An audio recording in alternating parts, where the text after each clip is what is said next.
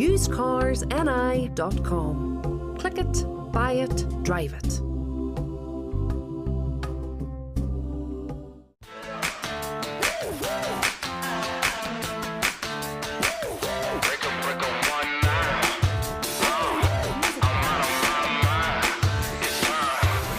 Let's break out.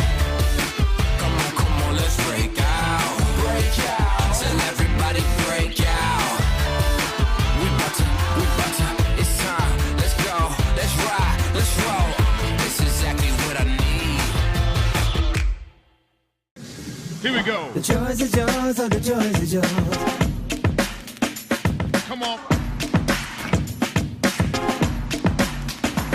Come on. The joys are yours, oh, the joys are yours.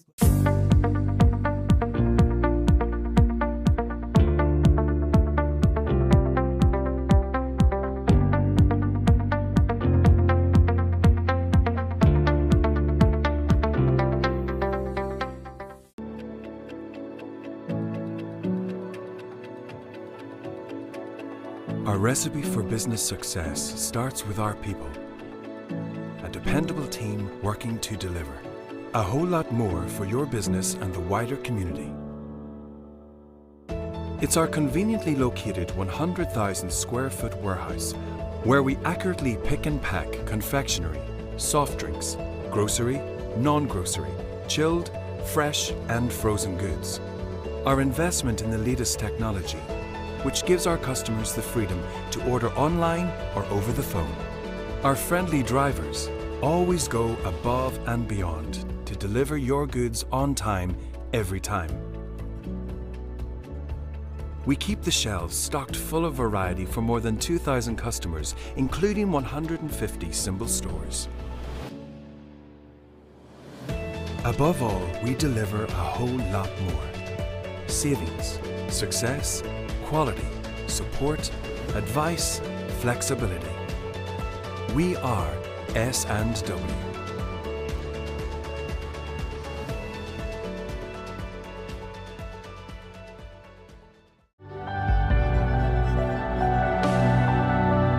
Whether you visit the Ring of Gullion on foot, by bike, or on a cultural pilgrimage, you will receive the hospitality of the people and learn the stories of the rocks.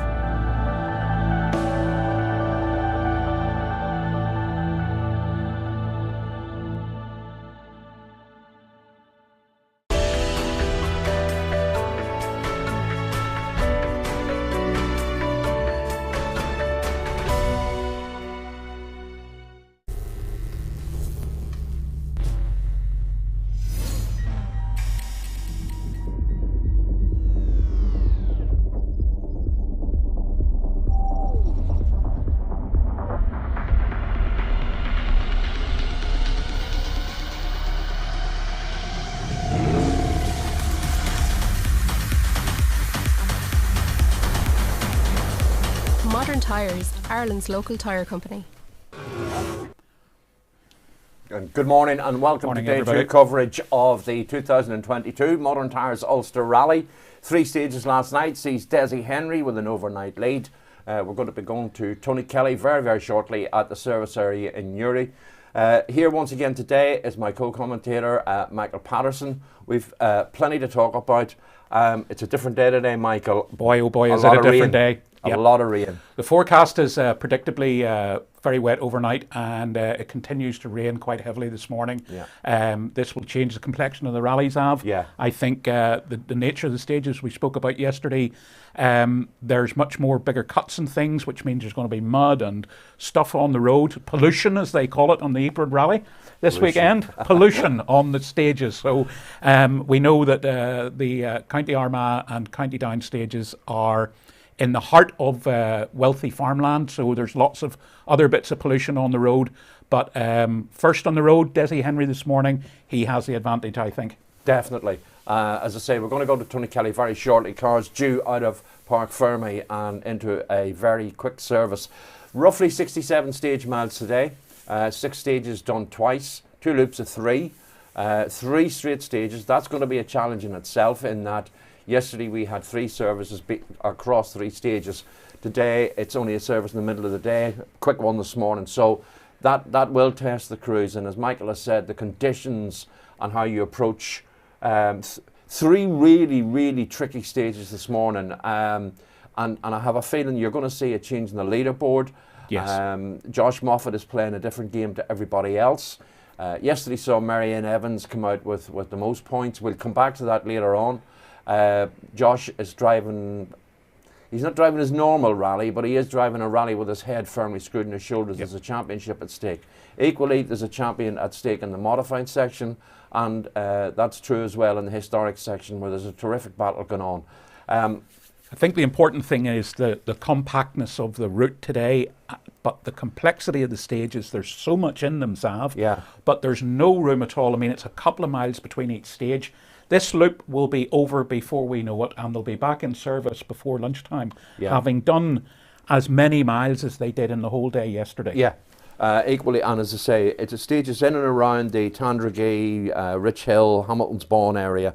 And having come from, I live very close to the Bronte Homeland stage that we saw last night, there has been and still is a lot of rain in South Down and sort of mid Armagh. It's a compact route, as you said, Michael, but you've driven the stages.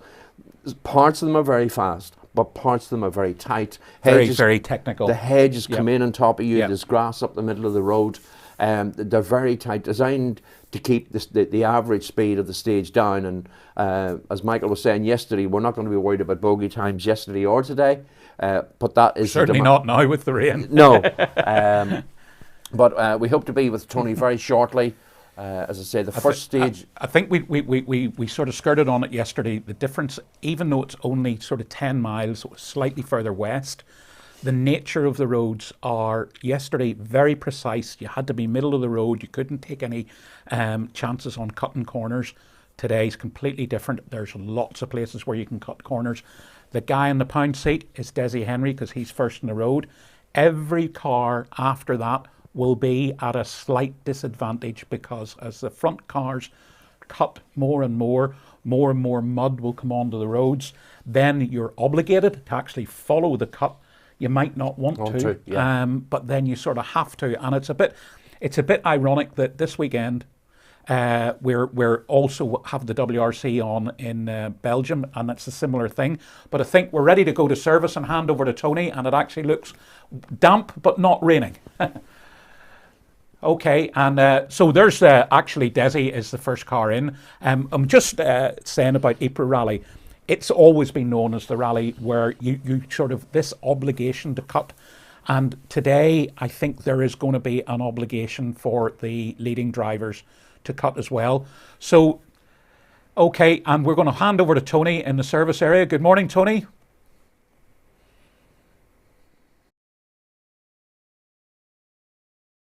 And welcome back to the Modern Tyres Ulster Rally. We're here in the service area, and the first car we're going to speak to this morning is Desi Henry. An unbelievable drive from Desi last night, so I'd say we'll get a few interesting comments from him this morning, hopefully. Good morning, Desi. Well, how are you? Can we How's talk to you for a wee chat? No bother at all, yeah. You had a big night last night. Yeah, Friday night I suppose, we probably didn't think we'd be there as quick, but no, we're really enjoying ourselves, enjoying the battle with the lads now, so no, a very different day today. Sort of stages I would say is a bit trickier today, and they're going to be a bit wetter by the looks of things, so no, it'll be interesting to see how we get on this morning. We've never really had much experience in the car in the wet, so we'll see how it goes. You were telling Andrew last night that there'll obviously be a few changes to the car made if it is wet, and which it obviously is now.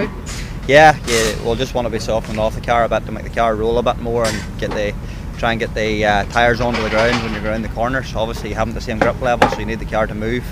So no, we'll probably just back everything off a wee bit and get the wet tyres on, the way we go. And how does it feel to be going into the Saturday morning of the Ulster leading? Yeah, it's no, definitely it's something now we'll talk about again now. So no, really pleased with ourselves last night.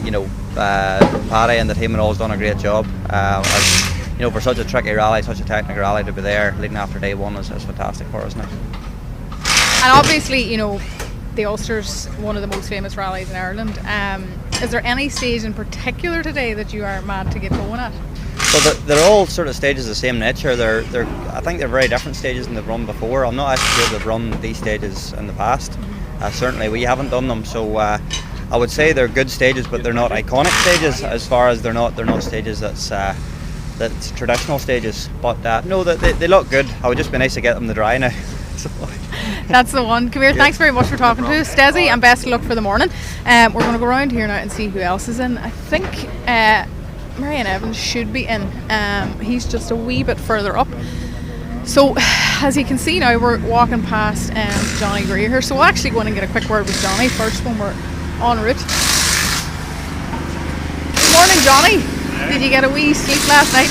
Probably not enough, but sure, that's normal for the Ulster rally, but all good, happy, ready to go. Are you all set for today and kind of raring to go? I think so. The conditions obviously make it difficult, but that's usual for this rally. It's never simple, but I think the reports now is it's raining again back on the stages, so that might have skewed the tyre choice more towards a wet option, but just have to stick something on and hope it works. And how do you feel about the stages today? Any particular favourites? They're difficult. All three of them are quite difficult. There's no real, I wouldn't say there's any real one of the three that stands out.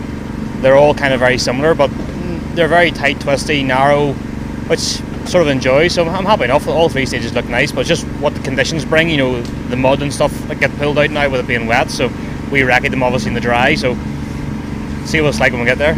Would you have any idea when you were on the recce what stages would have been typically kind of messy if it were wet? You do sort of get a feeling. Some of the corners you sort of see where people can maybe cut, and if it has rained overnight, the mud will get dragged out on the road. But it's still very difficult. You're only guessing really. You don't really know. So okay, we're third car on the road, so it shouldn't be too bad. But then the second pass, obviously, it'll be a lot different. But I think it'll be the same for everybody. But hopefully we'll get a clean run through the first few anyway, and see where we go from there. And the car was handling great yesterday. Are you happy enough with everything, or many changes this morning? Yeah, no real changes. Just sort of adapting the settings for the wet now. And that's really all we're going to do. So a few wee changes here or there, but nothing major. So the car works well, and it's quite good in these conditions. Over the bumps, we're still maybe a wee bit behind on the bumpy stuff, but we're still trying to get it right. But the car is working fantastically, so I can't complain. Brilliant. Come here, thanks very much for talking to us, and best of luck today, and we will hopefully see you back after the first loop. So that's Johnny Greer in the Citroen, and we're going to head over now and hopefully get a quick word with Marion Evans. There's just another few cars coming in here. Just Robin, he's probably sorry. Morning.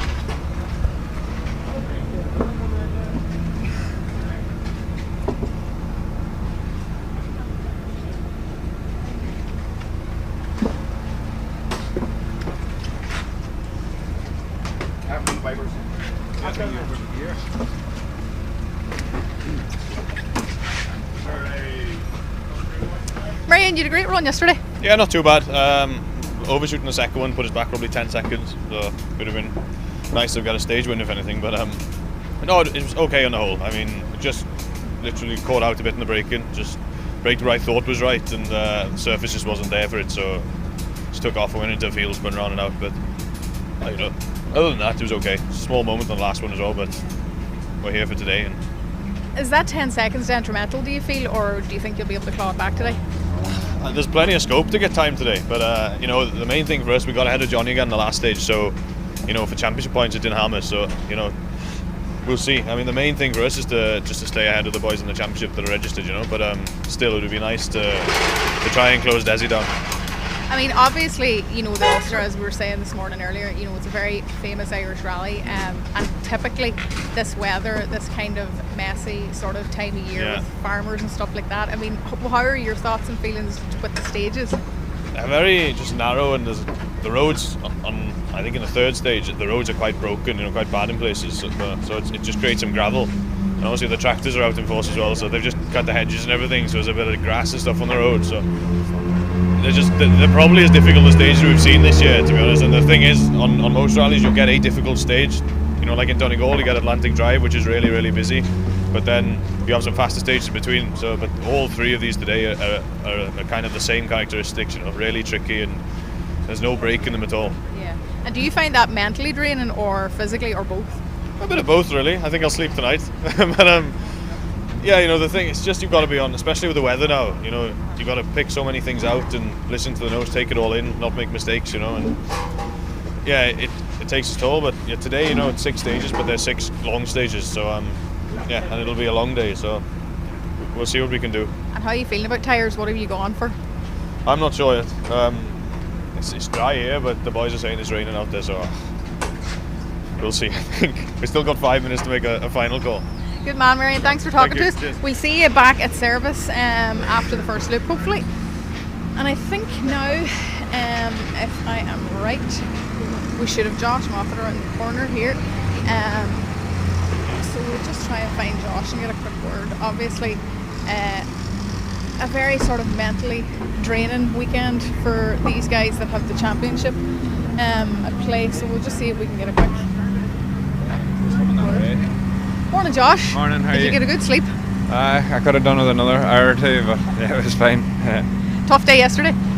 Yeah, look, it's fairly tough, yeah, just trying to get through it at this stage, so yeah, we have a long day ahead of us, like just over 60 mile there, so yeah, I need to get through it.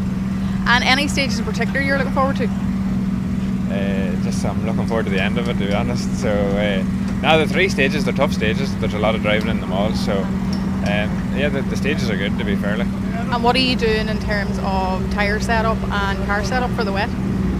We're just taking safe choices at this stage, yeah. Yeah, we have no reason to push or take any chances at this stage, so yeah, it's fine. Are you finding it hard to keep the head with all the championship talk? Yeah, well, I suppose for me at least, I just need to go easy and get to the end of it, which is sometimes a bit harder, but yeah, I suppose it would have to be more difficult if we were fighting for the win here, so that's not our case this weekend.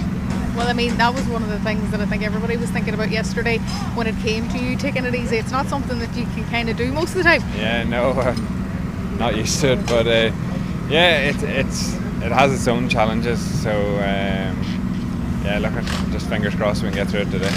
Good man, thank you very much for talking to us, Josh. Best of luck for today, and we will hopefully see you back at the service area in a few hours. As Josh was saying, it's a very tricky morning. Weather's insane as usual when it comes to the Ulster, and one of the things we were talking about there was the fact that it's this time of the year more than anything when it comes to the Ulster. It's the back lanes and the roads with farmers and fields and all that kind of stuff, so it's not just the weather, but it's what is on the road that obviously is affected by the weather, you know.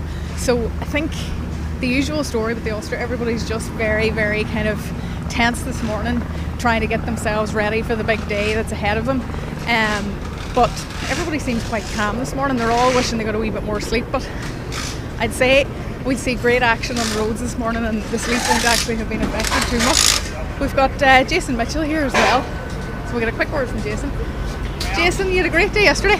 Not too bad, we're happy enough, you know, because we were planning to go out with a bit of a push, you know, but we were a bit of a scared to start at Gullion, so we did, and then I said, no, look, we'll just try and be modest through here, and we had a really good cut up Brunty, only we lost the brakes at the end, so probably took our time back a wee bit, but no, happy enough, so the brakes going mid-stage is a wee bit of a scary one. Well, it is, and I'll tell you, it's my own fault, you know, because I think my braking's right going into the corners, but I think I'm resting my foot on the pedal because it happened. The brakes went actually after a big long straight on the square right where I felt that I hadn't my feet on the brakes. So yeah, I just need to learn that sort of, because that is not good pumping brakes and you coming on the corners at high speed. So no, we'll learn.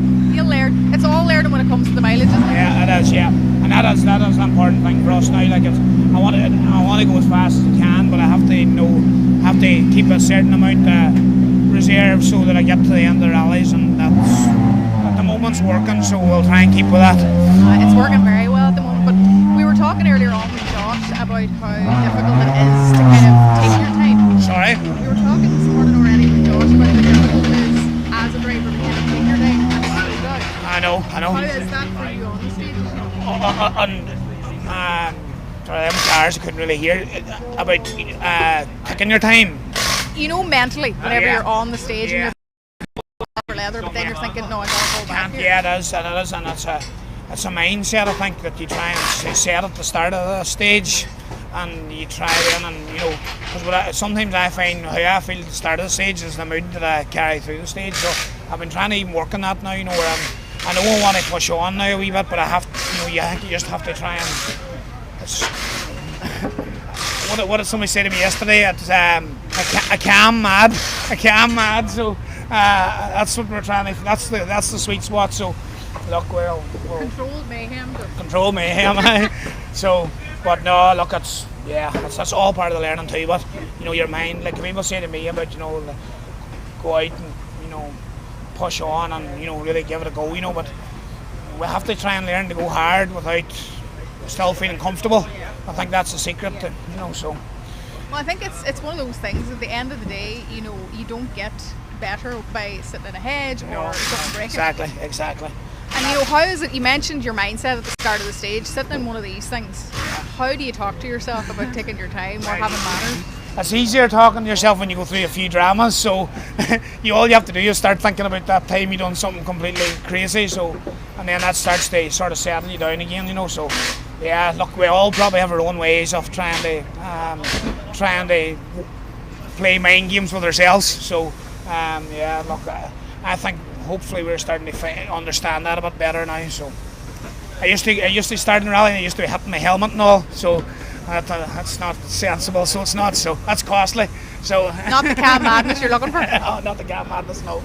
Come here, what's the setup for today in terms of tyres and wet tyres? I don't think there's anything to gain being heroic here with a tyre choice. I don't, you know, the stages are slippy and gravelly and narrow and through farms. You know, I don't think there's any gain for being brave, you know, on tyre choice. So I think we go out this loop and do what we can do and see where we are, and then maybe it's the time then to decide do we want to get brave or not. So. But if we're in no man's land in the middle at the end of this loop, then we just stay safe all day. But if we're running the intensity to get something what we think is good, then we'll get brave then. Good man, thank you very much for talking to us, Jason. Best of luck for the rest of the day. We're going to get back out here and see if we can. I don't think we've actually got too far to go. Niall Henry should be about here somewhere. Good morning, Niall. Good morning, how are we? You did okay day yesterday, you happy enough? Aye, took a middling first run. I was leaving here, as I went to start the rally, the isolator switch went dead on the car and just all sort of wrong for me, but no, I got settled in eventually and had a better run through the last stage last night, so no, a wee bit of work to do this morning now, but feeling happier anyway, that's number one. How did you find the dark last night? Actually no problem at all. Just as I say, it's deceptive that you can't see the same obviously vision around you, but no, I definitely enjoyed that run in the dark now. Obviously Gullion's unique because it's over a crest and it's quite high speed, so you're hurting your mouth at times, but no, it was a nice experience now. Everybody was talking about how Gullion's so barren basically, and kind of the light doesn't have anything to hit off. Did you find that a problem, or were you still in sort of half daylight? No, funny, we still needed the lamps, there's no question about it, for it starts in the trees, and I say for the first few miles you're still within the hedges and stuff. It's not until you actually go on to what there used to be the big Gullion stage where it's open mountain, so at that point as you say, there was nothing for the lights to reflect off, but again it was more open and pleasant to be on, you know, so no, it was a good experience now. Brilliant. And what's the setup here this morning? Tyres and Just car again, setup? well, we're probably aiming for a full wet setup. The sound of things is going to get dirty, and today's stages consist of a lot of farmyards and cuts and silly things, so it's going to get dirty out there, I would assume. Any stage in particular you're looking forward to now? Look, the first 2 stages here this morning are good. The third stage is just the shorter of the 3 is just more treacherous. But I think if you get to it, you'll have a best way to approach. You'll met all the characteristics of the stage. So it's just we try to get through the first 2 here this morning and see where we're at, you know. Weir, thanks very much for talking to us now. Best of luck on the stages this morning. Jason mentioned just leaving us here now. We're just going to walk further down the field now and get a chat with a few of the other competitors. As you can see, it's been raining here within the last few minutes, and that is just going to wreak havoc on the whole morning, essentially. Making it very difficult to choose tyres. You know, I think the problem with all of the problem any driver's going to have at this point is if it dries up at all, the wets just go off far too quickly. So nobody wants to make that tough decision or take that chance. But it's one of those things. I don't think anybody's trying to be brave or take major chances today. So we'll see. Stuart Biggerstaff is in here. And we'll just see if we can get a quick word with him. Do you have time for a chat, Stuart? Yeah. Good morning, Anthony. Are you well? I'm not saying. Do I not look well? Oh, you look great. Ready to go? I'd say the crack's great in this car. Absolutely. He's mellowed a lot over the years. I'd say you'd need that though. Yeah, I know you need a bit of crack to relax yourself a little bit. You do. I mean, in a morning like this, going into the second day, the long day of the Ulster Rally. Yeah, the big stages today now. A lot of notes in them stages, so we'll go and enjoy it. Anthony will earn his breakfast today. He's going to earn his keep. I'm still getting over the shock of the words mellow and yellow. Mellow and me in the one sentence. It just doesn't add up, really. Stuart, any stage in particular you're looking forward to today? To be honest, I only got 2 runs over the 2 stages, so look, it's going to be a new learning curve for everybody, I think. So we'll just go and enjoy it. How are you feeling about the weather and tyre choices? The weather doesn't bother me. We done the down rally a couple of weeks ago and it was wet and it dried off at the end of the day, so and we're stuck with the same tyres all day, so we'll probably do the same today.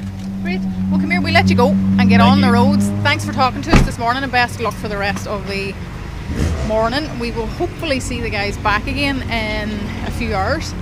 We are going to head on over here now and try and get a quick word with another few drivers, possibly navigators as well if we can see them. The main corner's just moving off here on us. It's brother Marty, if we can get a quick word with Marty. Marty's in the car, is he? Yeah. Is Marty about?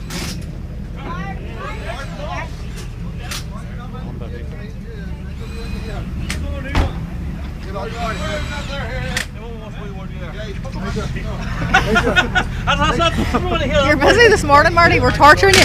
Oh no, hey, it's grand. This is the weather now. We're waiting this while coming. You were waiting on it. You were mad for the rain to start. When I don't mind the wet haze. So we were trying to get back for yesterday. We were bother yesterday. That might be a minute, but I'm trying to get back here this morning. Do you find that because you're comfortable in the rain, that you end up taking a wee bit of time back from other drivers and whatnot? Oh well, hey, hopefully anyway, that's the plan. But any odd day in the rain, normally was a good day, like so. Hoping so. I don't like it that heavy, but. No, I mean, we were actually talking about that. I drove up this morning and I mean the rain was absolutely insane hitting off the windscreen, and it's the standing water is one thing, but even seeing out the windscreen. Yeah, standing water is not a major problem. With shiny tar, we done the racket and bone dry, and it's very hard to spot shiny tar in the bone dry. But that's it, yeah. Hopefully we'll have enough through. And how's the car feeling now today? Oh, grand. The car brilliant. Like we're just trying to switch under. Any stage in particular you're looking forward to? Funny, I wouldn't know these 3 stages. They're all local to me, but I've never been on the road, But okay, three big challenging stages, but try hard and see. Brilliant. Come here, best of luck for today, and thanks for talking to us, Marty, and taking the time out from sorting the tyres. We're going to get one more interview, guys, and then we're going to head back to studio. Simon Reid is just gone out here in front of us, so we'll listen to him. We'll get Camillus Bradley here, he's just popping into the car. So we'll get one more driver's opinion. Camillus, do you have a quick word for us? Are you short on time? Work away, we'll not hold you back. That's the one thing we do not want to do first thing in the morning, is hold any driver back. We're just going to wrap it up, folks. We're going to head back to studio and we will catch up with all the latest news at the next service. And you're back with us in the studio probably about 10 minutes before we go live on the opening stage of today. I just want to say to all the people who got in touch last night on Facebook Live, the Ulster Facebook Live broadcast, and any other social media, thank you very much for getting in touch. Please continue doing the same today. There have been a few people in touch, and as you can see from the condition with Tony and Yuri at the Modern Tyres Depot in Carnbean, it is now raining really heavily there. We've had comments from people who are on each of the 3 stages this morning. There is a lot of rain, and as Michael was alluding to earlier, narrow lanes, farmers cutting hedges. It is going to be seriously tricky. It's going to be interesting to see how they get on the first run through Tyrone Ditches 1. Yeah, I mean, and I think Tony did a great job there in the service, and the drivers confirmed exactly our own thoughts. Yeah. There has been a lot of harvesting going over the last couple of weeks, as they say, make hay when the rain shines. There's been wheat harvesting, maize harvesting going on. The roads are compounded with this rain. What happens then is that the gullies get, there's a lot of straw and wheat and stuff on the side of the road, so it almost exaggerates the standing water. This is going to be a really, really tricky morning for these drivers, and they know it. It's not the standing water, actually. I think Marty Toner alluded to it there. It's the shiny tar. Yeah. You just don't know where you stand, no pun intended, because it's even difficult to stand up on it at times when it's wet. Yeah. And you're coming in at maybe 80, 90, 100 miles an hour, breaking down to maybe 30 miles an hour to turn square right or square left, and you put your foot in the brake and you snatch a wheel, and suddenly you've lost 10 yards of your braking distance. Yeah. You're in trouble, you know. So we're going to take a quick overview look now of the opening stage this morning, Tyrone Ditches 1. We're going to have a map overview come up where myself and Michael will have a chat.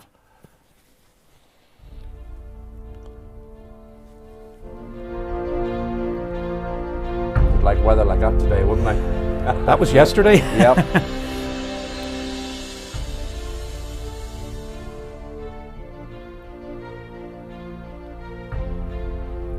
Really good stiff opening 12-mile test for them this morning. They do this stage twice, stage 4 and 7, but as you can see,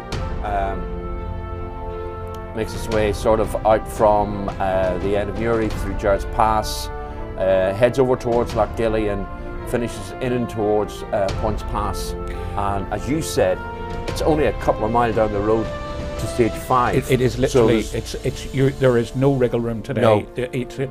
This is where, if you have a problem on this first stage this morning, effectively your rally's over. I mean, it's 12.1 miles to the flying finish, 12.4 to the stop line. The Ulster Rally, almost twice as much information on these stages as there would be on a normal Irish rally stage. If you were in, let's say, Donegal or the Circuit of Ireland or even Killarney, we generally work out about 1.5 pages of notes per mile. Here, it's 3 pages per mile of information that the co-drivers and the drivers the co-driver needs to relay to the driver. And now they will have more information. Certainly the leading crews will have had some advanced information. They'll have what we call a gravel note crew. It's not, if you're lucky enough to be privileged to have that. Here we're getting some shots from the stage. You can definitely see where we are, no standing water, but that is a wet road, 100%.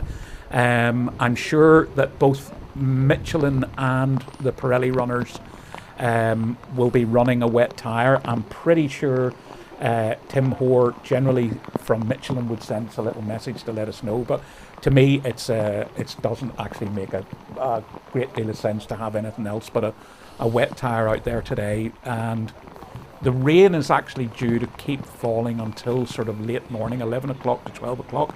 The local forecast is saying. This first stage this morning, Tyrone Ditches, is stage 4 and 7 of the rally. The stage commander today for the stage is well-known Ulster Rally and Circuit of Ireland stage commander Brian Wilson, ably assisted by his deputy commander Barry Arundel, and the stage safety officer is Chris Beck, another UAC man and former clerk of the course of the Circuit of Ireland Rally. In fact, I did the rally, I think, in 1999, and Chris was the last circuit to venture properly into the Wicklow Mountains, and I did it with my little brother David, who is currently cycling across Kazakhstan on the Silk Road race on a single-speed bike. So I mean, he hasn't learned anything at all from his experiences. Yeah. So Chris, Best of luck to him there. So these good guys running the stage today. Midpoint Radio is John Fox looking after the rescue in the middle of the stage. So anything over round about 8 miles, Sav, the rally has to provide an extra set of services for the stage. So at 12 miles, and we can see the cameraman's having to wipe the lens, so it just gives you an indication of just how wet it is. Now, we have good information from Sport Track's tracking system, which I'm going to reboot my version this morning. The one we have on the computer for the streaming has Desi Henry actually into the stage, so we are live and up and running, all on time. Good job to the Ulster Rally and good job to the guys running the stage, Sav. Yeah, and on this stage, our camera crew is probably a tad under a quarter of the way through the stage, very close to Jarrett's Pass. Okay, so about 4 miles in, roughly? Yeah. So it should be about 4 minutes we should see the first car. Now, one of the things I do want to mention today, we're all very well aware of the stars of rallying, the Josh Moffats, the Andrew Nesbitts, the Eugene Donnellys. But it was very touching to note last night that we lost one of our own in terms of rally family in the form of Stefan Lassus. Fabulous photographer. Earlier this week, and the Bronte stage, Caroline McGuinness did a wonderful job last night in making that stage a tribute to Stefan. And it was very evident, if you've been following social media over the last week, the variety and scope of people involved in rallying who had nothing but a kind word to say about him. And we would just like to doff our cap this morning to Stefan's loss and extend our condolences to his family, to the rally family, and to the many, many, many friends that he had made throughout the sport. I think Autosport, Motorsport News, Motorsport, Pace Notes will be much poorer publications without his obvious talent behind the camera. Yes, and he was, I often feel that the photographers sort of follow the herd a little bit. Stefan certainly didn't. He always made sure he had a different angle. Yeah. And his photographs reflected his personality, this vibrancy that he had. He was always very colourful. And his photographs always just stood out. No disrespect to the rest of the guys who are out taking photographs. And we have some really talented people, and you know, it's all for posterity, and I have to fully respect that. But Stefan was special. He was a really good guy.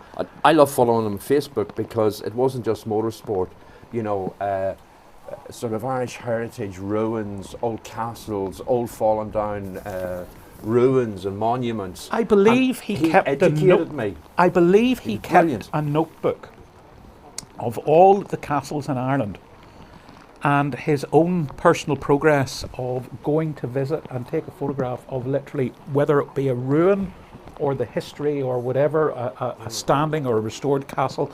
He was very much into the history of Ireland. It brought places to me personally that I'd never heard of. Yeah. Here we have a great screenshot, Josh on the start line, but the Bronte Homeland stage last night dedicated to Stefan, and as they say, may he rest in peace, and we will miss him, that's for sure. Yep, very talented guy, and yes, his the one thing is his legacy will be forever remembered in his great photographs. Yep, definitely. The rain isn't easing up for those of you who are with us. We're based in a studio in Belfast. The stage is obviously taking place in and around the sort of Jarrett's Pass, Tandragee area, and the rain here, it's bouncing off the studio roof here. And as I said, we have people out on the stage who are telling us exactly the same, that the rain is absolutely pelting down. So, like a lot of the drivers said in service to Tony, cautious setup, full wets, and of course the tricky conditions of stuff that'll get washed down onto the stage. Desi Henry probably has, as Michael said earlier, a slight advantage running first on the road as the overnight leader. He will only face the kind of cutting and muck being brought onto the road when they do the second run over the stage. But coming into view now is Desi. Hopefully. There we go. Wipers on. Yeah, you can see the tyres working pretty displacing. Nice little there. There's a lot of water there. There's a lot of water. Yeah. So that certainly backs up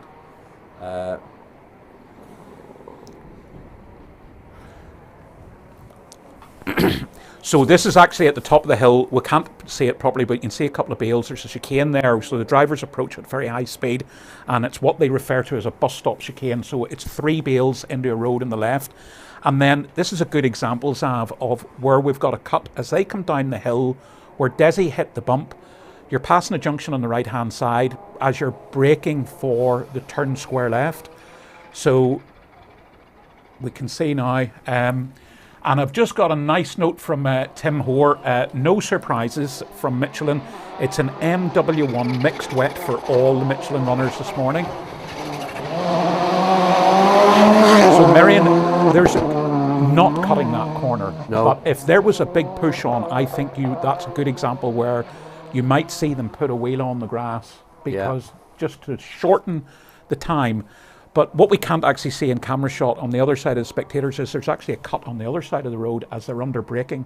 And this was just one place that stood out to me during the recce, that, yeah, if you were under pressure, wanting to gain a couple of seconds, you'd give the car a few inches inside the corner just to gain a slightly shorter route. If you're going a shorter route, it's less time. Yeah. It's a bit of an...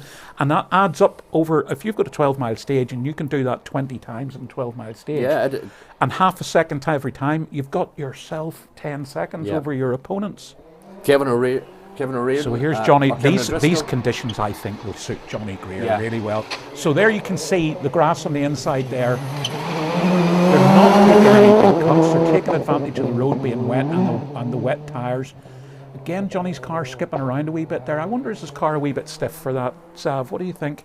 It's like they were saying in service, Michael. You're going to be on a compromise. For sure. Because of the wet conditions. Now, you want the car to turn in, but equally you don't want it to bottom out either. You want to be able to be comfortable with the car's doing. So I'd imagine possibly compromise settings. Kevin O'Driscoll is with us this morning, as is Liam Fitzpatrick, Liam McGuffey as well. And again, people continuing to tell us that the rain is falling heavily, but that's evident from the pictures from our cameramen. Someone else spectating there or watching us on social media is Graham Henderson this morning. Graham should have been out with Stanley Orr fighting for the win of the Historics. Unfortunately, Stanley had to withdraw due to personal reasons during the week. So here's our championship leader, Josh. Very cautious, very cautious. I don't think we'll see any fireworks from Josh today. It has to be a very difficult thing he's doing. You were saying last night about him driving with his head, firmly screwed on his shoulders, and we were under the impression last night, in terms of points permutations, that he could have wrapped it up last night. Well, we will come back to... Well, I was going to say, basically there has been a certain amount of confusion, hasn't there, Zav, over the Tarmac Championship. And we'll have to thank Martin Walsh for giving us a really good rundown as to the reasons why there was this bit of confusion yesterday as to the double points for the Ulster Rally is negated by the dropped score. Now this, without boring everybody or getting too complicated, the competitors can only drop one score for the Ulster Rally, but they can score 2 sets of points, and that's where the confusion has set in. So now we have it clear, thanks to Martin Walsh for clearing it up for us. Jason, I think these conditions will play into Jason's hands today. So Actually, I can read out something that I was given a message last night, and I have to credit Martin for this. He has put it very thick. He says the points are: Josh stays on 82 points. This is last night at the end of the day, with Marion now on 74. Were Marion to win again today, a top 5 finish will give Josh the title. Marion can have a maximum score of 88 points, so 5th place finish would give Josh the title on a tie break, as he would have 88 points for 5th tomorrow. Should Josh fail to finish, Marion would win the championship if he is either 1st or 2nd tomorrow. Otherwise, Josh wins. And that sort of put it quite so Camilla's getting a nice drift on through there. The complexities of that are the dropped scores, with Cork 20 moving back into July. It was normally the double header. Ulster Rally is, but you only drop 1 score, so hence the confusion. If anybody doesn't understand that, write us a letter. Firmly worded, please. Yep. So I hope that clarifies it a little bit better and explains the confusion. So it is still all to play for today. Damien Toner there, who set some phenomenal times on a couple of the stages last night in the modified 2-wheel drive. Next on the road should be Niall Devine. Niall talking to Tony in service, where he was going on a conservative approach. And I have to say I made a mistake there. I said it was Camillus Bradley. It was Damien, who is having a giant killing run, as you say. I think what we're seeing, Michael, is just caution. I urged Niall's the first one to be over the top of the grass. So just keeping an eye out now for times coming in for stage 4. Bearing in mind we're probably about 1/5 of the way through the stage. As I said, it makes its way from Gerrards Pass and finishes very close to the village of Points Pass, where they only get a couple of miles and into stage 5. So very little respite between the two stages. If anybody is actually looking at the tracking system, the road section is highlighted at the end of the stage, and it's in orange as opposed to red, and it is literally 2 or 3 miles, that's all. So they get them a minimum amount of time, which I think is about 10 minutes or 12 minutes off the top of my head. But you can't fix the car on the road. This should be Stuart Biggerstaff coming in the side at the chicane at the top of the hill.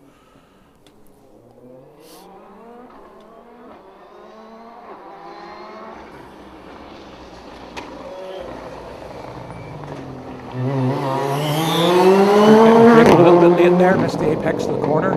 This all adds up, a few seconds here and a few seconds there. What was interesting there, Zav, was they're coming out of the chicane at the top of the hill in second gear, I would say, and it's about 130 yards down the hill, and by the time they get to the bottom of the hill, they're in 5th gear. Yeah, that's pretty impressive. Oh no, listen, it's just about feeding gears as you're heading. So I'm just looking at the tracking, and I can see Marion Evans approaching the end of the stage, but I don't actually see Desi on there. But we can't rely entirely on this tracking system because it relies on SIM cards and mobile phone coverage. So in theory, this should be Camillus Bradley in his Orange Mark II. Crawford Henderson co-driving. We jump and a skip.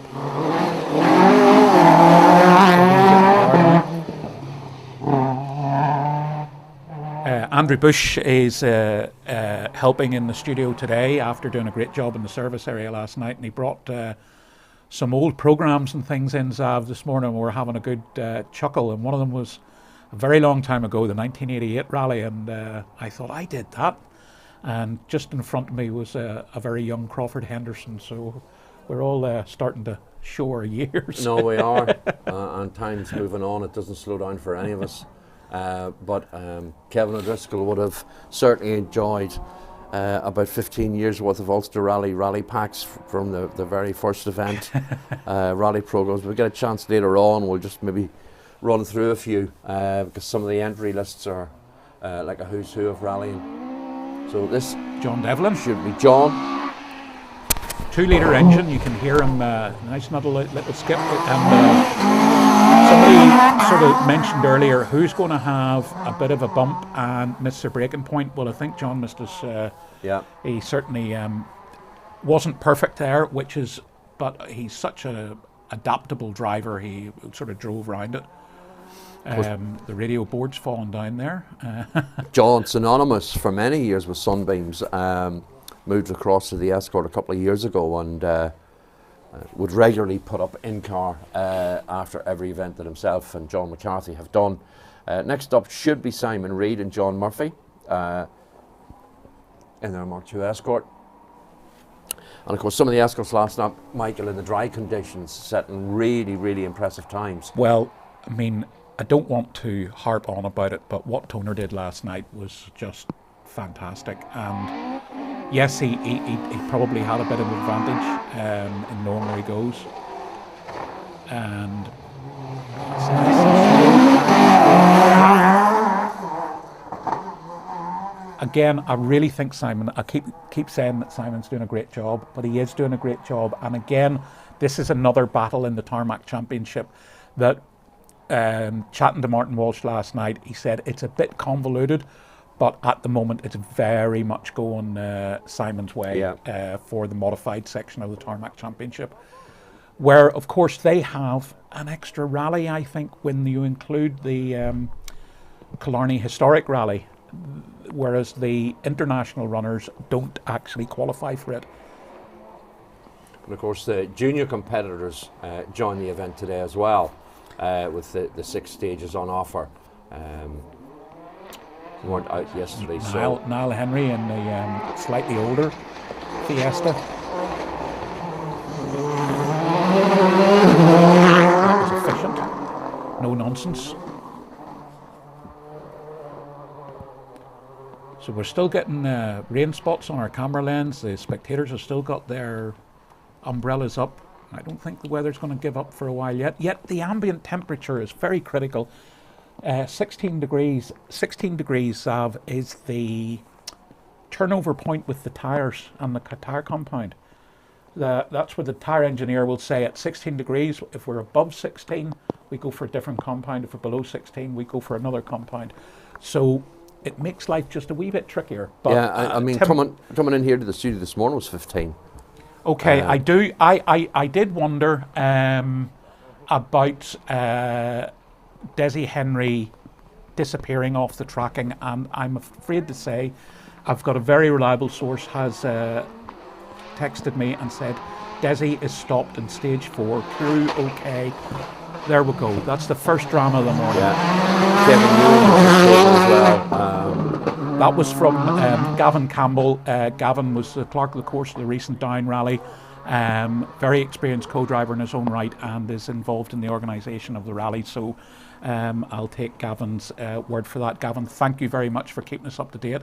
And I'm really sorry for all the Desi Henry fans out there. He had a cruel blow on the Circuit of Ireland earlier this year.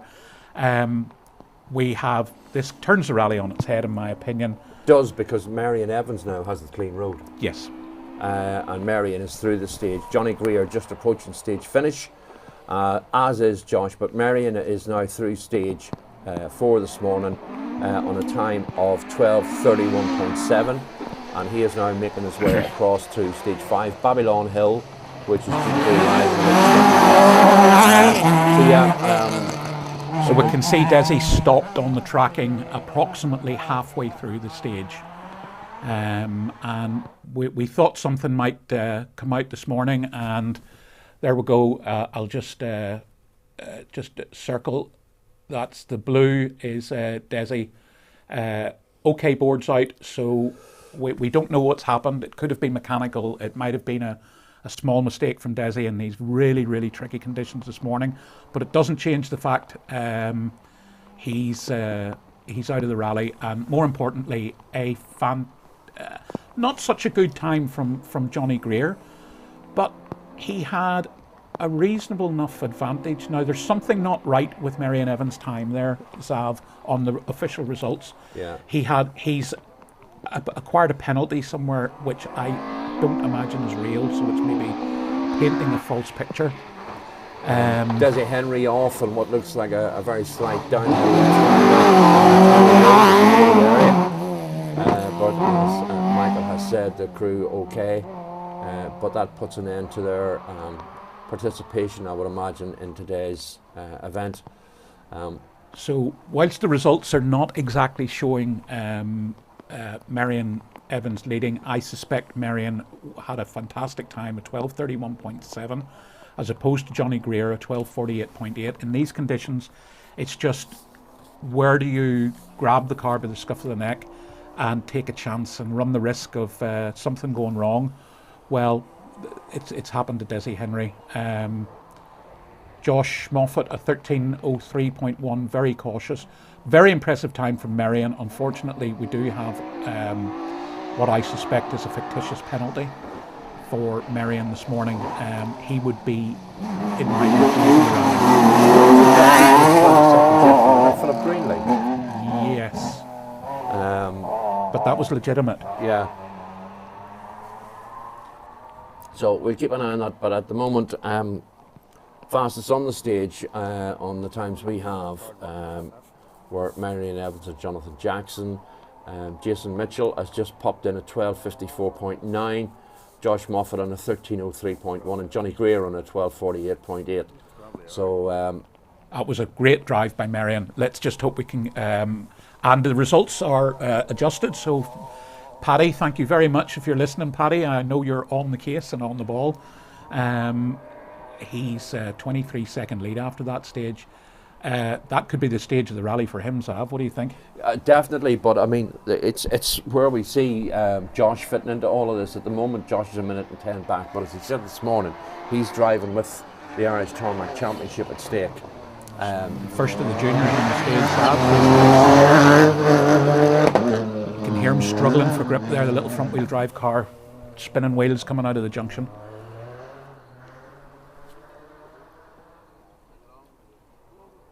Very, very difficult conditions.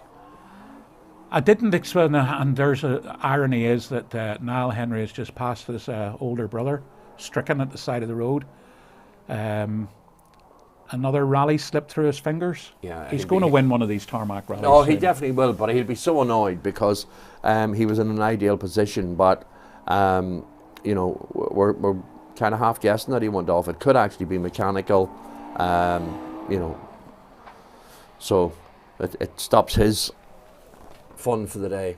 So, and he was having fun. He was enjoying it. Yeah. Bit of slide coming out of the bus stop chicane there. Shane Cullen, he really does enjoy himself.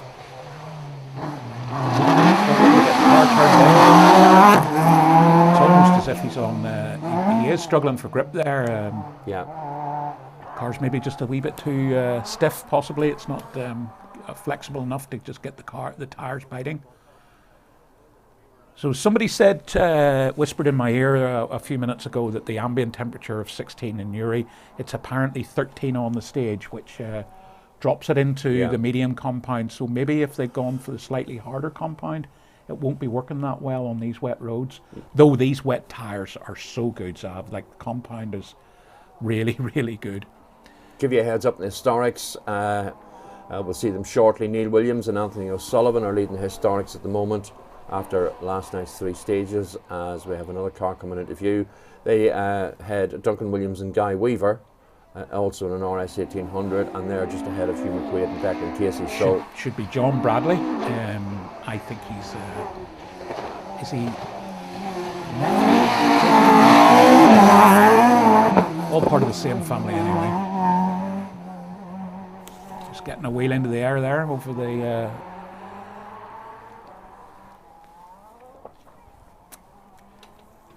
I've just had it confirmed. It's Camillus' nephew and works in the workshop, which I did know, but I just couldn't remember whether nephew or cousin. So nephew, and a very capable young rally driver he is too. In theory, we should have Joseph Kelly in the second of the.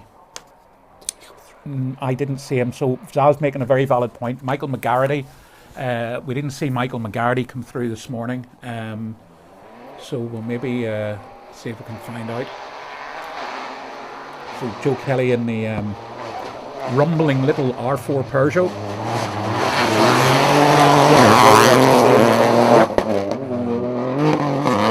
We were saying yesterday, tremendous supporter of the Irish National Rally Championship, and of course Kevin Barrett himself, a regular competitor over many years in the National Championship. I haven't seen Kevin out for a while, more's the pity, and it'd be good to see Kevin out again. But getting a few reports on social media that confirming that Desi is off the road. He's damaged the car.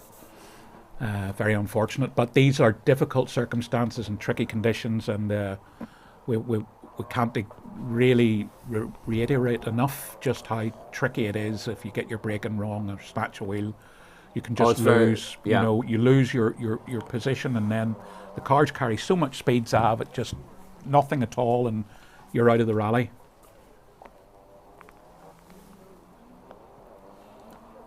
Next on the road should be Ollie Benton in his Mark II Escort. Ollie's dad running further down the field in his historic Escort. A couple more times in Damien Toner. You can see where the four-wheel drive cars in the wet are just starting to move ahead, which we predicted last night.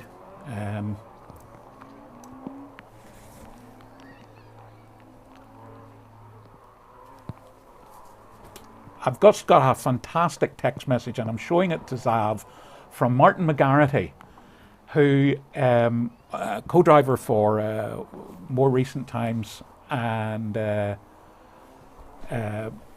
for Wesley Patterson. But he said, Michael, your camera location on Tyrone Stitches is where the late Winston Henry is laid to rest. And we know Andrew Sims is out in car 79, and he lives just round the corner in BIB 8088. We were talking about it last night. If you had joined us, sort of. Thank you for that, Martin. Thank you very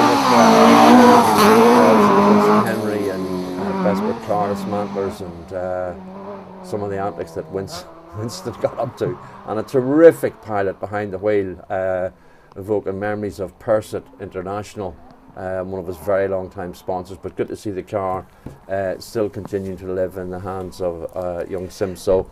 Thanks for that, Michael, because we did doff our cap last night. Yes, we did. Winston. We did.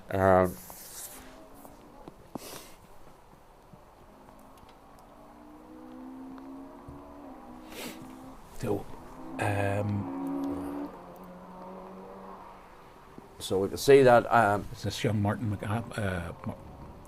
Josh Moffat, Marion Evans, and Johnny Greer are just coming up to the start of stage 5. Matthew McGaffin. Yep. We hop and skip. Nice drift. Car just got out of shape there, and he just took the bull by the horns there and just chucked her in. Nicely done. Very nicely done. So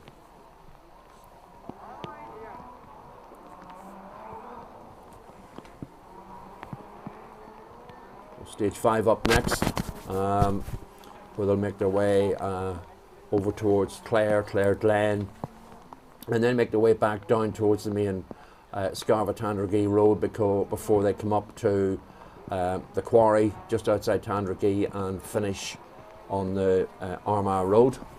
And again, a couple of people keeping in touch and letting us know that the rain is still falling fairly heavily. A few more the two-wheel drive runners. Cal McCarthy just coming into view in his Citroen DS. John Devlin, a very, very good time, 13:24.4 compared to Damien Toner of a 13:17. So Niall Devine, 13:05.9, was 5th fastest on the stage, puts him into 6th overall. Stuart Biggerstaff, 13:22.4, 8th fastest on the stage, he stays 7th. Niall Henry, a 13:20.4. Camillus Bradley, 13:38.4. And Simon Reid, maybe a bit more cautious, doesn't have to stick his neck out too much, a bit like Josh this morning. He's got quite an advantage this morning over his fellow competitor Price, and a 13:47.7. 11th fastest so far on the stage, and 11th overall on a total of 47.8. Ryan Caldwell. Again, another guy who's had a great championship this year with Grace O'Brien. Doesn't have to stick his neck out too much this morning. Got a wee bit out of shape going into the leftover bump, going out of sight. Car stepping out a little bit at the back.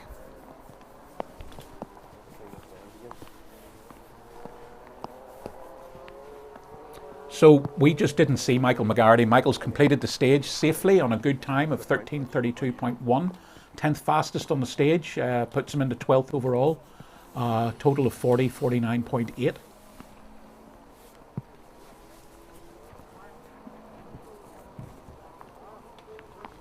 So Stephen and Philip Armstrong should be up next in their Class 5 National Rally Escort Mark II, local guys. So we have got a crew geared up for the next stage. A couple more cars through here.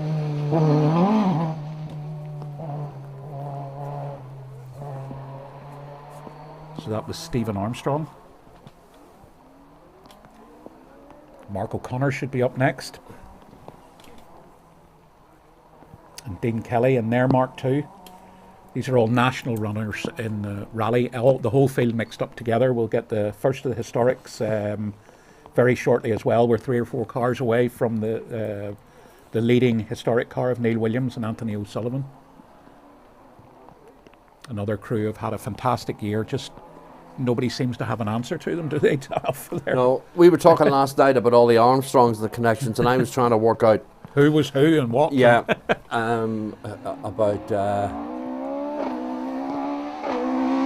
Mark O'Connor, he's a sequential gearbox and his Mark II working very effectively down the hill there.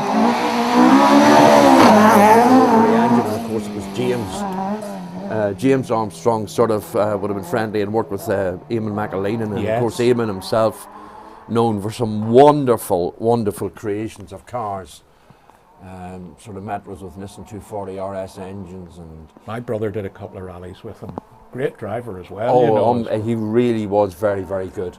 What a clever engineer. Unbelievable. I keep looking at the track in here and I see Desi Henry stuck in the middle of the stage. Boy, oh boy, that must be tough for him. He'll be annoyed. But yep.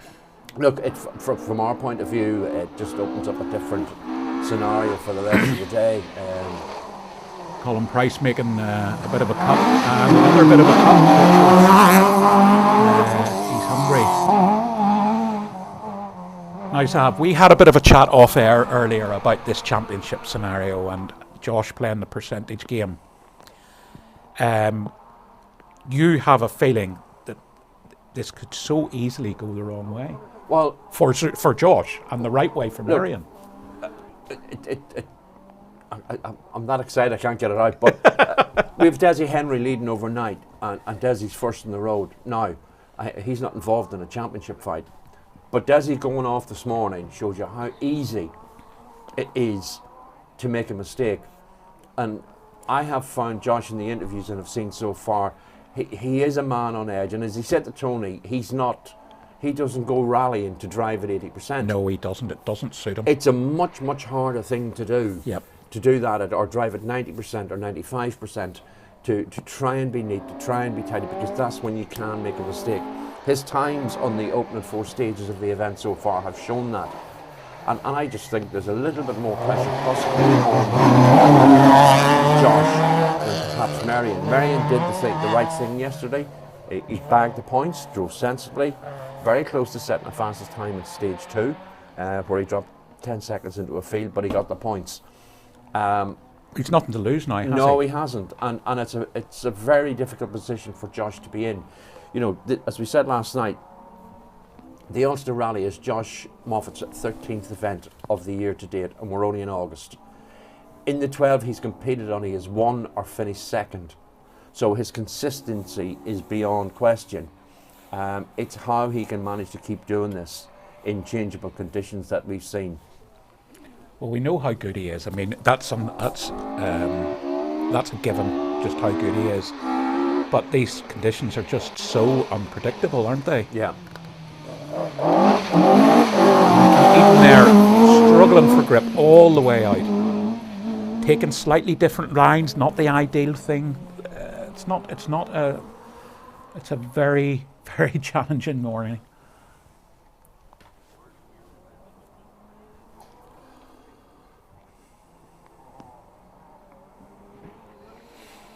So that was actually Neil Williams who's leading the historic part of the rally, and a good race going on in the historics, and it's great to be able to see just how committed these guys are. You know, it's easy to underestimate people running down the field, but they're driving just as hard as the guys at the front, particularly in some of these category class cars.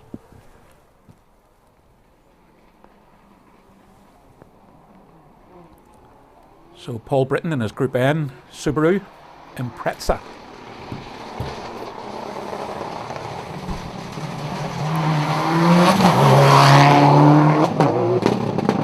Taking advantage of a cut. So there we are, open stage of the day. We lose Desi Henry. As you can see from our camera position on stage 4, the rain is still falling, although possibly not as heavy.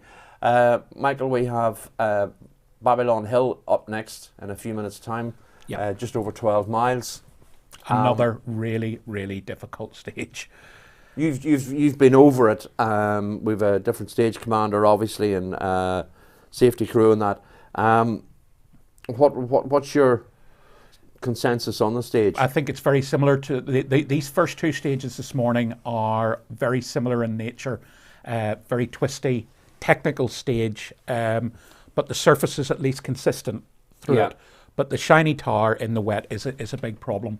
I think that when we get to the third stage of the day, the surface is different, and actually it's the only stage that I would say, if there's anybody old enough to have done the 2007 Ulster Rally, that stage ran exactly the same in its entirety when the rally ran out of Armagh in those years, and it goes back to that was the great Nesbitt, Donnelly, McGarity battles, and Higgins battles.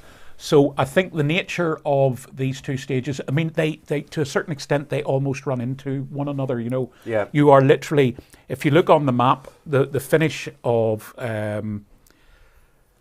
the first stage run is literally half a mile in a straight line from the thing. So there is a lot of shiny tar at the end of this stage. Yes, and it continues into the start of Babylon Hill. Yeah. So I think we're getting ready to run a short VT, and it's an introduction into stage 5 Babylon Hill.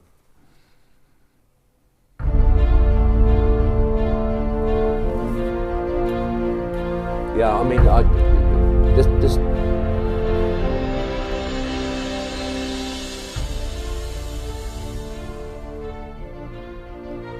Okay.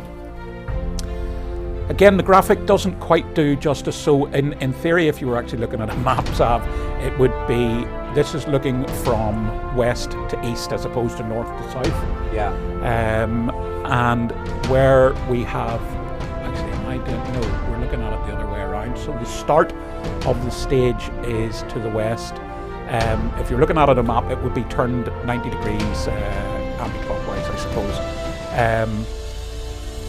You can see there, Michael, what I was talking about, to the right-hand side of the screen there, that's the quarry on the outside of Tandragee. But from that 90 right all the way down alongside the quarry and towards the stage end, there's a lot of shiny tar in that section.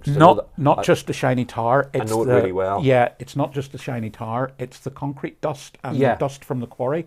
And when that gets wet, it's almost like skating rink. It's like a skating rink because it's very similar to the chalk-based forest stage at Goodwood, or you know, when you used to get the pebbles, if you like, in Australia. But the end of stage 5 will be a really good challenge for the crews. Now, of course, if you're just joining us, we will not see Desi Henry again, I would imagine. He went off in the opening stage this morning, but this is going to provide a really good test.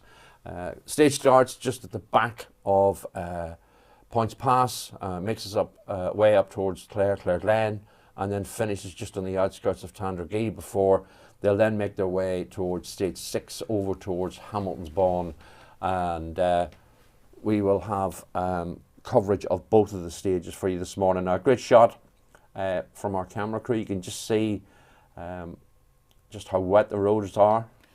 And you can see the shiny on the farther bit of the main road there. I'm not quite sure what the setup is here with the marshal, but he looks like he knows what he's doing.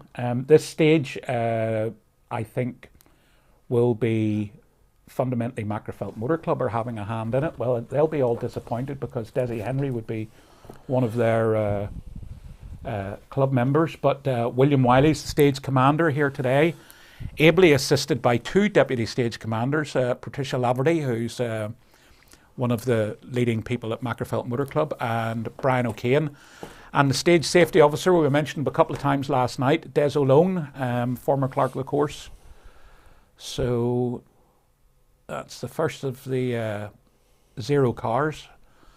And that's a great signpost of Tandragee, Points Pass, Scarva, Bam Bridge. Now, our camera position is on this stage probably about 2/3 the way in. It will be up at the back of the old quarry, Old Tom Moore's old quarry on the Scarva Tandragee Road. That looks really slippy. Suspiciously like Derek Crossan standing in the crowd there. And if it is Derek, good morning, Derek. Derek's 75 years old, and he has an entry in next weekend for the Dava single stage rally in Stephen Whitford's Nissan Micra. You have to tip your hat to him, 75 and still competing. Oh, keep at it. Fair play. Yep. Just getting an update from Kevin O'Driscoll. Reckons that Shane Cullen looks to be stopped at the junction just after Desi Henry on stage 4. I'm just looking at my. We'll try and. He's actually, I think he's got the car off the stage. He's actually no longer on rally route, but he's still showing green, but he's not on rally route. So, he's mobile, but he's not on the stage anymore.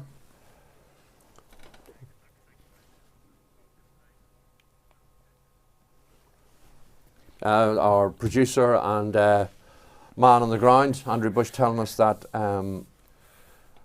Marion Evans' time, as he calls it, on Tyrone Ditches was a stonking time. Yeah, well, we sort of alluded to that. We sort of said at the time there was a bit of a glitch with the overall timing, which the very capable results people sorted out straight away. Frankly, I feel he's done enough probably to win the rally with that stage time. He's 17 seconds. He was faster than Johnny Greer. You never say never in rallying, but that's a really good advantage. Gives him a 23-second lead.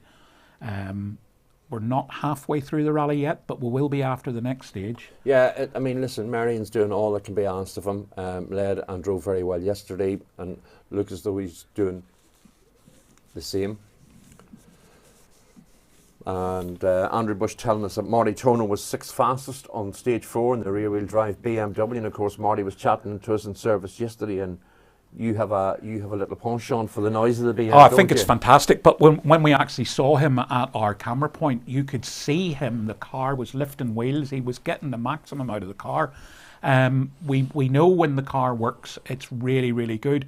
It's still this in early days of development, and Marty explained to us yesterday it's got the BMW M Series engine but a Ford back end in the car, so it's a bit of a hybrid in that sense, but the two Toner brothers are just fantastic drivers, aren't they? Definitely are. You have to admire them. Somebody's saying about Shane Cullen, he's been a bit of a naughty boy. He's driving down a road section with his tracker still live, which is not really the way to do it. But no. He is on the main road back to service, whatever's happened to Shane. Again, we saw him on the last stage and he looked very exciting. So a bit of a shame for him to, it's obviously enough that he's decided to go home. So Marion Evans, Johnny Greer, Josh Moffat and Jason Mitchell all on the stage. Coming to our camera point that you can see very closely. But for me, the Ulster Rally, I mean, it's an unbelievably unique event. Used to, in some years, would start at Craigavon and run through County Down to County Armagh stage before making its way out towards Enniskillen with an overnight halt or the early morning breakfast halt.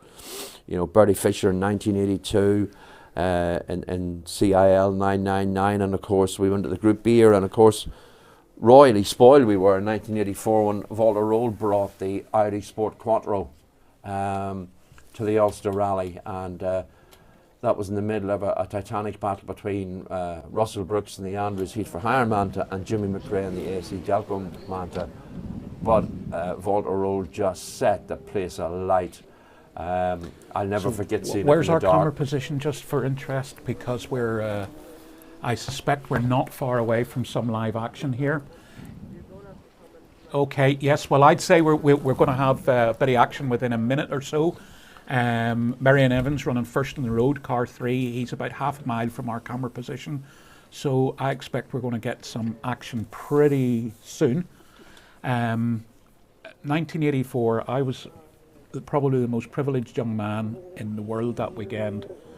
I navigated Terry Harriman around the Ulster Rally while he observed on behalf of Peugeot the short wheelbase Quattro, phoning back to Jean Todt from phone boxes to say we have the advantage at Peugeot because they had only 4 gears and they didn't spend time wasting gear, time changing gear. Yeah. And the Quattro was so short geared, even though supremely powerful, but I'll never forget standing on the side of a hill somewhere in the Sperrins in the evening and Terry just looking at me and saying, we'll beat them on the next World Championship rally, and he'd hate him and Ari Vatten and Julie did go and win the next rally. For me, it was just standing on the side of the stage and I went past and the whole hedge vibrated. I mean, and I went to the first stage and Jimmy McRae and both Jimmy and Russell were actually out of the car with their helmets on watching that car off the start line. And I remember them walking back to the car shaking their head. Are we allowed to talk about what's going on the World Championship? Or are we going to ruin people's day? Well, I don't. If somebody's recording it, I can hear a rally car in the distance Owen anyway. Mallon's asking, is Henry out? Yes, Desi Henry has gone off on stage 4. Crew are okay, but he is out of today's Ulster Rally, Modern Tyres Ulster Rally. If you're listening and heading into Newry, pop into service. Modern Tyres have a superb new depot. Should be Marion Evans coming into view very soon. There we go. Nice and neat and tidy. Marion's been building up to this day. He's been building his speed, he's been building his confidence. He's not overawed by it. He's been mixing, swapping times all year with the leading guys. Yeah. To a certain extent, he's not in a race with Josh. He's got one job to do, score maximum points today and hope that something happens to Josh. So he can do no more than what he's doing, really. I think I'd said that, having watched Marion during the course of the year, when Marion got an event, started an event, and first or second stage had set second or third fastest time, he held that for the total of the event. When he's had mechanical or reliability issues, then he's had a poor event. But he has steadily grown in composure and experience, and I think he's driving very well. As I can hear in the background, should be Johnny Greer coming into view, I hope. Nice car control. Maybe at some point the producers could put the clock up and we can just have a bit of a judge and see if there's much difference in time between the guys. I'm just going to readjust the tracking to include this stage.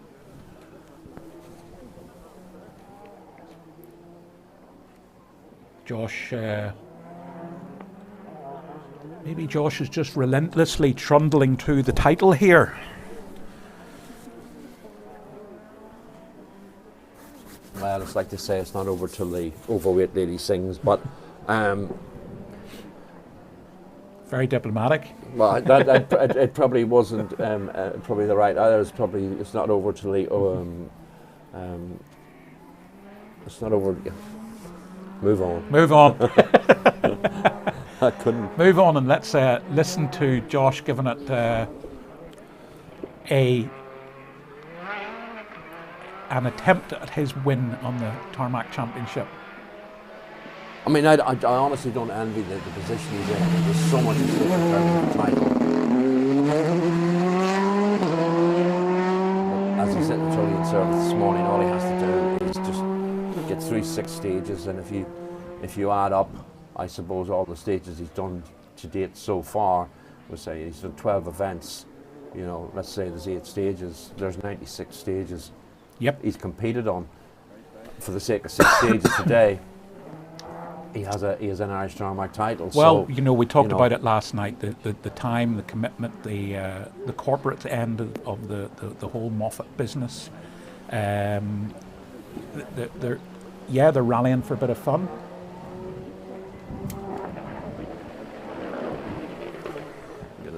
Update and a bit of help from Chris Boyle, who I wonder if it's possible that Niall Devine has stopped on stage 5. We'll try and confirm that from challenge Jason Mitchell. Makes his way through. Jason having a very good, steady run, especially over the opening 3 stages yesterday evening. 2 runs over Slieve Gullion and a run over the Bronte Homeland stage. So one of the cars I am showing blue on stage 5, unfortunately, is car 44, Scott Singleton. I wouldn't be surprised if Scott's about 3 miles from his home. Yeah. So that's again, he's just showing blue on the tracking. He may just be stopped and changing a puncture. We do have reports that Niall Devine is immobile in stage 5. Stage 5. So he is car 12, and he looks to be stopped just after a junction about 2 miles into the stage. So on stage shown now, John Devlin, Camillus Bradley, Stuart Bickerstaff, Damien Toner, all in stage at the moment. Simon Reid, see Niall stop very close to 11 being ends. Damien Toner. Dorset Marcus, Damien Toner goes through. Yeah, so yes, Niall Devine has stopped just after location 6 on stage 5. Niall was quietly getting on with a really impressive rally. 6th overall. He'll be disappointed with that, Sav. Yeah, whatever's happened. Because he had said to Tony in service that, you know, it was going to be a cautious and sensible approach, full wets, and just tweaking the suspension to set it up for a wet morning's stage. He did say that the first 2 stages today were very technically demanding and would be very difficult. Yes.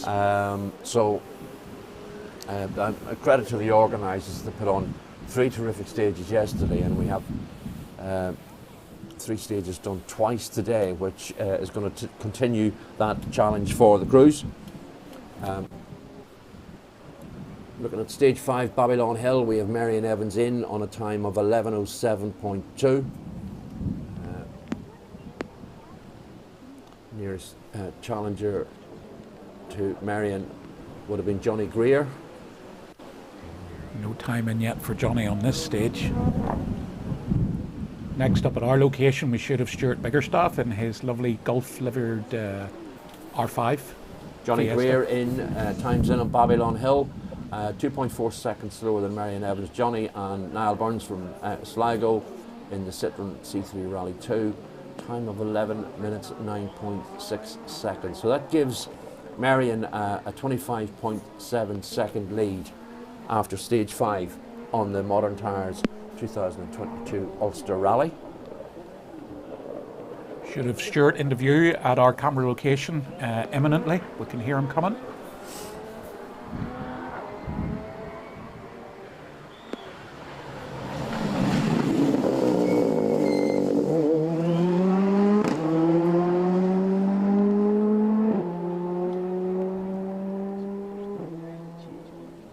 Nicely done.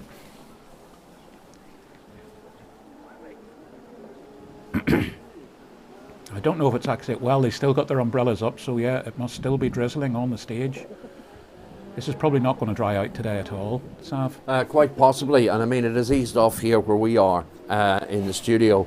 It's not bouncing off the roof as it was just before the start of the opening stage this morning. So possible weather front has moved on.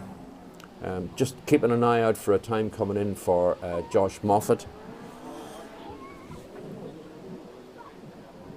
Just to be interested to see just how far down from Marion's time, and it's just popped in 11:35.7. So 26 seconds slower than Marion Evans, but Josh Moffat and Andy Hayes through stage 5 with a time of 11 minutes 35.7 seconds. Millis coming into view in his Mark II Escort.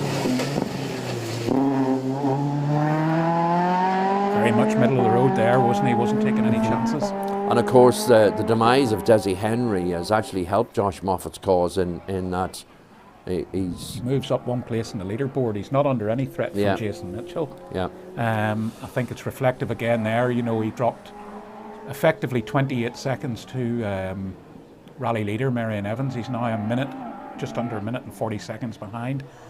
But he's doing all he needs to do, Zav, which is, it's as simple as that. He's doing all he needs to do.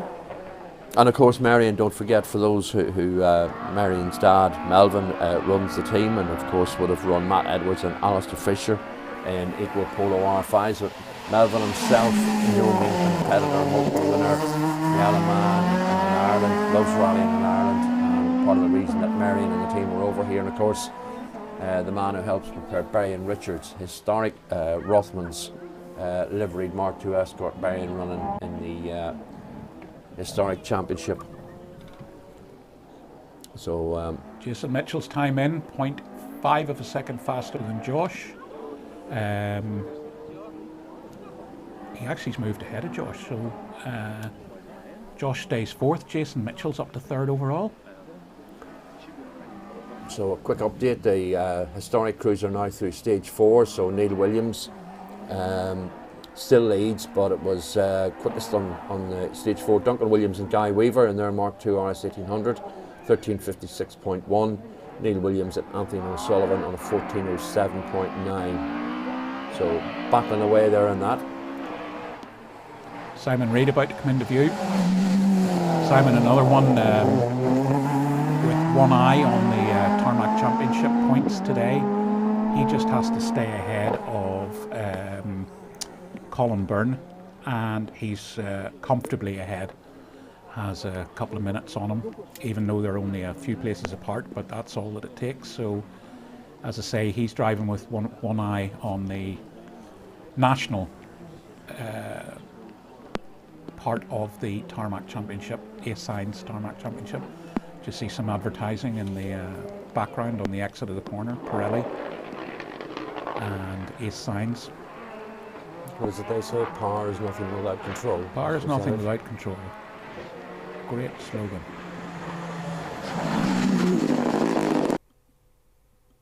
So Niall Henry safely through.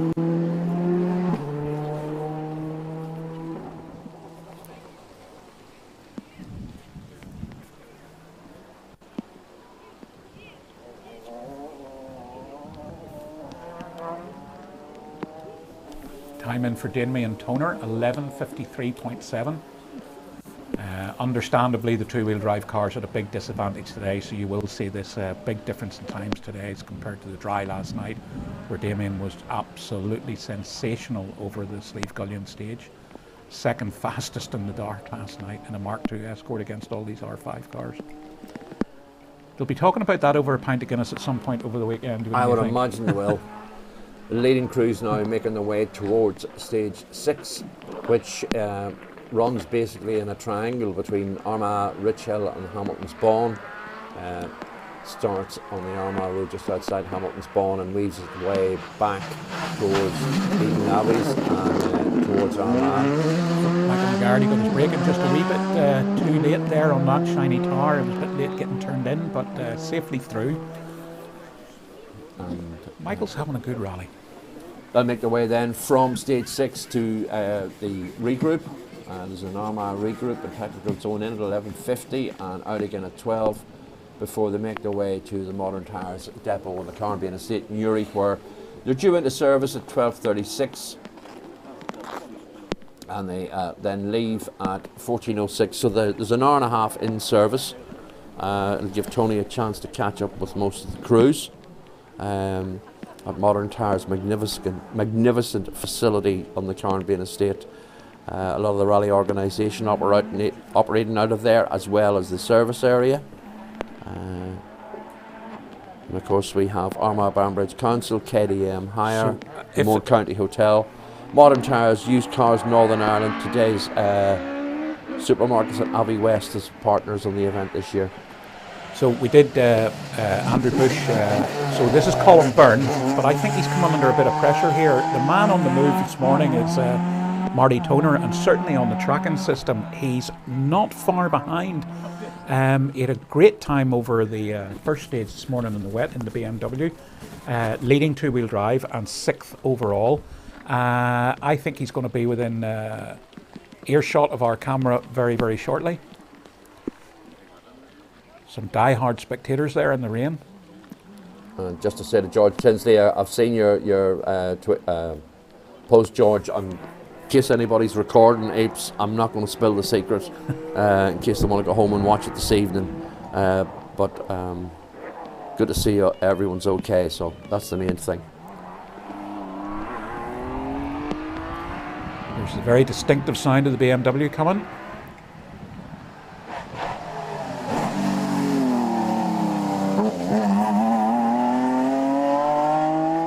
Deceptively quick, isn't it? Yep. Smooth. I think there's a bit of family racing going on here today. Oh, you can bet your Sunday dinner on it.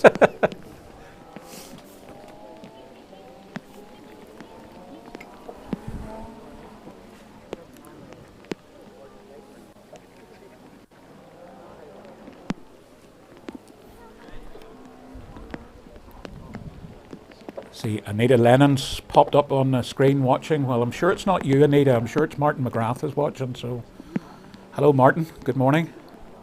Glad to have you with us.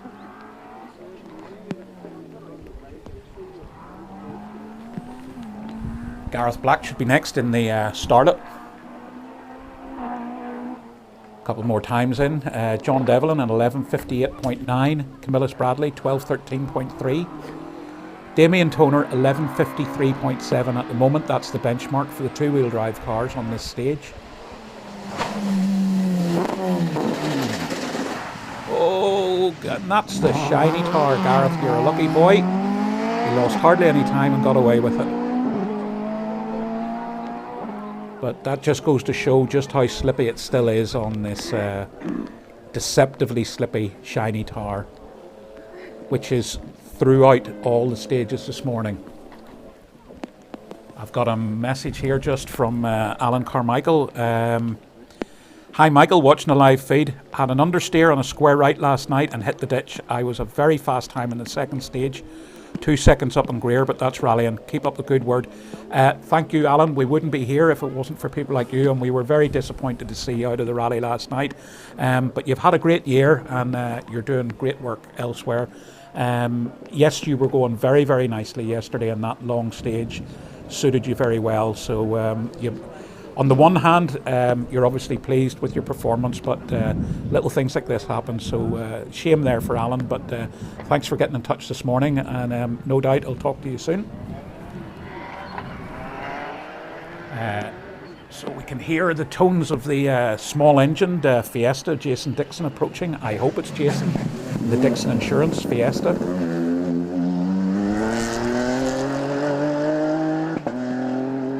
They go very well, those little cars. Fantastic. Time in for Simon Reid, almost identical to Camillus Bradley at 12:13.1.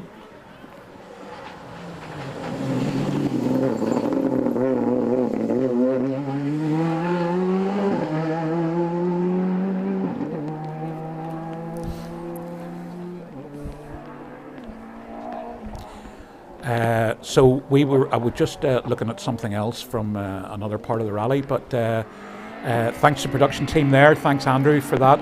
Niall Devine, we did have stopped on the previous stage, and we never know what it is, whether it's a puncture, and we're always we wouldn't be too fast. So JJ Bredley through. Niall Devine got going. Actually, would like to to see how much time he lost, because if he was stopped for 3 or 4 minutes, it was almost certainly a puncture. These R5 cars if they break down, you don't get them going again. They're that technical. They're very, very good. So let's just see if he did a time.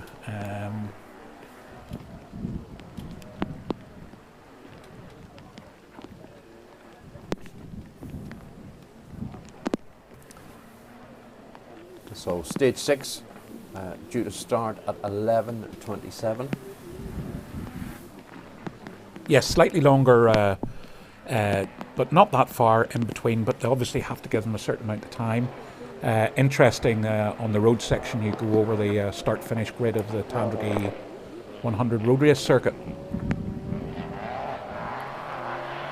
Sounded like somebody was stopped and got started again. It should be Joseph Kelly in the sit-down.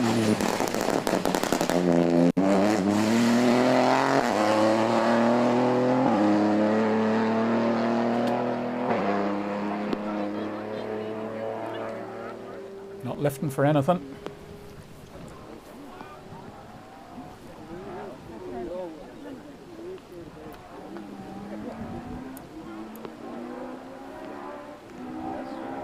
Battery maybe.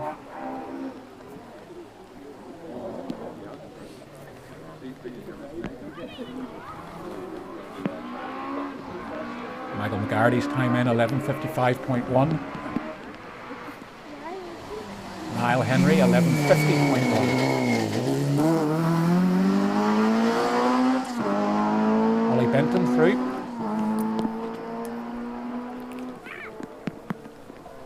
Another car we're seeing on the tracking, not on track, is car 58, William of Gherkin. Not quite sure what he's up to. Graham Stewart telling us that the rain has stopped in stage 6, but the road's very wet and slippy. Graham Henderson telling us that it's a beautiful day in Derry. It's always a beautiful day in Derry, Graham.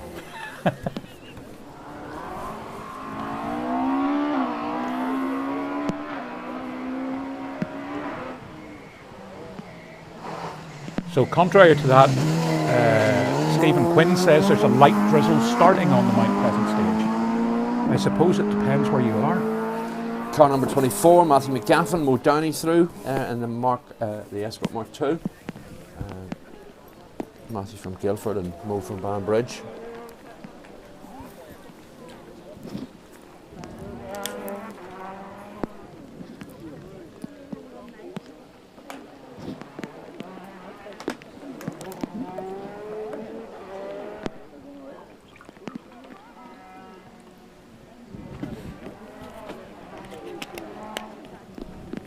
Should be Cal McCarthy up next. Referred to, yes, a DS3R5. Johnny Greer used to drive. Cal, a slow time on the opening stage yesterday in stage 1, but respectable times on stage 2 and 3. Of course, Cal's made the trip up from Cork and Clonakilty.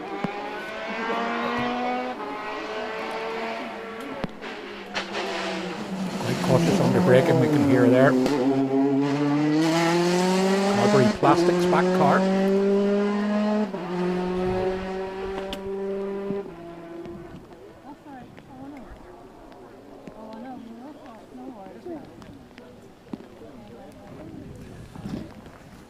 I just hope there's nothing suspicious in this, but we have had reports on social media that Marion Evans has stopped on the road section between the two stages. I wouldn't worry about that too much yet. They've got plenty of time to get between the stages. Yeah. And what you'll tend to find is that nobody can interfere with the car, but the team are quite entitled to stop and maybe have a drink of water or check their tyre pressures on the side of the road. And what they tend to do actually is give themselves a bit of space between when they do stop to do a sort of pre-stage checks.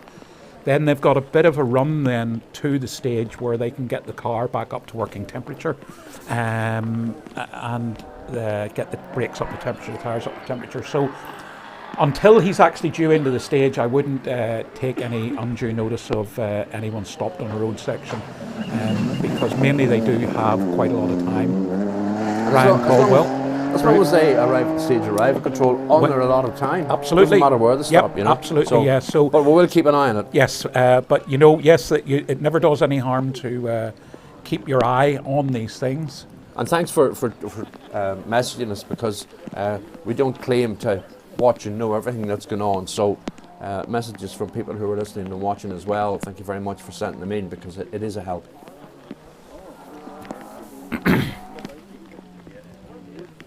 And yes, Stephen, he is on the move again. So that's the point we're making, that they do have plenty of time. So the stage isn't actually due to start for another 16 minutes or so, is that correct? Stage 6 starts at 11:27, and then there's in for a very small regroup in Armagh before they head to Newry for service at the magnificent depot that Modern Tyres have in the currently in a state.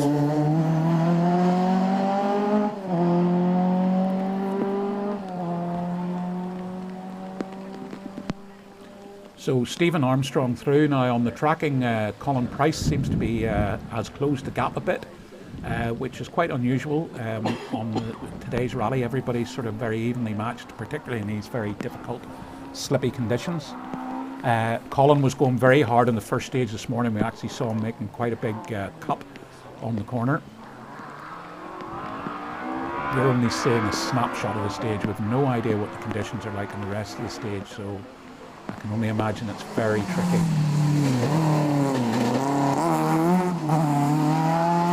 can still see plenty of spray as the cars accelerate out of this junction.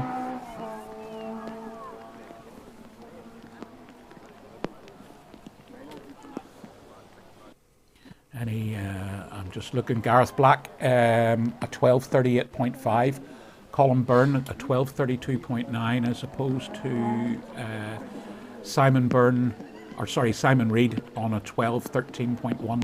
So Simon really does have everything in hand. Niall Devine 23 minutes 47.8 after he was stopped at location 6, I think, earlier on. Bit of a disaster.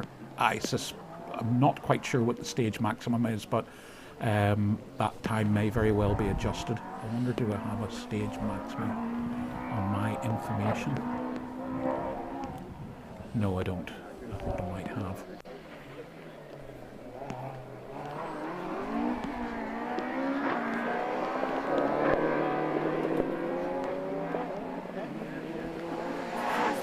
Could be Mark O'Connor, number 37, yep, and Dean Kelly in their Class 6 Escort.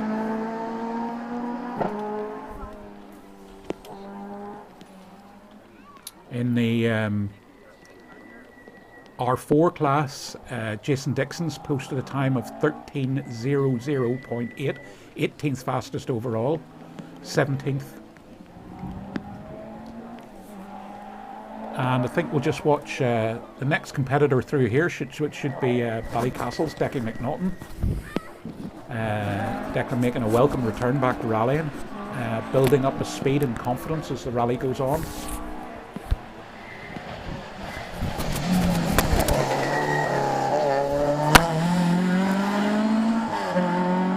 And we're going to take a short ad break.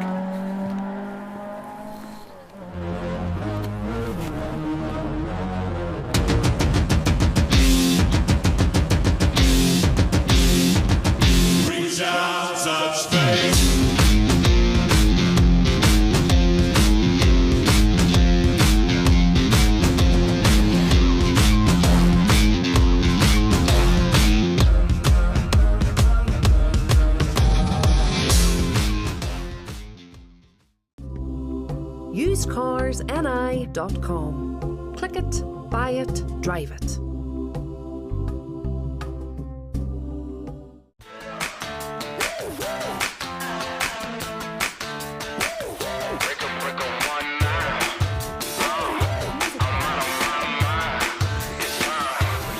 Let's break out. Come on, let's break out. Break out. Tell everybody break out.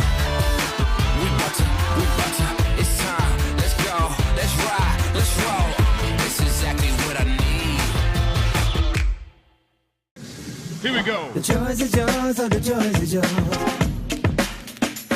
Come on.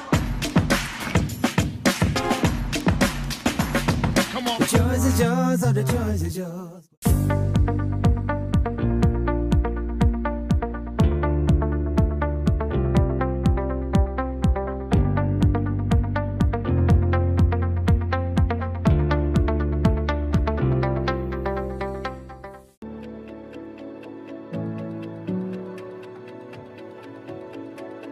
Our recipe for business success starts with our people. A dependable team working to deliver. A whole lot more for your business and the wider community. It's our conveniently located 100,000 square foot warehouse where we accurately pick and pack confectionery, soft drinks, grocery, non-grocery, chilled, fresh and frozen goods. Our investment in the latest technology, which gives our customers the freedom to order online or over the phone. Our friendly drivers always go above and beyond to deliver your goods on time, every time. We keep the shelves stocked full of variety for more than 2,000 customers, including 150 symbol stores. Above all, we deliver a whole lot more. Savings, success, quality, support, advice, flexibility. We are S&W.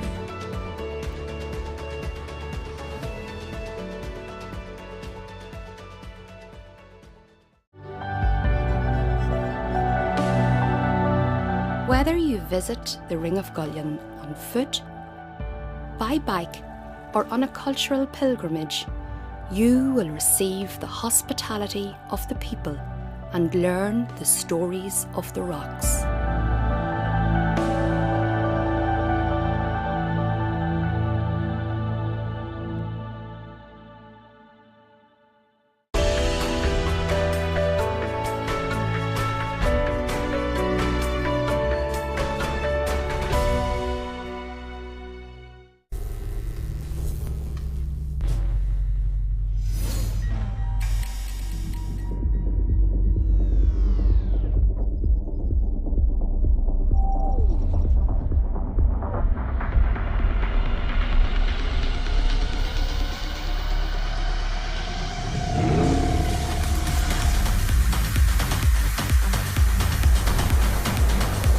Modern Tyres, Ireland's local tyre company. Yeah, only major warning will come up there. Okay, we're in the car, in Marion Evans' car with his father Melvin. And Melvin, tell us a bit about this Rally 2 machine. Well, basically a lot of these cars, you know, most of them are pretty much similar. There's layouts are different, and the software sort of side is different from from VW to Hyundai to Ford or whatever.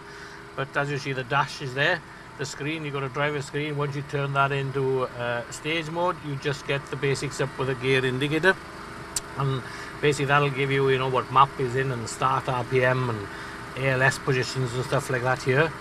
And that's basically all there. And then down the bottom, further down, is the diagnostic one, which you can run through this. You've got all temperatures and oil, battery voltage. That's your fuel calcs, where we run by fuel used. If you put 50 litres of fuel in, the consumption, it tells you how much it used, so you can calculate it accurately rather than going by just the fuel level. So you can work out, basically you don't need to carry too much fuel in the car, get the weight as close to low as we can. Yeah. That's again gearbox stuff, you know, engine, you know, all the temperature, boost temperatures. And then there's on the VW, which is quite good on the last one, you've got error page. So if it picks any errors up on the stage, it'll actually store it there and it'll show you what it is, if it's a sensor or something, you know.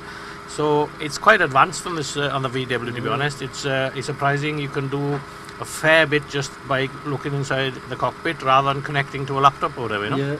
And obviously it's only a major warning you get on the stage in the dash then. Yeah, only a major warning will come up there, and you can have a quick scan through and, you know, and just see what it is and keep going. Or if it's bad, you pull in, you know. Hopefully it's not bad. You just want to keep going. But normally they're very, very good, you know, and it's just like a sequential gearbox. Yeah. Normally your handbrake here on the The Polo, they've got a quite good system. It works through an accumulator, so you haven't got to put a lot of pressure. The accumulator works the diff release, so you haven't got to press the clutch or nothing. So that's very, very good on the VW. It's just 2 fingers basically, and it works, you know. So, and I see the button on the steering wheel for the launch. So what's the kind of procedure you would do at the start of a stage, Melvin? You basically put it into stage mode, and that puts it into like this launch procedure. And you obviously select first gear. You press the launch button, and then once you set the launch button, the screen there will change, and you can actually flow the throttle to right down to the floor. But it'll only go into your preset page. Like if I go to there, our start is on 7,000. So you can change that on different grip. You know, if it's wet, you want to take it down a bit, or gravel or whatever. You know, you can just set that the way you want, and you leave that button off, and then you just leave the handbrake go and clutch out first gear and pull second. Brilliant. Not quite as advanced as when we used to the World Rally cars. You know, when the World Rally cars made it a bit easier because you could just keep your, like I used to drive a lot of Subarus. You had a left foot on the foot brake. You didn't need to operate the clutch at all, and you leave that off, and then it went away and it changed to second itself. Oh yes. But that was the world cars. But I think with these R5 cars, you know, the way they've come, it's definitely the route to go. Yeah. They've really become the pace setter now compared to the old world cars, haven't they? Yeah, you know, like I cut my teeth with the world cars. You know, we ran them for years and with a lot of success. But these R5 cars considerably cheaper, but amazingly quick. You know, it's just the cornering speeds and the brakes and all that, and the handling has come on so far. If you've got a good driver that's committed and will trust the grip and the car, you know, it's surprising the times you can do in these. You know, they haven't got the raw grunt obviously because of the pop-off valve, which is set at 1.5 bar. But still, you know, you're knocking best part of 300 horsepower out of them, you know. Yeah. And finally, it's a big weekend. You know, you still have a chance at the championship, so a lot of preparation for this event. Yeah, you know, we do the same prep for every rally really, and we come here because we budgeted to the whole championship. You know, for Josh to win, well, to lose the championship, unfortunately, you know, he's going to have a real disaster really. And to be fair, he deserves to win. He's had a cracking year at it. But we're here. Like, you know, it's easy enough you stay at home, and if anything happened to him and you see him broken down out on the first day, well, you'll be kicking yourself then, you know, because as you know, championships, they're not won on a rally, they're won through a distance of 6 or 7 or 8 rallies, whatever's in the championship, and it's points, scoring points all towards the end of the year. But it's interesting though, we were here last year when it was around the BRC, and we had 2 customers, you know, with a big shootout for the BRC, which was pretty stressful. But you know, there's no stress this weekend. We just come here to enjoy it, get a bit of, you know, learn the stages, be ready for next year. Because the plan is to come back hopefully next year and do the championship again. So, but obviously, you know, Josh knows we're here. You know, there's a couple of other people, Johnny Greer here, Desi Henry. Still, a couple of people kind of upset the apple cart. But in all fairness to Josh, he's driven a brilliant year, and he should take it really. Brilliant. Well, thanks very much for the fascinating insight, Melvin, and thanks for your time. Thank you.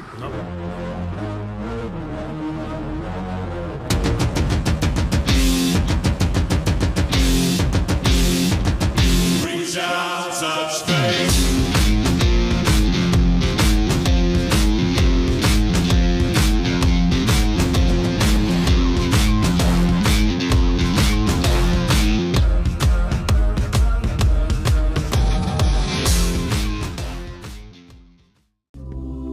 usedcarsni.com. Click it, buy it, drive it.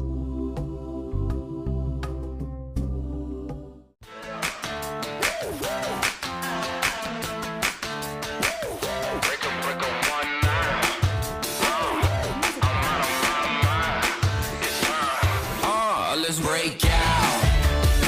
Come on, let's break out. Break out. Tell everybody break out. We bout to, it's time. Let's go, let's ride, let's roll. It's exactly what I need. Here we go. The joys are yours, oh, the joys are yours. Come on. Come on. The joys are yours, oh, the joys are yours.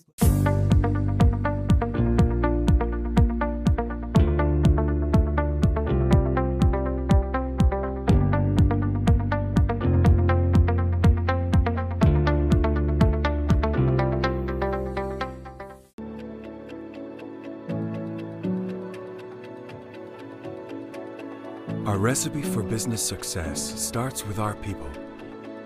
A dependable team working to deliver. A whole lot more for your business and the wider community. It's our conveniently located 100,000 square foot warehouse where we accurately pick and pack confectionery, soft drinks, grocery, non-grocery, chilled, fresh and frozen goods. Our investment in the latest technology, which gives our customers the freedom to order online or over the phone.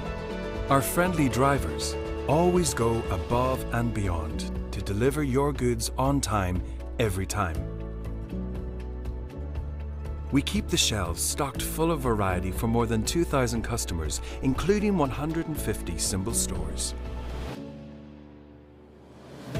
Above all, we deliver a whole lot more. Savings, success, quality, support, advice, flexibility. We are S&W.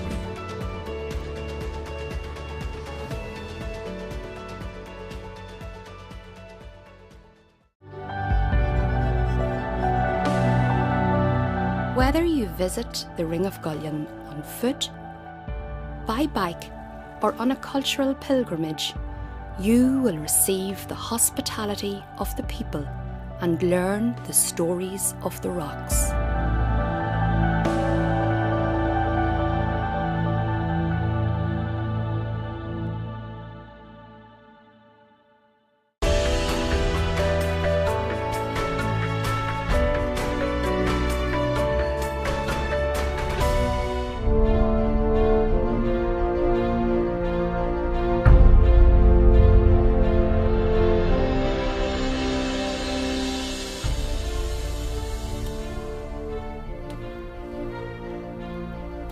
So a very good overview there of what's coming up on stage 6, Mount Pleasant, 8.3 miles. Our camera position, Michael, you reckon is about 7 miles in? A bit further actually, location 19, which I think is about 7.5 miles in, so that'll be roughly 7.5 minutes after the first car's away before we get our live pictures. I can actually check, what did I say, location 19, I can just look in the safety plan here and see exactly what it is. 7.74 miles into the stage. So good view there of our camera location down into a open square right. Now we were talking earlier on about titles being decided today. There was one title decided last night actually, and it's congratulations to Anthony O'Sullivan, co-driving Neil Williams in the historic end of the event. But Anthony scooped the title last night. Neil, his driver, needs a point today, 1 point today for that pair to become Irish Tarmac historic champions. So a good news story to start the day here. And what has Neil got to do to win the championship as a driver, as the historic drivers? Just the point. Just the point today, yeah. Well, he's got everything in hand, so there's the first of the 0 cars. So of course we have the juniors out today contesting the 6 stages, and we'll bring you some updates from that when we get them. I'm between videoing and wanting to get the time. Do you want to bring them both? But in the historics at the moment, Well, they'll start now. it is 35 seconds, 40 seconds. so after stage 5. Neil Williams is through stage 5 with a 12:38.9, but after stage 4, Neil Williams still leading by 9 seconds over Duncan Williams and Guy Weaver. Trevor Wilson and Paul Mulholland in that really nice Porsche we saw last night, Michael, in the H2 historic class are lying 3rd overall, and Barry and Richards and Frank Curtin are in 4th, with Hugh McQuaid and Declan Casey in their RS 1800 holding 5th. So that's a quick update on. That's great, Sav. Good job. So. The stage is now live. Marion Evans. Sorry, I was watching that great piece to camera with. Bush did a great job there, didn't he? His dad explaining the complexities of the R5 car to Andrew Bush. That was done just before the start yesterday. Really informative piece. So Marion is about halfway through the stage, which means he'll be with us in about 3 or 4 minutes. Just acknowledge the stage, this Mount Pleasant stage. stage 6 and 9, last run in 2007 in this format. We we'll have to mention Andrew Nesbitt was talking to somebody at the stage, and he said that he beat Jari Matti Latvala on this stage. Yeah. But just, we mentioned him last night, Commander John Comiskey is the stage commander here. Francie Fox is the deputy stage commander, and Lewis Boyd is the stage safety officer. Lewis, a former clerk of the course of the Ulster Rally himself, and very much involved in the running of Oma Motor Club's Bushwhacker Rally in a few weeks' time. It'll be here sooner rather than we know it. And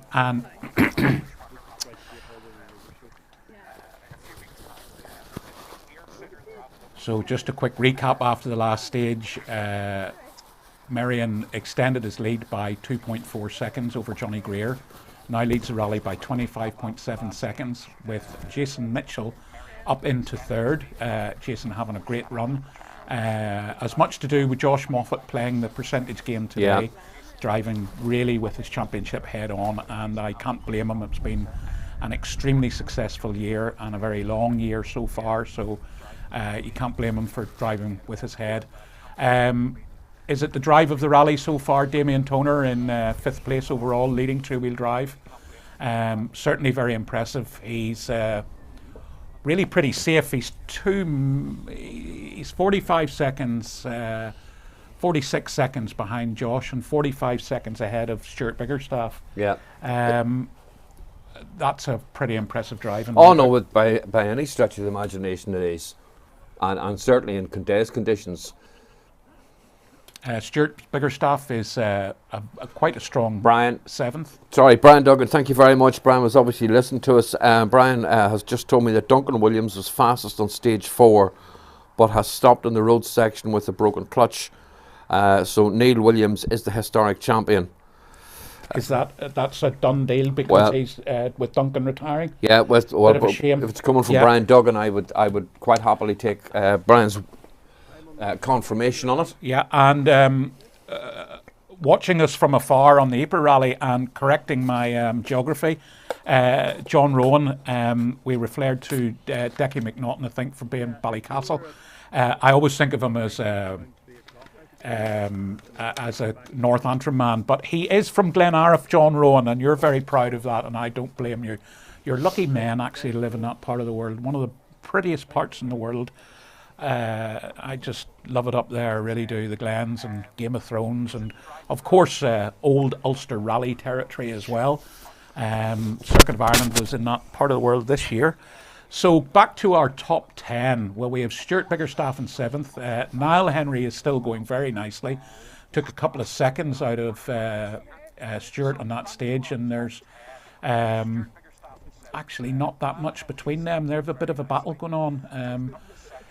So Niall in 7th overall on a total of 52.14.5. John Devlin, another guy having a great run. Yeah, on the John's 8th. having a good run. Yeah, fantastic. Michael McGarty slipped very quietly, up 4 places this morning into 9th overall. Time of 11:55.1, and Camillus Bradley rounds off the top 10. 12th fastest on the stage, on stage 5. We're now counting down to the cars going live at our and just getting Sam Adams is another one who's on the move up the leaderboard. Jason Dixon's going down on the leaderboard. Didn't lose a bundle of time, but time of 13 minutes wasn't great now for Jason. He's sort of in a bit of a He's going to surrender probably the class lead there, to be honest. So yeah, good job from Sam Adams, another one, and obviously here's the first Marion, first car in.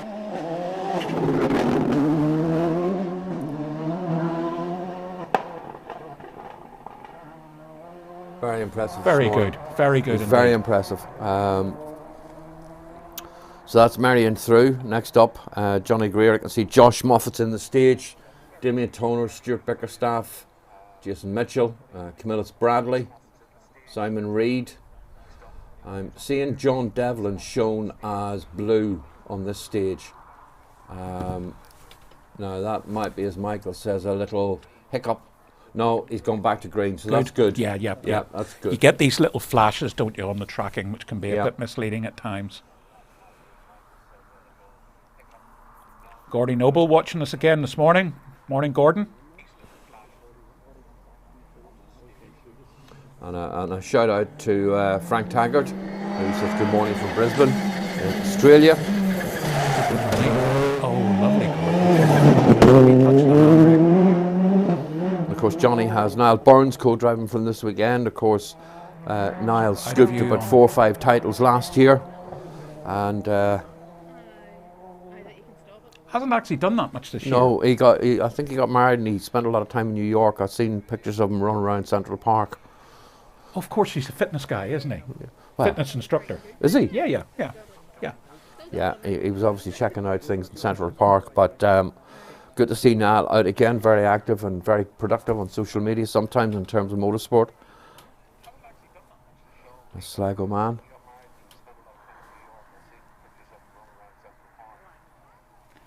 So we believe Andrew Nesbitt is actually with our crew spectating at this corner. It's very close to his home, we believe. Andrew, former Ulster Rally winner, multiple tarmac champion. We did say, did we ever think anybody will ever be able to repeat what Andrew did in Donegal? Fastest in every stage. Well, we were talking about it this morning before we went on air. I mean, Andrew was fast in every stage in Donegal, and it's about the only thing that Josh Moffat hasn't claimed this year in terms of being fastest every stage in every event. And he may have done in a smaller event, but The first of the times in, while Josh comes into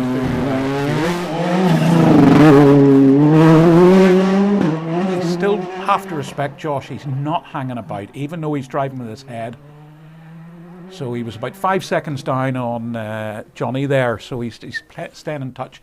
Now, interesting, Marion did an 8:47.8 and Johnny Greer did an 8:48.9, 1.1 seconds between them, but of course that's just another second onto Marion's lead. Yeah. He's just steadily building it up with great team around him. Of course, his dad is actually an Irish National Championship winner in the 2000s. Can't remember exactly what year, maybe Andrew Bush will remember. But plenty of experience there. That's an awful shame for Duncan Williams to have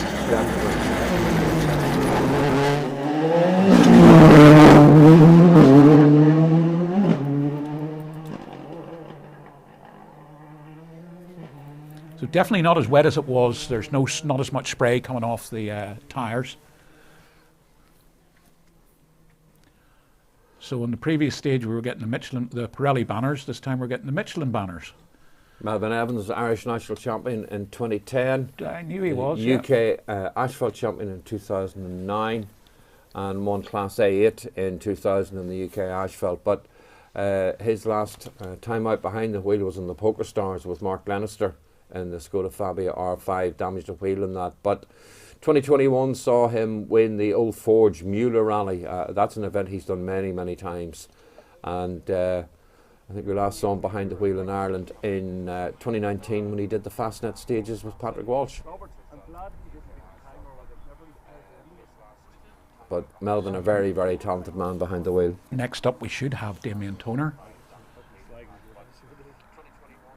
Josh did a 9:14.0, Jason a 9:11.5. Marion and Johnny Greer both really pulling away at the front now.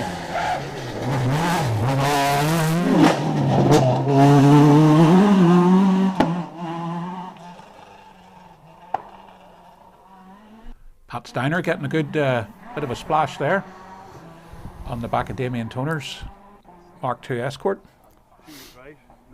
Wonder where Pat Steiner is. Bacon sandwiches. Yeah, bacon sandwich would go down well now, wouldn't it? So Stuart Biggerstaff is due up next. We're only less than a mile from the end of the stage, which is why we're getting the stage times in so quickly. there from Stuart. Enjoying himself. Race and Rally logo on the back of the car. Damien Toner's time in 9:32.6. I'd say that keeps him safe in 5th place overall in leading two-wheel drive.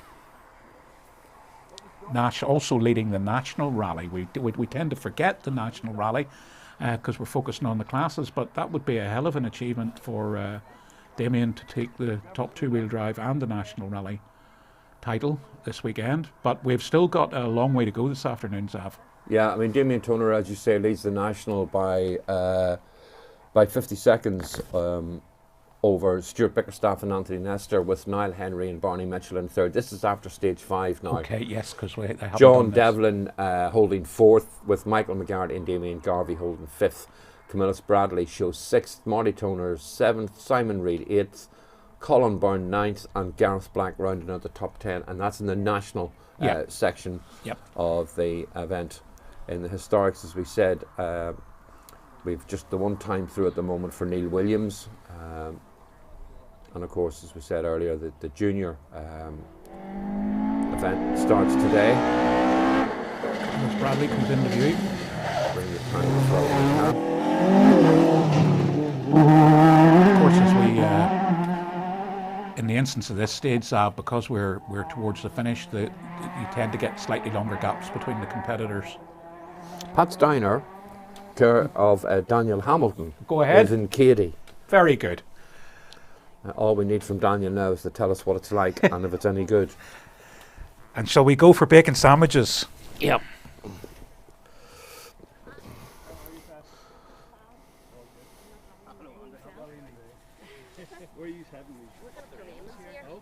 So Stuart's time in at 9:14.9. Well, that's a very, very good time from Stuart, and he has almost halved the gap to himself and Damien Toner. I wonder, has Anthony Nestor suddenly said, we can win the national rally here, Stuart, if we pull our finger out? Quite possibly. Because if he keeps that up, he's going to jump ahead of Damien. And the thing Hazard lights on for John Devlin, that's not so good. He doesn't seem to be going slow though, so maybe he's just hit the button by accident. And the thing about Anthony, and I mean in a nice way, he's not exactly backward about coming forward, is No, he? he's not. You know, he's a multiple Irish national championship Yeah. winner. He's been there and done it. Yeah. If he can get a sniff of something, and I think he maybe has got a sniff. So they're now 10:44, so that's 32 seconds behind. But he took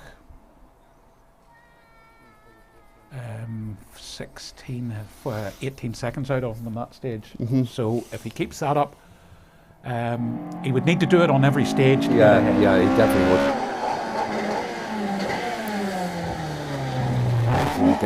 No, I think it's Simon Reid. Simon Reid, yeah, Yeah. 16, car number 16.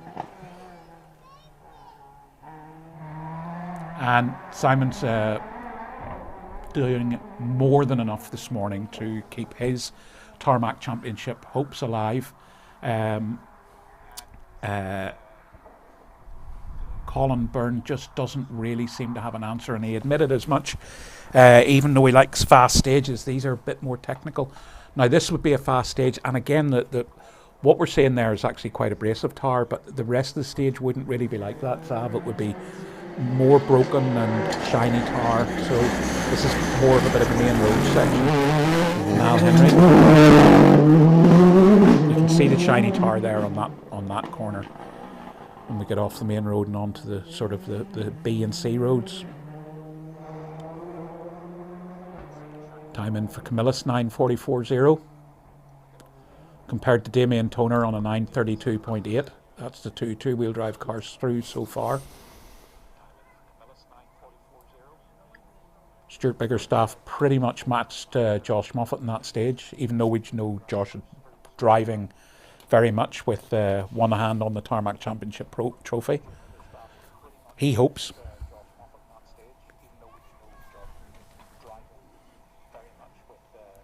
Michael McGarry's due up next in his R5 Fabia. Father Derek explaining yesterday that they just acquired the car, so they thought Michael can take it for a run out. No doubt we'll see Derek out in it on the gravel in the next couple of weeks.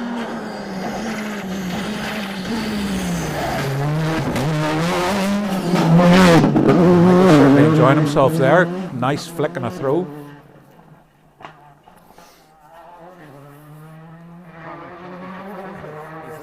Very good.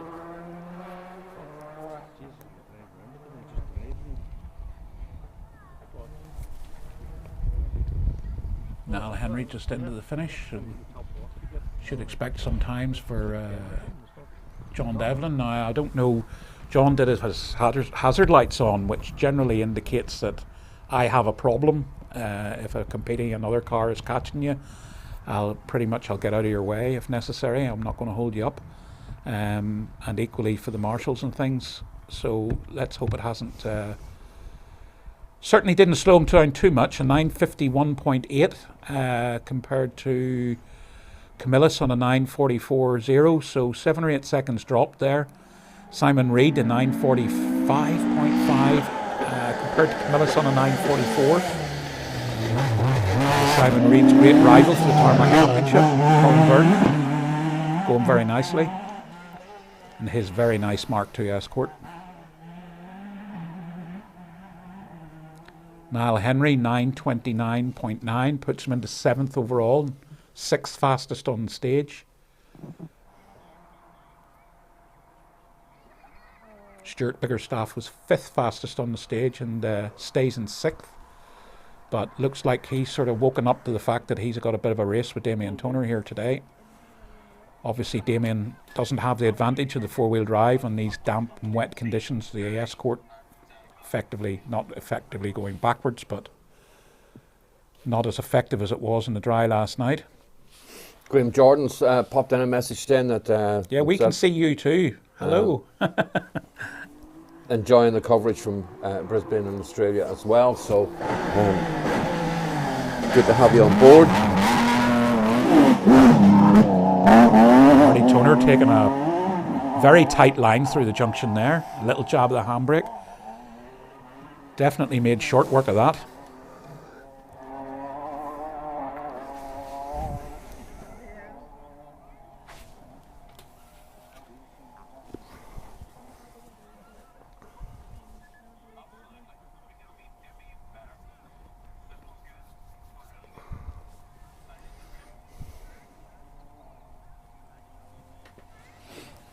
Ulster Rally reckon the hazards show that he's trying.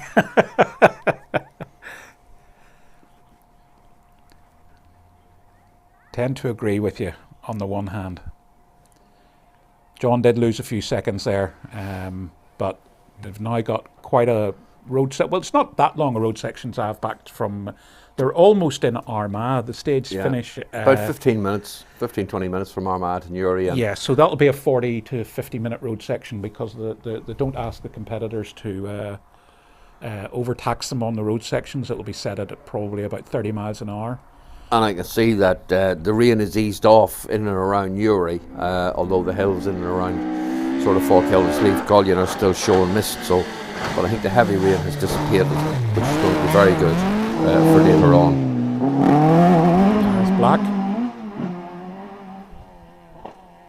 Drift in the car, nicely controlled.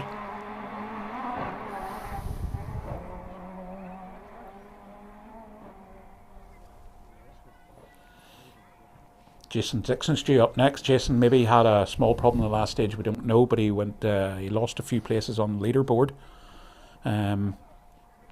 Leading R4 at the moment. The small engined 2-wheel drive turbocharged, these 3-cylinder engine cars, 1100 cc's turbo. Those little 3-cylinder cars are very really impressive. They are. Especially the 1.6 3-cylinder turbo. The 4-wheel drive version, like what Kyle White has, and William Crichton had out on it. So William Crichton finished, 5th overall on the recent Down Rally. So Here's Jason coming into view.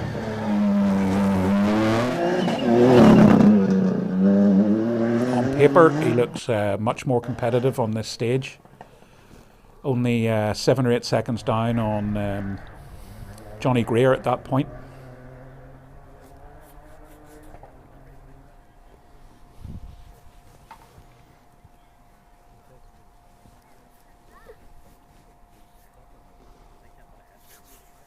Johnny Greer's close enough, you know, to snatch a victory here if Marion had a problem. He's staying in touch with him, only 26.8 seconds behind in second place.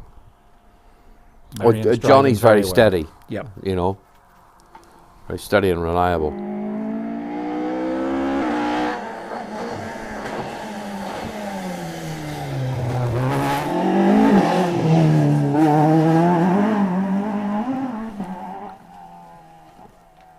James Bradley, as we discussed earlier on, Camillus' nephew, works in the workshop. So there's Marty Toner's time in, 11th fastest in the BMW, 9:44.9, just 0.9 of a second slower than Camillus. 11th fastest on the stage and 11th overall. Simon Reed, 9:45.5, again 12th fastest on the stage, 12th overall in the rally. Colin Byrne, he found a couple of seconds there. 9th fastest, 9:42.9, and 13th overall. While Gareth Black, 10:10.3, keeps him 14th fastest on the stage and 14th overall on the rally. Next up, we should have Donegal's Joseph Kelly in the equally distinctive sounding R4 Peugeot. The Ollie Benton seems to be very close as well on the tracking. The pair of them are, if the tracking's accurate, they're very close together. So who was ahead of who on the road this morning?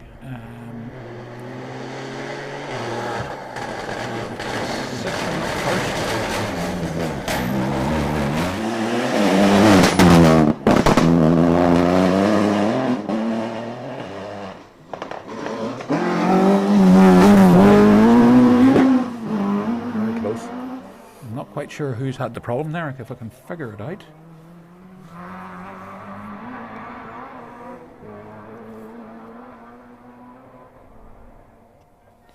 To me, it's Ollie Benton's the one who's running out of position. Ollie started this morning 14th on the road, so that would put him down, if he's running behind Joseph Kelly and Ronan Comerford, who started 21st on the road this morning.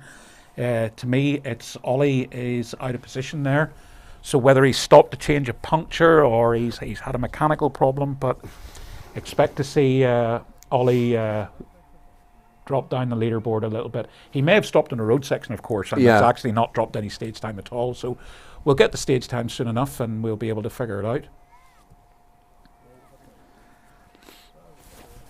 No doubt Eddie Doherty will keep us up to date if he has any news about the Bentons.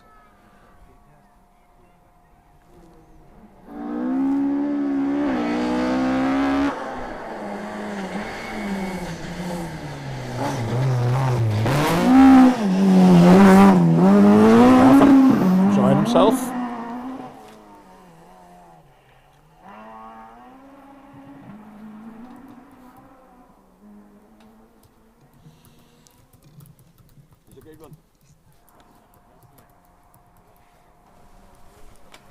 Well, Ollie's time was good enough on the stage, 9:45.3. In fact, it's very good, but he's got a 1 minute penalty, which may account for him running late in the road.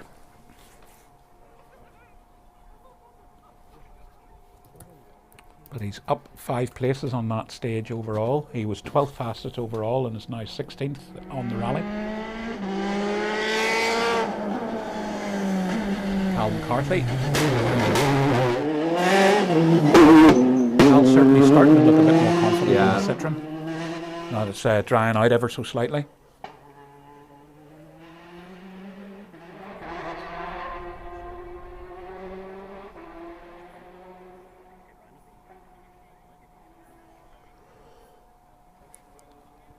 Jason Dixon did a 10:21.0 as opposed to Joseph Kelly doing a 10:41.8. Two little R4 cars, maybe struggling just with power and grip in these damp conditions. Slower than the Mark IIs. Matthew McGaffin just popped in, 15th fastest time, a 9:59.7. 14th overall.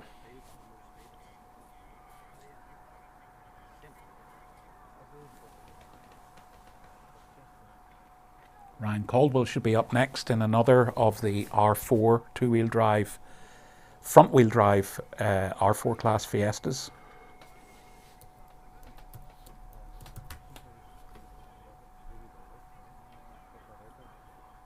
I'm doing a little bit of research here. On Mr. Nesbitt.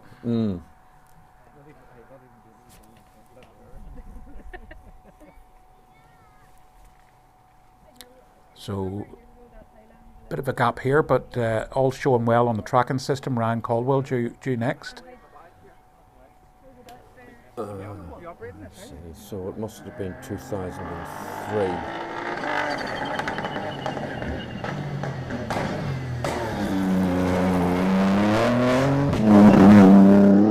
Yes, indeed. For those of you who are wondering, I think Andrew Nesbitt was talking about the 2003 Ulster Rally on the stage Mount Pleasant. He did a time of 9 minutes 5.7 seconds in the S7 Impreza. Yari Matti Ladfella in the 01 Ford Focus WRC was on a 9:26.3. That's really interesting. So he did a 9:05.7 in 2003, and the fastest time today in the wet was an 8:47.8 in the wet. So tells you plenty, doesn't it, really? Yeah. So I'm going to take this a stage further.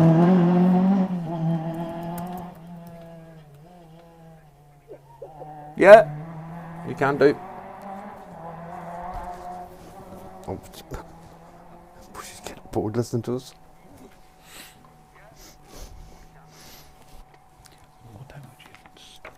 Just want to service D, where we're going to have Tony Kelly. We're going to go there for about 12:30. So watch a few more cars through here. Going to swap out the dulcet tones of Sav McCartan, and Andrew Bush is going to come into the studio for a few minutes. And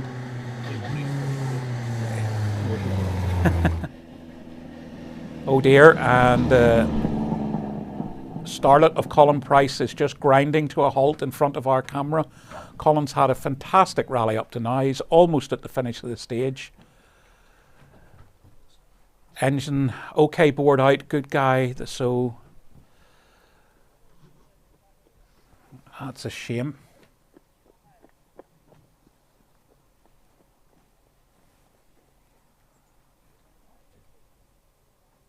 Helmet off. Obviously a mechanical problem. Marshall going in to see if there's anything he can help. Yep, he's going to put the OK board out for the next competitors. That's very helpful of him. Good job. Hello, Michael. Looks like Stephen Jess Marshall there, a member of the Ballinhinch Club, a co-driver. I think you're right, Andrew. So next competitor's due. Declan McNaughton. Oh, very sideways. Very sideways. Now just tidy her up. Stay wide. Good man. I was talking to Declan yesterday, Michael. It's been a long time since Declan's been out. He's a very rapid driver, but he's just really getting back into it. Yes, we've said that a bit earlier on this morning. He had a big accident a few years ago, and it really he wasn't so enthusiastic about coming back out for a long time. That's certainly my memory of it. Yeah, he's car all rebuilt, and I think they're working on it quite late up to the event, so I'm just not sure what's happened to Colin Price there. Well, with the bonnet being open, we have to assume it's a mechanical problem. Chris Johnson co-driving and getting a help from the marshals as well. Ballinhinch Motor Club helping out on this stage. Next in the view should be Neil Williams, and I'm Sean Tracy, yes, we know it's Stephen Jess with the OK board. Cheers, Sean. So these are our Tarmac Championship historic winning car. Unfortunately, Duncan Williams stopped in the road section before this stage. So by default, Neil had done enough. Anthony, as co-driver, had done enough yesterday to be awarded the historic title in the Tarmac Championship. So this is another Ace Signs Tarmac Championship title wrapped up on the final round. This double point scoring, confusing point scoring and points dropping final round of the Tarmac Championship.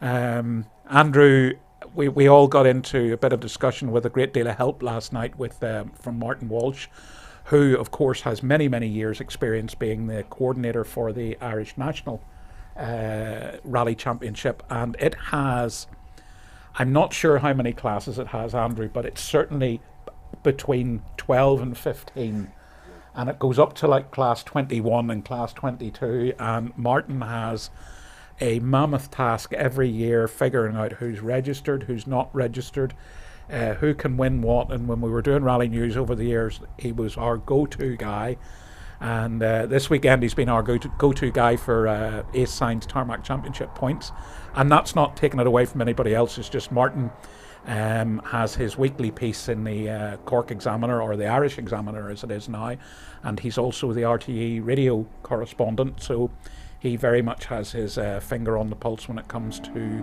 being aware of these points. So this is a man on the move up the leaderboard. Sam Adams and Michael Johnson. Excellent time on the long stage. The Pinto engine, only an 8-valve engine. And ironically, isn't that Michael's son? It is, Chris, who stopped on the side of the road. It is indeed. So they'll be glad to see the OK board. Yes. Not so happy to see them stopped, you know. Sam had the good fortune that co-drove for Sam in the Junior Thousands. He was a Northern Ireland champion. You did? And yes, that's right. Yeah, did the first, and his dad John, of course, doing the rally. Yes, very slightly further down the field, aren't they? He is in the BDA, and he's a very talented driver. Sam has basically won the class in every event in the Northern Ireland Championship this year. And I think if he moved up into a red top car or a bigger engine, he'd be one to watch. You know. So what engine's he running here? 1600? He is a 2-litre Pinto 8-valve. Okay, so engine. he's not the multi-valve class. Yeah. But are they all chucked into the same class in this rally? It's N5 is the class, so he is in the Pinto class. So now today's conditions will suit the Pinto. They've a bit of torque. The horsepower disadvantage isn't so great, and Sam's very tidy driver, so he carry the speed. So Philip Hamilton. Philip, I believe he's in that class as well. Philip's a very strong run. He hasn't been doing much rallying. A good run on the down rally. He's dropped a bit of time this morning to Sam, but yesterday was very strong. If fingers crossed for the guys here, for Colin and Chris, fingers crossed, it looks like they may be attempting to get the car going. Yeah, Stephen Jess just helping them to belt up. Stephen, he co-drive a lot for Fintan McGrady. He did, yes. And has a Nova himself. He goes quite quickly in that 8-valve Nova, and the sprints and some of the rallies as well. Oh, he's a proper competitor. John Gordon. Yep. So they're going to try and give this car a wee push. Looks like it. No. Maybe not. No, bonnet open again. Must be something minor, maybe an alternator. Or maybe it's electrical, and he's got a light in the dash, or throttle cable.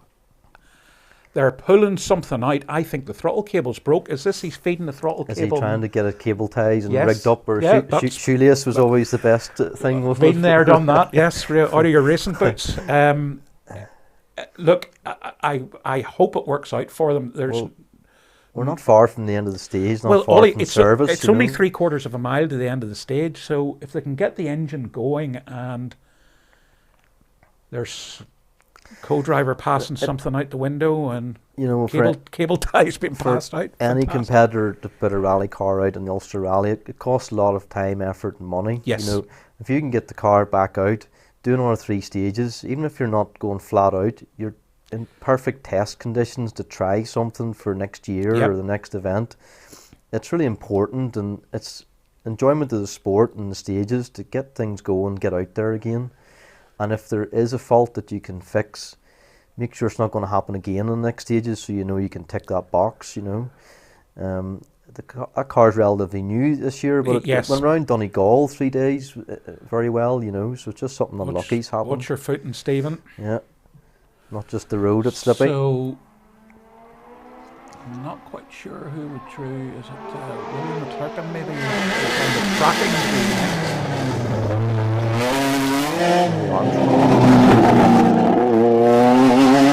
very famous car that certainly in the colour scheme would have been a Mourne Rally winner in its day with Norman Armstrong. Norman, yep. I remember with Mark IIs, it was one of the first escorts that appeared with 15-inch wheels was a big thing at one stage. They were very innovative, weren't they? They always set the trend, certainly in the Northern Ireland Championship. Davy Armstrong, I believe, he doesn't seem to be still going in the historics. Don't think he retired, Davy. I think he disappeared last night. William McClurkin. Yep. William actually is now in a red top engine. His Pinto engine he sold to Sam Adams, and he's really getting used to the red top now. Got a bit of improvements done in the car recently, and the handling was a lot better in the down rally, so he's starting to put in much better times. And do we know why John Gordon lost so much time earlier on? I'm not certain as to why he lost the time. No. Certainly had a good run through the stage there, 15th fastest overall, but obviously his accumulated time loss earlier in the rally has puts him right at the back of the field. Well, John will enjoy this. He enjoys the forestry, so a little bit of damp tarmac. It'll suit him down to the ground. It'll suit so well. I can hear the engine running.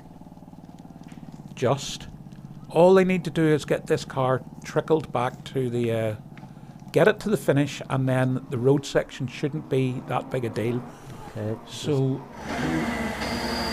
this is young Ben Walsh. I hope he's not hindered. Oh, he's going to lose a little bit of time. A little bit, but not too bad. That's okay. 4 or 5 seconds, maybe 4 seconds. Yeah.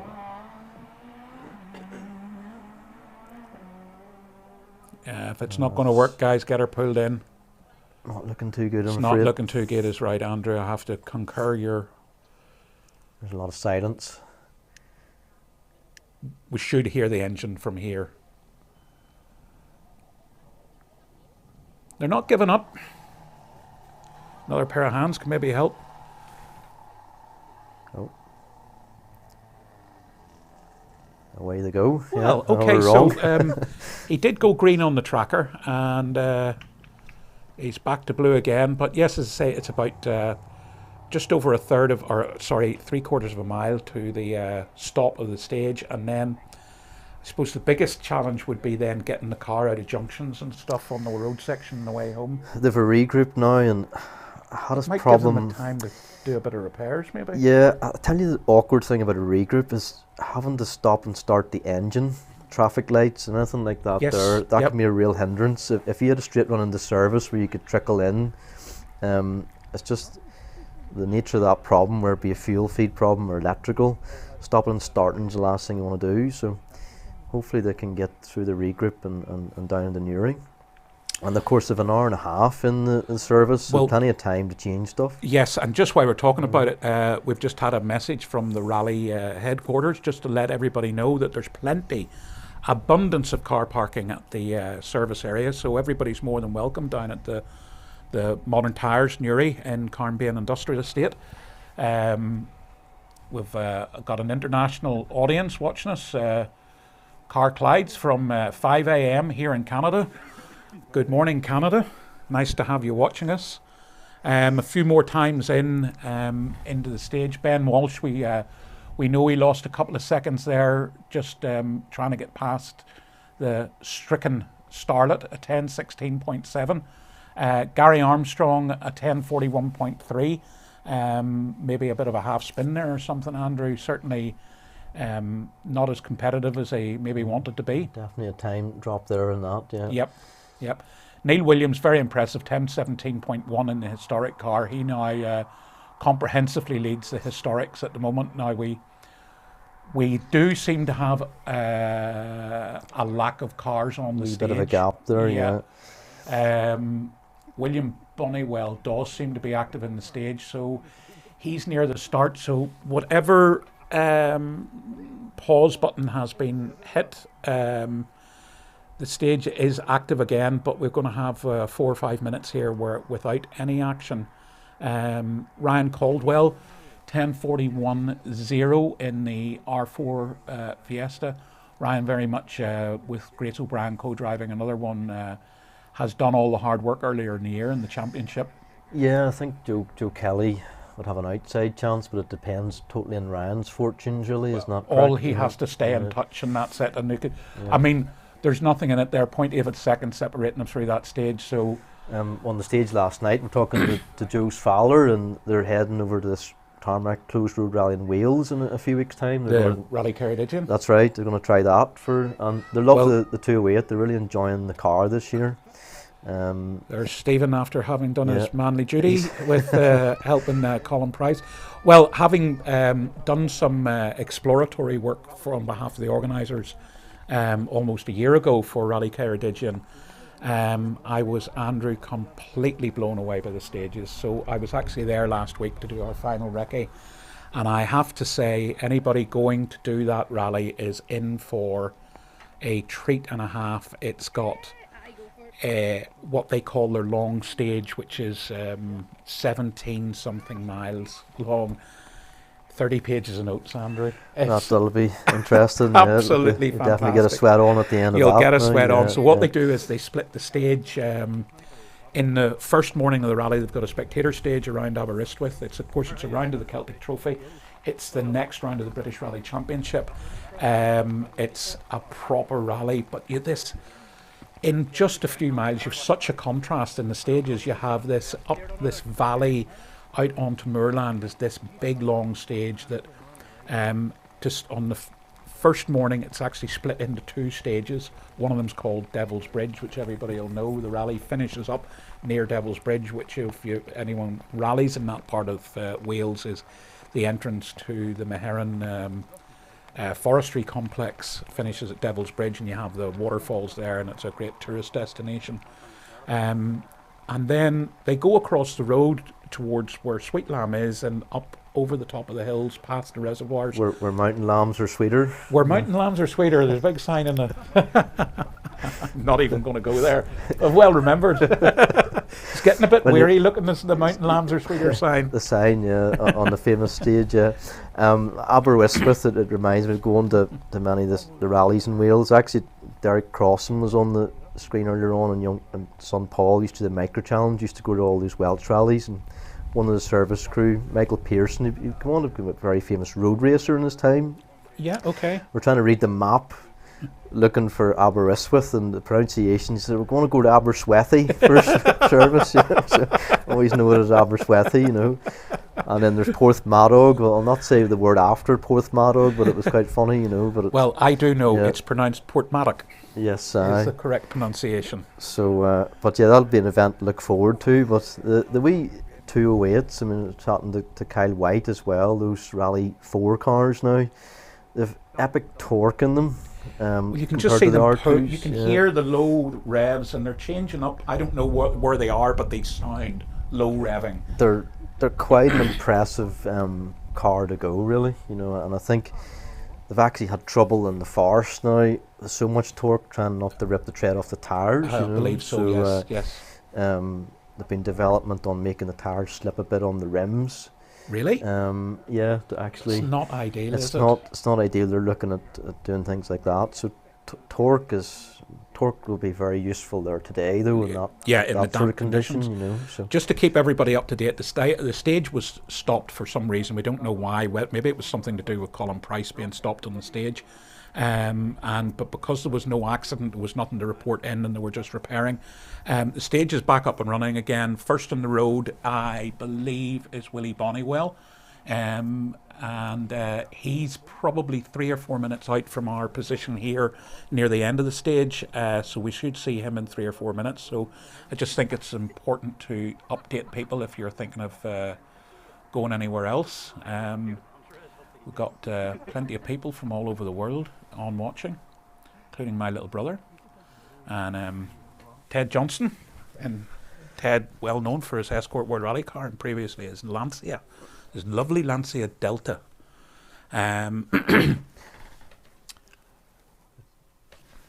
Just looking at the times.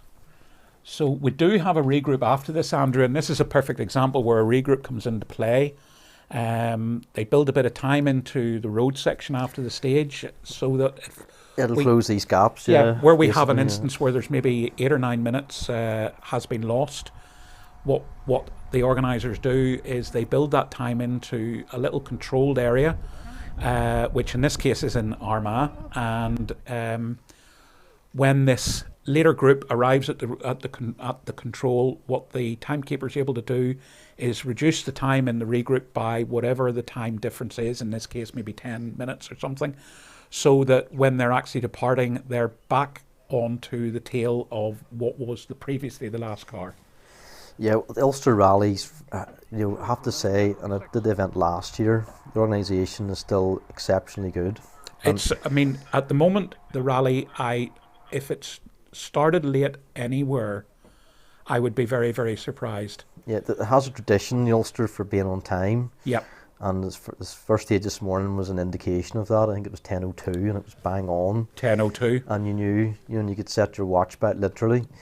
And but not only that, I found that the guys have a great attitude towards the competitors of late, and because it's always been an event run by former competitors. So you go back to Robert Harkness and Nicky Moffat. Yeah, there's a lot of those people still involved. I mean, Philip Murray is a face that's been around for a long time, and very friendly face with the rally and depth of knowledge as well. But equally, we've got a whole bunch of new people coming along as well. That's so right, a new clerk of the course this year in Wayne Turkington. Wayne is well known, started out, the family were timekeepers and marshals. Who would have seen them and everywhere and about on the rallies. The Ulster's always, in many ways, been a groundbreaker. I remember years ago, chase cars were a problem, and I remember doing the Ulster Rally when I was 16, navigating a chase car which had a Vauxhall red top engine, a state car, and we did our own rally. We made the end of every stage. I think we're about to have our first bit of action. That's good, yeah. Yeah, it's Winnie Bonnywell, who I think is a higher Scotland. Tidy through there. Yeah, really. He was, and that certainly judged the width of the car, and that I think I have it as a 6 left. Andrew, you probably agree with me. Yeah, we were just wondering where the resident maybe would have been better leaving the gate open just in case there was somebody getting in, but we're quite nice looking gates there, you know. I do have one blue spot, which is Jay Coleman has unfortunately stopped at the previous junction, which is a radio point. They look like they're off the road. Yeah, hopefully just maybe a puncture, nothing too serious there in that, hopefully. Yep. Another one of the R4 cars, so... but it was saying about chase car thing, remember the Ulster Rally that invented management car points, where you actually went and did your management in a bit of room, you know, and had the service between the stages, you know.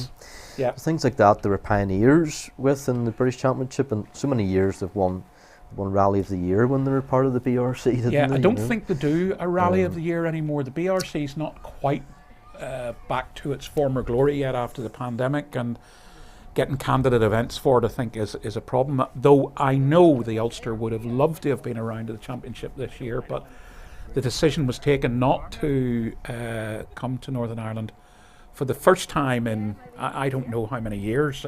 I don't ever remember it not being around to the BRC. Yeah, and the British Historic Championship, I think, was a welcome addition to it a few years ago as well, and you know. Again, it's not quite got the support that it used to have. The events have got slightly smaller. I think the competitors are demanding. The events are a bit more compact. Yet we still have a great historic entry here and a great historic battle going on. Now the championship sort of wind up, but further down the field, we've some great historic cars. You must be kicking yourself, actually. You should be out and amongst them in your little Chevette, Andrew. The joys of owning a Chevette. It's the joys of owning a Chevette, you end up sitting out most of the year, a few niggly problems. Do we have any Chevettes out in the rally? Not this weekend, I'm afraid, no. Okay. So we've a lovely Porsche, so Trevor Wilson. It's gorgeous. Yeah, you know, it's gorgeous. Haven't seen Trevor out in a while. I was surprised to see him out in that. He was going very well last night. He was lying third overall in the historic rally and leading his class. And they're not the easiest car to drive. Well, we witnessed that on Clacton on our live stream, didn't we? Where the most, I'm not quite sure if it was the same model of car. I think it possibly was, which ended up in the ditch in front of our live camera. So Quinton Park is due.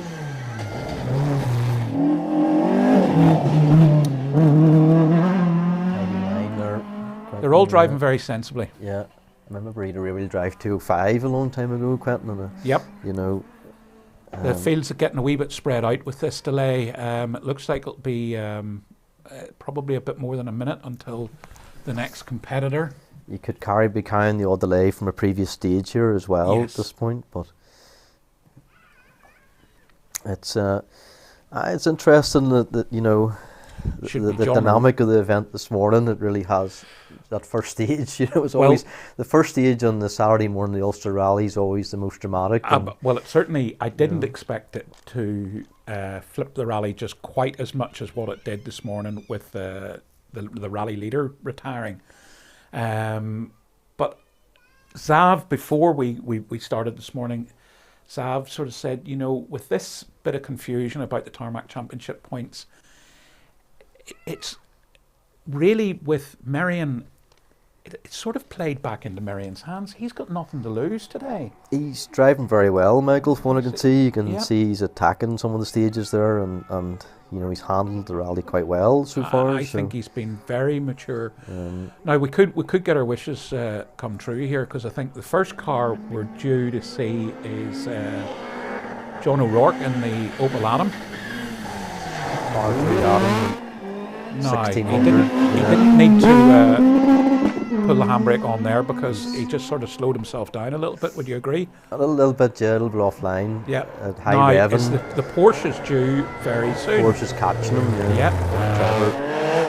Very good driver in his day. Trevor, yeah, the Opel Manta. He used to rally the Manta, Group A Manta, and then the Vauxhall Nova. He was Tarmac champion in his class in that. You know, yes, Class A5. It used to be the old Class A5, wasn't it? That's right, yeah. And then, of course, he had the Mark 1 Escort. The famous old Yule Williamson car, he had that for a long time, you know. So, and he used to go to Loch Gall and be very high up overall, and fairly old. Did he walk the dog around Loch Gall? You know? I think he was one of those guys who thought, I can win this. I remember seeing him around the back section, the muddy bit, you know, we were filming for RPM, and we certainly got some very spectacular shots of him. He used all the road, but a good driver. And obviously his son James was very successful as well with the R2s and into the R5s, you know, so just haven't seen as much of James this last wee while, you know, so hopefully he'll be back out soon. But I'm not sure. I didn't realise Trevor bought the Porsche, and I must get chatting to him to see why he went that direction, but certainly great to see it. So it's a beautiful car. I mean, I have a soft spot for them.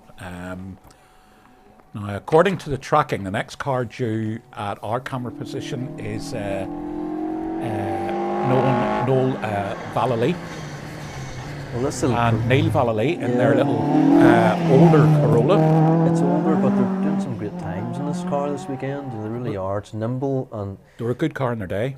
They were, and Noel's going very, very well. A couple of good times this morning, and he's hanging up in there. They actually run that car. That's a modified car, Andrea. It's opposed to a historic car, and they're running it in the national part of the rally in the big N5 class. The N5 is the over 2 litre multi-valve. 2 litre 8 valve actually. 2 litre 8 valve. Yeah, right. I'm not certain what power plant's in that machine, I must admit. Traditionally, they were a 1600 or an 1800, were they? They would have been, yeah. But a good drive. So we should have John Adams next at Sam's Fowler in the BDA. Well, on the tracking, it's bit slow, the tracking, but I think it's actually Hugh McQuaid maybe is the next car on the tracking. That doesn't mean it's right. So Berrien's not actually showing on the tracking at all for whatever reason. Another car run out of the Melvin Evans camp. That's so right, they've got a spanner for everything. Yeah, he's one of my old co-drivers alongside Frank Curtin. Frank from down Newcastle West direction, so a very capable co-driver and good crack as well, Frank. So they'll be having a a ball in the car this weekend. Oh, so well, and I mean, Berrien's very competitive in the historic category of the rally as well. And of course, the car, that very distinctive original Rothmans colour scheme, based on the Rothmans colour scheme. When they first came to the Circuit of Ireland in 1980, would it have been 1981, roughly thereabouts? 1980, I think there was a bit of controversy because Benson Hedges sponsored the rally in 1980. There was a bit of a ride scrutiny near the place. My father was the press officer that year, and there was all sorts of scrabbling about went on. But they had to instruct the cars that in Northern Ireland they could have the Rothmans sponsorship, but the moment they crossed the border into the Republic of Ireland, they had to put tank tape. Tank tape was about in 1980, guys, by the way, just so that you know. I remember it as I was selling programs and rally packs for Tudor Publications on the rally. Had to earn a few quid somehow. So, again, a couple of cars missing, or just on the starting list this morning. Just Simon Gordon, I haven't seen coming through there. In the Astra, I know he's having problems with an exhaust manifold last night. I was chatting to him. Okay. They were trying to weld that, you know. So, but he's actually, for the first time this year, has been the best year Simon's had in a long time. It's the first time he's actually got some real speed out of the car. You know, he's had a bit of bad luck with that car. He's had a lot of niggly problems. And, you know, that's the thing. You have to get a finish. You know, that's what we were saying last night. He just wanted to get a finish. You know, more miles. And I understand totally what that's about. You know. So this should be Craig McWilliam. Yep. Yeah. Pretty sideways out of that left-hander there, using all the revs. And the BDAs, some guys do rev them up to 10,500. Those 1600 BDAs. Well, 2 litre, believe it or not, you know. So, I think about 9.5 or something. But that's the strong point of the BDA. You know, it's a rever really. Yep. And why there's so many BDAs, you can buy everything brand new. You know, in reality, it's a modern historic because. You can buy a new block, a new cylinder head, all the castings are new. So now the Fiat 131, MSD have developed new castings for that, and it's starting to win rallies again. So but the chap who owns or RSD, I should say, Kevin Thieker, Swift Caravans, Peter Smith. He's had a car that they've been running in the British Historic Championship and winning, and of course Matt Edwards had a great relationship with Peter, and Matt won a couple of rallies outright in the car a couple of years ago. Then the pandemic came. Oh, bit of a half spin for the BMW. It looks a bit of a hand. Looks a bit heavy into that junction. You can sort of see the weight. The back suspension doesn't look like it's in great shape. You know, but funny the BMs have taken off lately in rallying, and they're quite cheap horsepower. You get quite a lot of power and torque for fairly standard engines, so it's good to see that sort of rallying. So is the field getting a bit straggly here, Andrew? It's certainly moving away a bit from the starting list this morning, where there's been a bit of shuffling about. So that was Chris George, which the tracking has just refreshed and passed our point. Car 52 is due next. I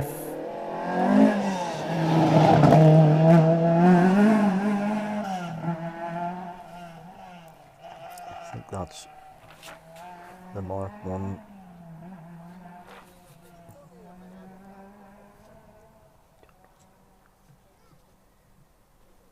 John O'Reilly, John O'Reilly in the Mark 1R 1600 Dunn Motorsport prepares that car. Okay. I don't know, it's a little bit all over the place there, to be honest. I mean, Chris George is well out of order there. Well, we've got another blue on the screen, which is Robert Irwin, I think, in the Corolla. We were just saying, Robert's had this car for a long time.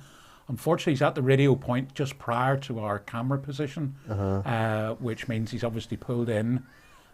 He's gone green again, which is good. So we do get this where they maybe have a small technical problem, a bit like we saw with Colin Price earlier on. That wasn't a small technical problem, it was a big technical problem, if the truth be known. So looks like Robert has got the Corolla going again. And not far behind him is Philip Greenley.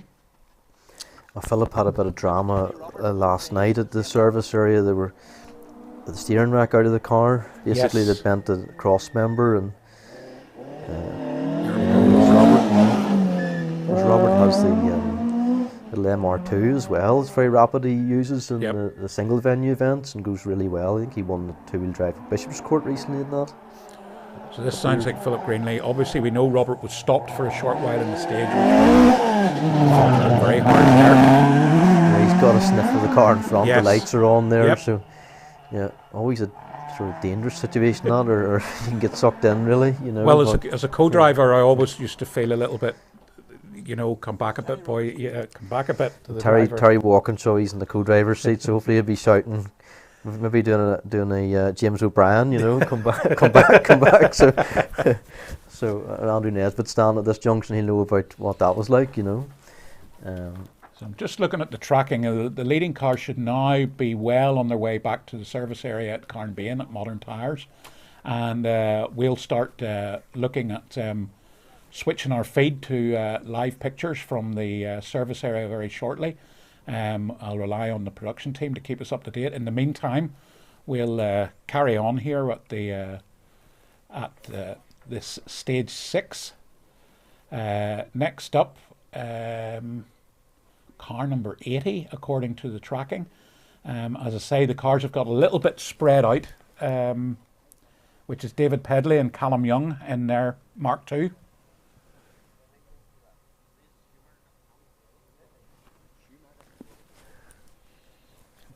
I'm just the production team would just give us an update, but I couldn't really hear them. So I think we might be cutting to service soon. 2 minutes to service. We'll be going to service. We'll do a few more cars and yep. then we're going to service. So as I say, David Pedley's due next, and he's in a Mark 1, isn't he? Or Mark 2. Mark 2. There we go. Nice drift. Yale colours on the car there. So it's become, there's a few people missing on here now. It's a rally of attrition now. Like well, we always knew it would be, Andrew. This is a very tough final 2 legs to the rally. I mean, I was saying to somebody before the start of the rally, I think the Patterson Pace Notes for Donegal, which is a 3-day event, there was like 104 pages in the whole book. We've got 5 stages in total for this rally in the whole book, 94 pages. It's a lot of calling, yeah. Here's a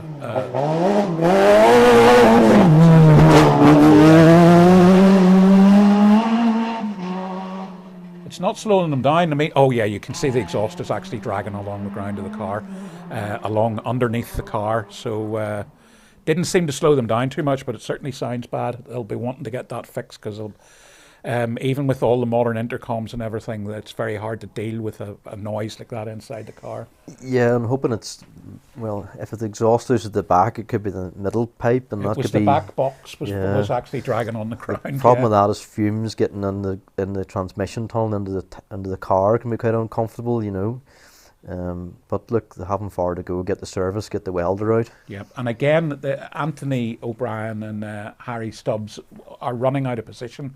They started this morning in 52nd place, and that's them running well out of position now. So maybe they've had a catalogue of disasters, which, when things go wrong in rallying, they tend to go wrong big time.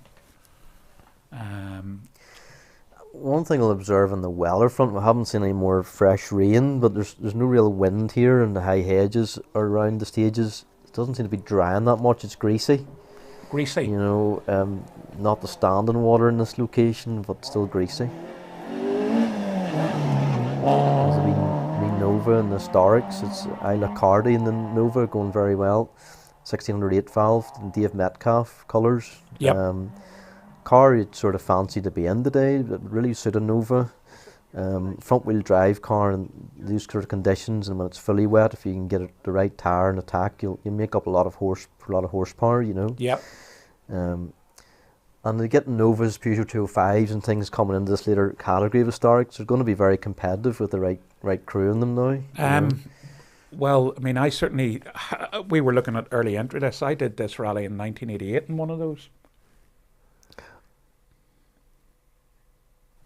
Okay, so I'm just looking. We saw Robert Irwin potentially stopped a little bit. He did a time of 11 minutes, 0.5, 11 minutes dead, 0.5.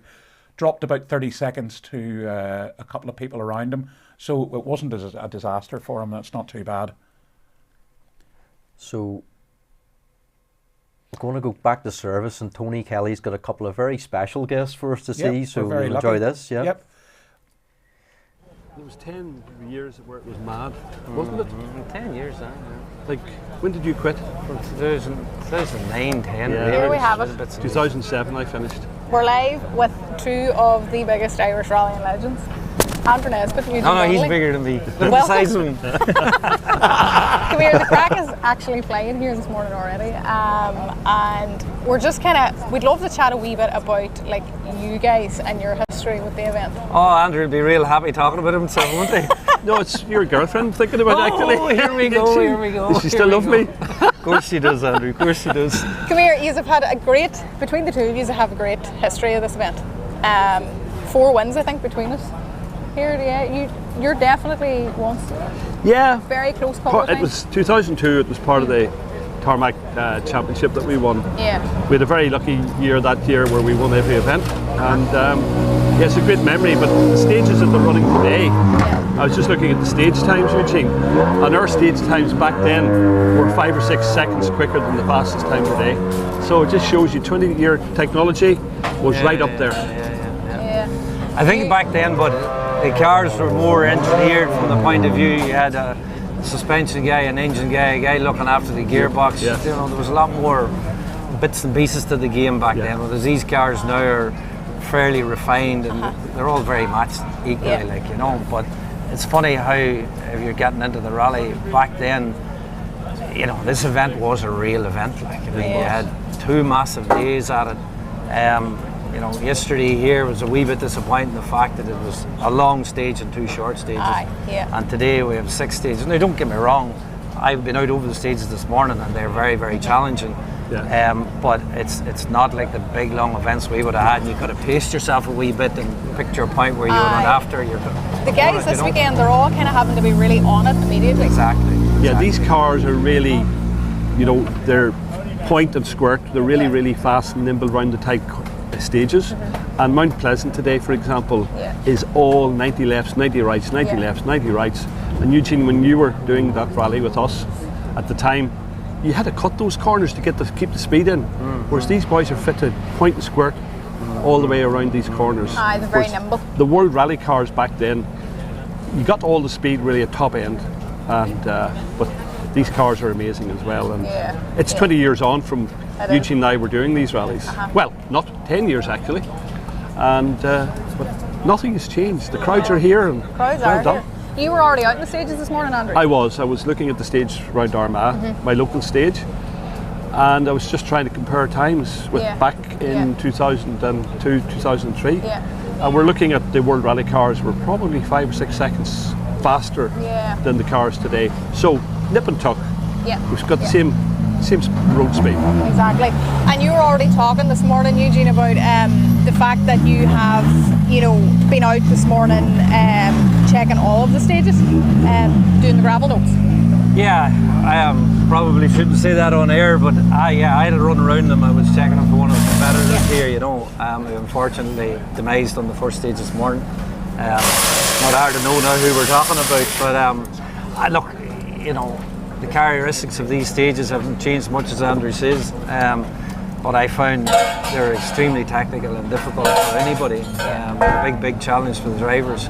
But the man I feel most for is this man here, who's trying to win this championship with a split point scenario for this rally, which is very difficult to follow after having done 6 previous events. Which them previous events, the points were very straightforward, like an Earth day. But when it came to this rally here, they had points for leading the event last night, and they had points for leading the event today. And all Josh has to do is try and stay within a 4th place, I think, or 5th now, which is extremely difficult to do with a talented driver like him, who is used to going flat out. I watched some of his interviews yesterday. I really did feel sorry for him. He's the hardest job in the rally, like, you know. Marion just has to go flat out, like, you know. And that's the thing, like, we've spoken about that an awful lot. How hard is it for a rally driver to kind of keep the shoe in a wee bit, but take it off a wee bit as well. Like, it's the hardest thing in the world. I'm going to say something, and this is going back to our days. Andrew was always a great driver, flat out. It was 10 tenths all the time, and he very rarely ever paced himself. Whereas I was always the one that paced myself, and you know, I had a good team, the same as Andrew had, but we were a bit more laid back at the job. When Andrew was going, he was going flat out. This is a bit different. These guys have to go flat out all the time, and that's what I'm pointing out. Josh is trying to finish the rally, but like he's half a minute a stage off the pace. And as he said last night, he slowed down, but he slowed down too much, and that's why it's so difficult to tell in these cars when you're going slower. When that's the thing. You just have to go nuts on them and stay on the limit. I think he needs to go a little bit faster, to be honest with you. I was watching around Mount Pleasant there, and he could have went round those corners faster in his road car. And I think he really needs to up the pace a little bit to keep a little bit of concentration, because there's still a number of stages to do here. And the only anything thing about that, Andrew, is there's nothing coming behind him. He can stay that forward play. That's why you say this is the most difficult. That is the most difficult job right now. Is trying to get to the end of the rally to win the championship, and I hope he does. In terms of that difficulty, like that's are you saying that he needs to kind of up the pace for his own concentration? For his own, levels? yes, because you know when you're driving a little bit slower, you can make a slip very easily. You know, you need the speed. Those guys are used to pure speed, and you just need to keep that edge on yourself a little bit more, because you can hit a rock, hit a stone, anything can happen. As we know, it has happened to us in the past, Eugene, especially when we're trying to drive slow. I'm just a better slow driver than he was. You were a very good pace driver, Eugene. You were actually very good in your day. Actually, I respect that. You were a very good second. Thanks for that, Andrew. He's very kind, isn't he? Very kind, very good, very good. You can imagine the conversations we used to have when we were trying to battle for the ones of these rallies. I'd say the conversations at the beginning of those stages. I think everybody should know we're actually the best of friends. Absolutely. And he and I needed each other, along with the late Bertie Fisher and Austin McHale and Derek McGarty and the Bolins, all of these guys in the World Rally Cars back then. We needed each other to set the pace. Well, that's what I was going to say. Would it be fair to say that you all made each other better drivers? That's what competition is about. Like your opponent, you try to strive to beat him, and that's what takes you to a different level. And if there's nobody there to beat, go back to this situation. Like he's only man can beat him is himself. That's right. Because he's sitting there in a place where he knows that he needs to finish this rally. And it's sad that it's came to that because he's all the hard work done. Whereas when we were doing the championship, sometimes we had won by the penultimate round, and you could go to the last round or not go to it. You know yourself, you had that scenario the same as me. Which that's why I say it's difficult for him. I know. Many's the time we lost the rally in the last stage. Well, this is it. And it's all down to concentration. But what I do want to say, I think Josh Moffat has driven the most fastest rallying I've ever seen this year and last year. He's on it. Every stage of every rally. In fact, I don't know how he can keep the pace up that he's doing in the Hyundai. It's amazing. And I would say that's not the newest cars. No. That car's now 3-year-old, So COVID has got in the middle of where everybody's at with the cars. But let's face it, as competitors, they'll be all in fresher cars. So you gotta, take your hat off to him. Now, don't get me wrong, he'll have it maintained to the highest and every latest development part will be on it, but still not a new car, So he's drove exceptionally well all year, and he does deserve. He's the national title won, but he does deserve the Tarmac Championship, in my view, anyway. And he has 3 more stages to go. I know. So and this is the thing, when we talk about those stages, like if we get into the nitty-gritty of the Ulster, we're talking about how difficult it is to keep your concentration driving at this pace. I mean, these stages are particularly tricky. I mean, the Ulster has always been. Well, what's going to happen now in this last run, the rain has come down, and the farmyards of the Ulster Rally just become a mud hole. And you're going to have a lot of mud. Are you trying to say the Ulster farmyards are shittier than anywhere else in the country, are you? Well, if you go I forgot you live up here, they probably are, Well, if you go to the Lex, thank you very much. If you go to Killarney, the roads are clear. The only thing they have there is sheep and Donegal, and Kerryman's going to love you now, No, but genuinely, I'm not taking away from that. Most of the rally stages are way up in the hills, and they're much cleaner. We're out here today and yesterday, they're going around with slurry tankers, getting It's active farming. It's active farming roads they're on. Little tight roads with a lot of mud, a lot of water, and I can tell you there's going to be changes to this rally before the last stage. That rain is going to do its job. Yeah, and I mean, even if the rain stayed away, even if it dried up now completely, I mean, everything that the guys have done this morning is completely different to what they could see if the sun comes out. If that dries up, but it's not likely to. I don't think, knowing the time of year we're in and all the rest, the roads will stay wet. Nobody will take a chance, even if there is a glimmer of hope that the roads will dry out to change off the setup they're on. And if it starts to dry, then it is a different animal to drive, because you're on wet tyres on a drying road, tyres start to go off, and mistakes can be made on that side of it as much as when the roads are flooded with water. So here it's a challenge all around. There's no two ways about it. And as Andrew's pointing out, like Kerry, Donegal, Galway, all these big rallies around the rest of the country are all different terrains. Like Donegal's a very fast, open rally. Galway, wide roads, shiny tar. This is more like laneways. The challenge of this rally is massive, especially in and around this area. Like somebody's backyard, like farmyard. Kinda. You're chatting about tyres there, and before we came on air, we were talking about your battle back in 2006, was it, or 7, with Chris Meek and tyres. How crucial tyres are. I came to this rally full of confidence, and you'd won it twice in a row, wasn't that it? I had won it in 5 and 6. And I came here with the latest Subaru on the latest Michelin tyre, and Chris rocked up in the Pirelli car, which, to be fair to Andrew, he was backed by Pirelli for a long time, and we thought, this is not going to be much of a challenge for us. We should be fit to beat him. I took off, and Pirelli had developed the tyre throughout that year, and this was the first rally they started using it on, and we had a damp start, and Michelin were just trailing as far as the tyre war was concerned, and I just got cleaned on the rally no matter what I did. And as the rally dried out, they just got better. I finished second behind him, I think maybe a minute and 20 seconds or something behind him. But it was the most frustrating Ulster rally I ever did, because I came confident that we could put in a good show. Now, I wasn't confident, I'm going to beat Chris Meek, but to get beat by a minute and 20 seconds, I was just devastated. And to go for the hat-trick as well, I'm sure that was in your mind. But those sort of things at the time never bothered me. I never really looked at them. When Andrew made a rally, I always wanted to beat Andrew. And Andrew wanted to beat me. Why did you say that on air? He was the benchmark at the I would time, never want to do that to you. I don't think any of the viewers listening here believes you, Andrew, so don't dig that hole, Lord. Anyway, I have to say, and I will say it publicly, without Eugene, Irish rallying would never have been the same. We had the best battles for probably 10 years. And brilliant. He got out of bed in the morning to beat me, and I got out of the bed in the morning to beat him. Make no mistake about that. But yet, you have to have someone to set the pace. Absolutely. And Eugene was a pace setter, along with a number of other people, and I just loved that. So there was a window of 10 years in my life where it was amazing, and there was a window in Eugene's life of 10 years and it was amazing also. So I congratulate him. Thank you, buddy. Thank you. Andrew, you're talking about pace setting. I mean, one of the questions coming through from the studio, they're dying to hear the answer to this. I mean, you set a tremendous record in Donegal one year with winning every race in the event. Do you think that will ever be done again in Irish rallying? Well, never say never. It's there for everyone to beat. It was just one of those years that everything worked well with us. And several people have spoken to me about the 2 years that we won the championship. And it was full commitment.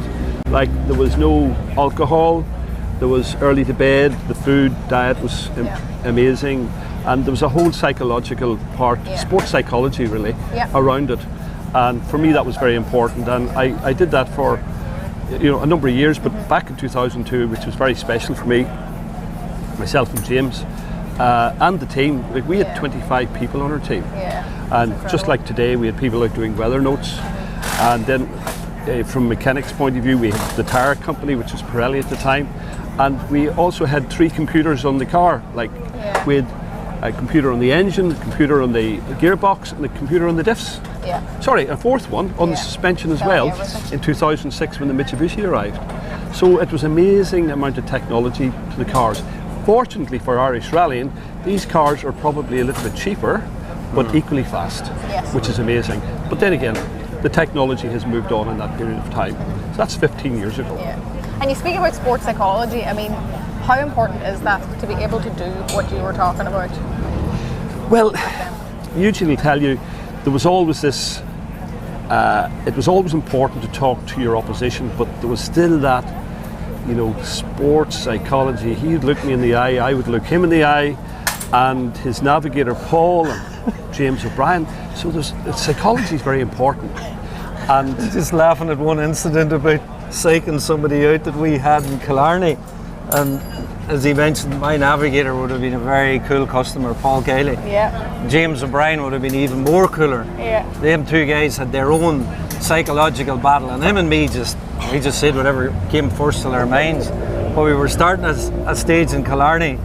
I don't know, it was 2005 or 6 or whatever, and he was first on the road and I was behind him, and there was a bit of a delay, and Paul needed to go to the toilet. So he walked up beside the door of his car and knocked the door. Stood, went to the toilet. Yeah, that was good. That's the sort of psyching out that we were at.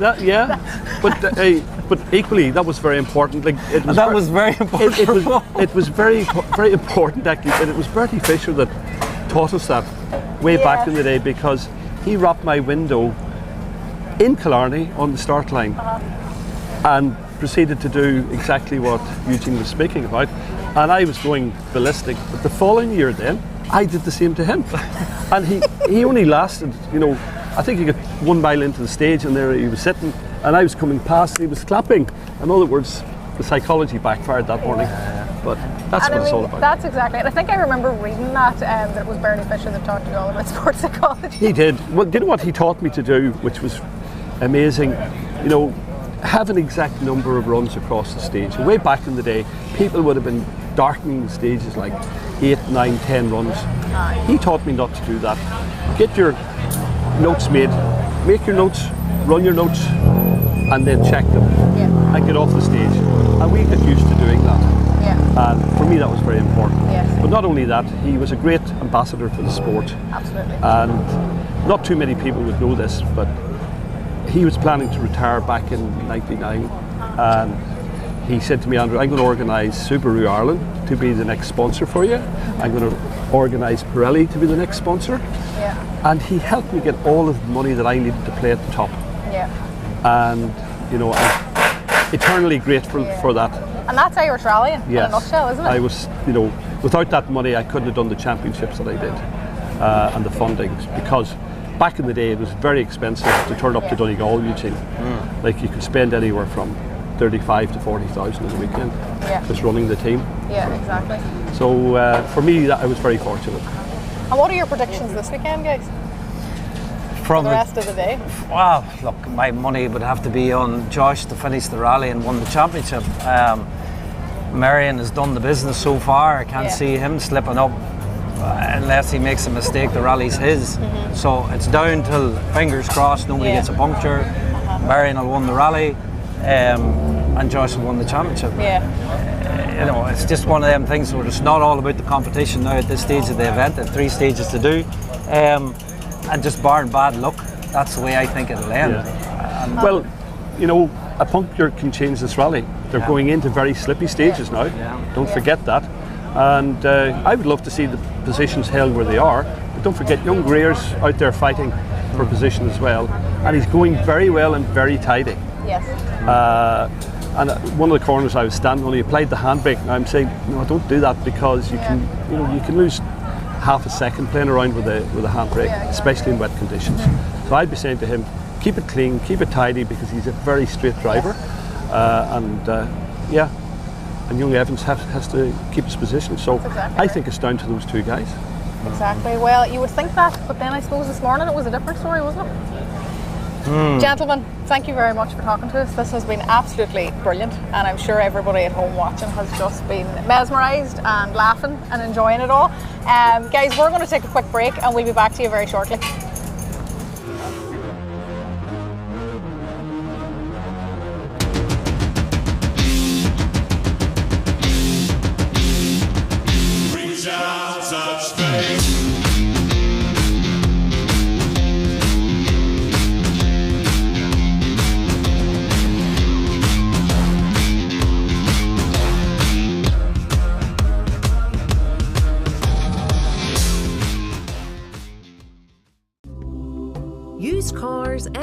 tyresandI.com. Click it, buy it, drive it.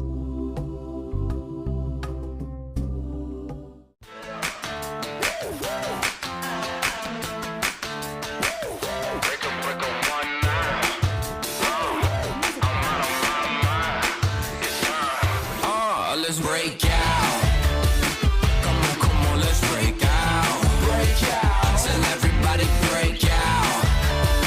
We bout to, it's time. Let's go, let's ride, let's roll. It's exactly what I need.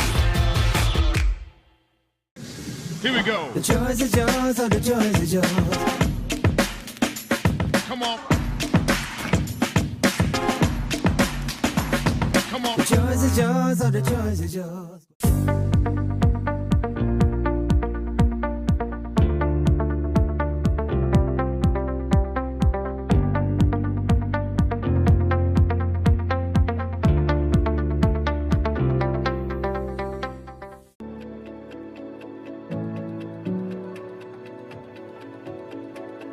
Our recipe for business success starts with our people. A dependable team working to deliver. A whole lot more for your business and the wider community. It's our conveniently located 100,000 square foot warehouse where we accurately pick and pack confectionery, soft drinks, grocery, non-grocery, chilled, fresh and frozen goods. Our investment in the latest technology, which gives our customers the freedom to order online or over the phone. Our friendly drivers always go above and beyond to deliver your goods on time every time. We keep the shelves stocked full of variety for more than 2,000 customers, including 150 symbol stores. Above all, we deliver a whole lot more. Savings, success, quality, support, advice, flexibility. We are S&W.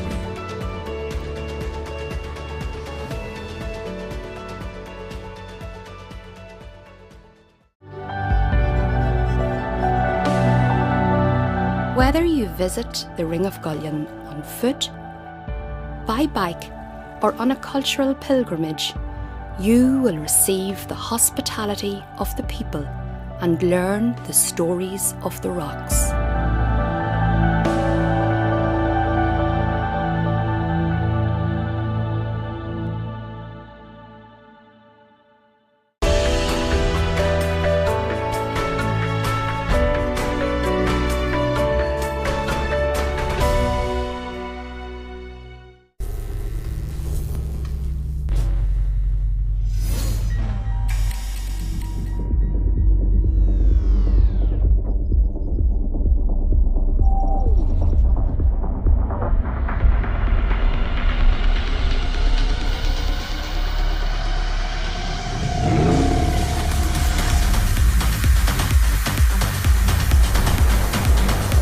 Modern Tyres, Ireland's local tyre company.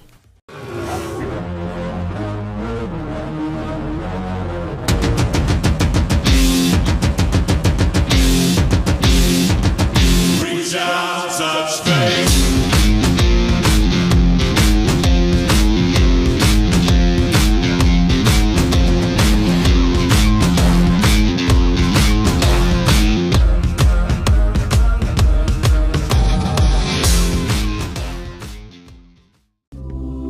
usecarsni.com. Click it, buy it, drive it.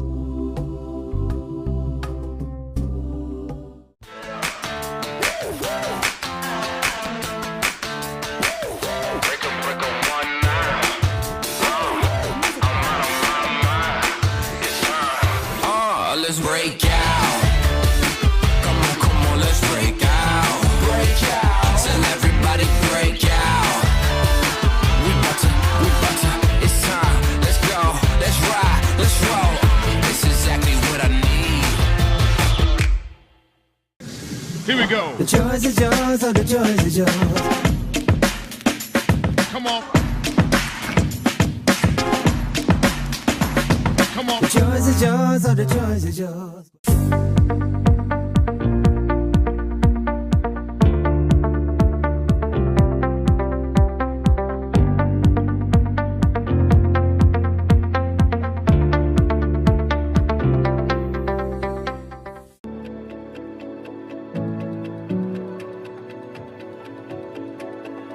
recipe for business success starts with our people.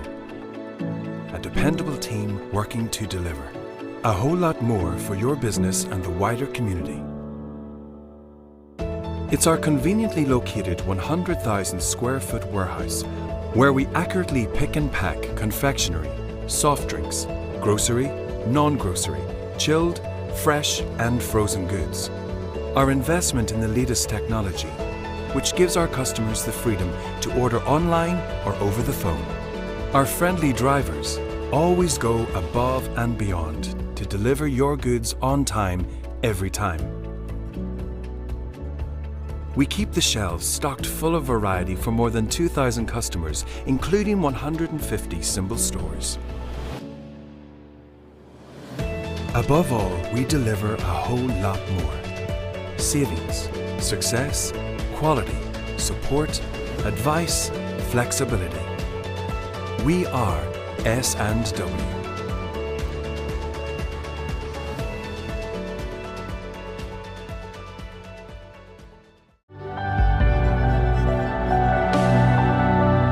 Whether you visit the Ring of Gullion on foot, by bike, or on a cultural pilgrimage, you will receive the hospitality of the people and learn the stories of the rocks.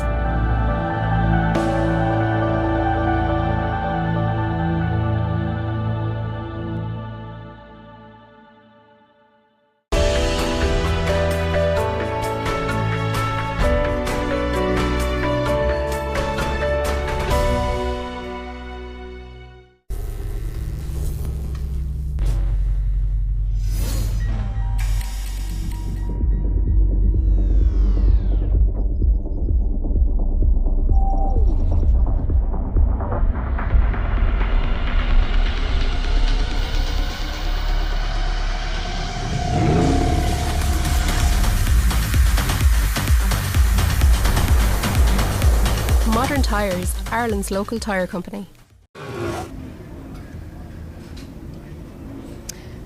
And welcome back to the service area, folks, of the Modern Tyres Ulster Rally. Josh Moffat, how's that going for you this afternoon? Yeah, 3 tricky stages there this morning, and yeah, they went fine for us in general. Like, we've just one goal, and that's trying to get to the end of it. So yeah, we're nice and easy through them, and we're still here, so that's the main thing for us. Are they enjoyable at all for you? They would be if you're on a good push and a race for trying to win the rally or whatever, but not so enjoyable with the tricky conditions and us just trying to get to the end here. So that's probably it for us now. And how hard are you kind of talking to yourself or fighting with yourself to pull back? Is it a constant throughout the stage, or is it a wee chat at the start, or it must be so difficult? It is very difficult, to be fair, because whenever you pull back, I think nothing works the way it should, and that's like from concentration levels to everything, where you're nearly saying to yourself, like, what are you doing? You need to come on. And it is tough, but we're just trying to keep it on the safe side of things. I mean, Andrew and Eugene were speaking there, and they both agreed that you have the toughest job of anybody this weekend. Yeah, to a certain extent. Like, sure, it's my championship to lose at this stage, so yeah, look, we really need to just keep it on the road. And any changes to the car or tyres or anything in the service? Not so much. We're just going to go with more of the same, and yeah, just keep it safe. And any of the stages that you enjoyed, particularly on that run, that you're looking forward to get back out on, or is it literally all you can think about is the ramp? Just the finish ramp. That's the only that wee ramp's the only ramp I'll enjoy this weekend. So yeah, no, look at great stages and good rally there. It's just in my position, it's not for me this weekend. Josh, thank you very much for talking to us, and hopefully we see you back at the ramp and you can relax at that point. Yeah, we'll head on now and chat to a few other of the competitors and see how everybody else is going. You've heard from everybody that it is the hardest, just the hardest place to be for Josh this weekend, because it's all about trying to keep it steady when you're trying to go as fast as you can, and it just seems to be counterproductive when you're a rally driver, or if you're a team that's trying to compete in a rally. So we're just down here now with Marion Evans' team. I can't see Marion anywhere, but we'll try and get a quick word with him. Is Marion around? Thank you very much. So we'll get a quick word with Marion now. Obviously Marion's having a great morning. It's the afternoon now, but you know, those first 3 stages out this morning kind of were very, very tricky. Thank you very much. We've just got word that he's going to come out for a wee chat with us now, so we'll see from his point of view, you know, how he's faring out. And again, like, a lot of the talk is to do with the mentality, and you know how hard it is for Josh, but equally Marion has a lot on the line here as well. Marion, you'd be glad to get through this service.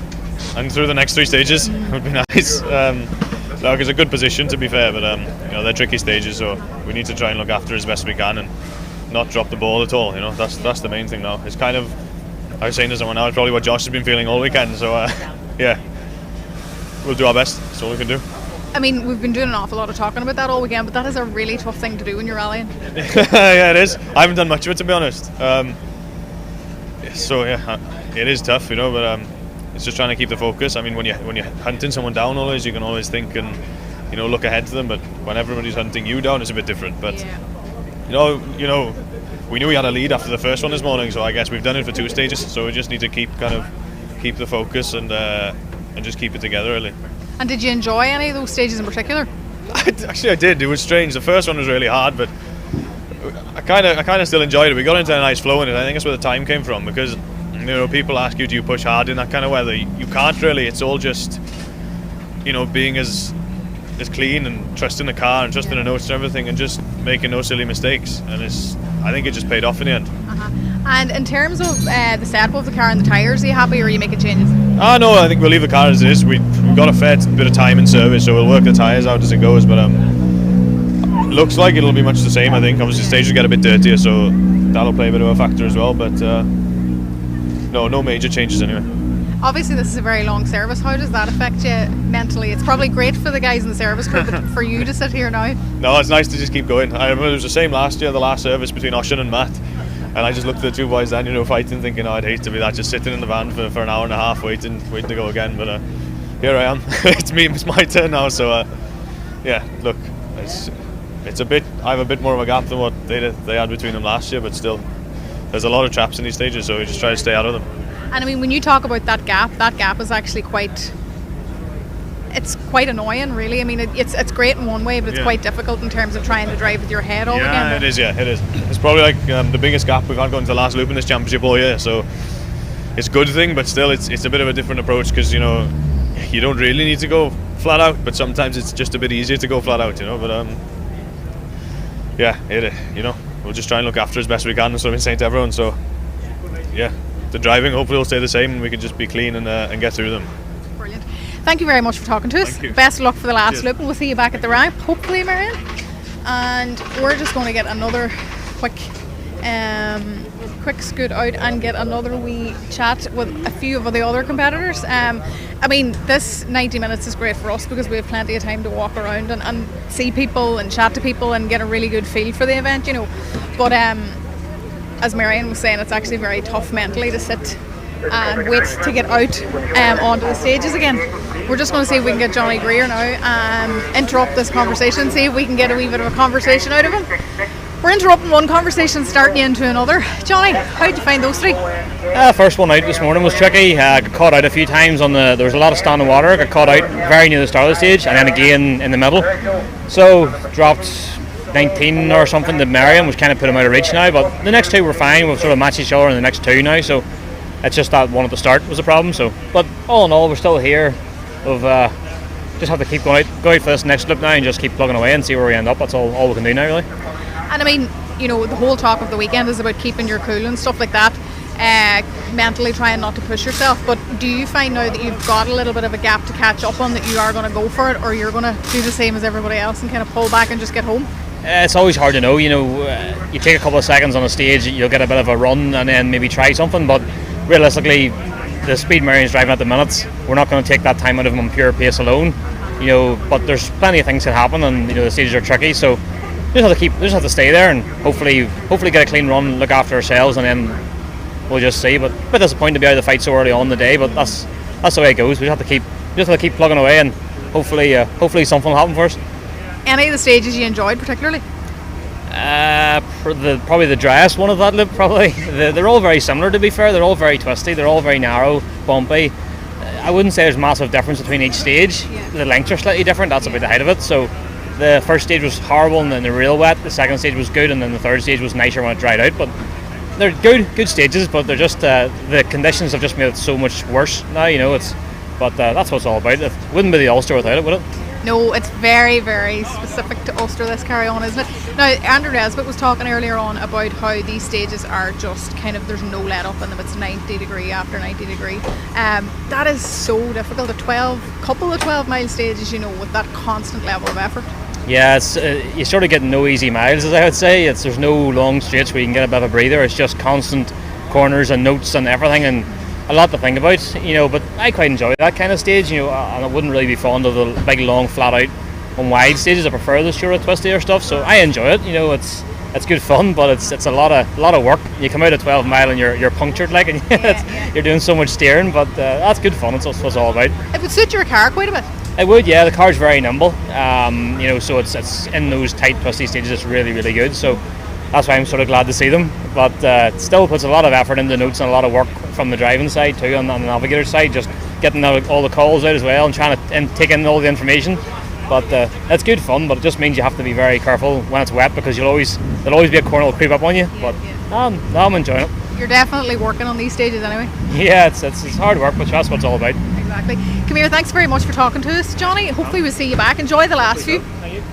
And we'll keep moseying down through the service park and see who else we can get a conversation with. But, you know, this is the thing with the Ulster. It's just constant. A word we used earlier on when we were talking to Jason Mitchell was mayhem. But like, it is mayhem when it comes to the Ulster, because there's just so much to think about. And then the stages themselves, as the guys were all talking about, they are tight, twisty and difficult, and you just don't get a break, and nobody gets a break, and neither does the car. So we'll get a quick word with Jason Mitchell now and see how he's going. Jason, how was that?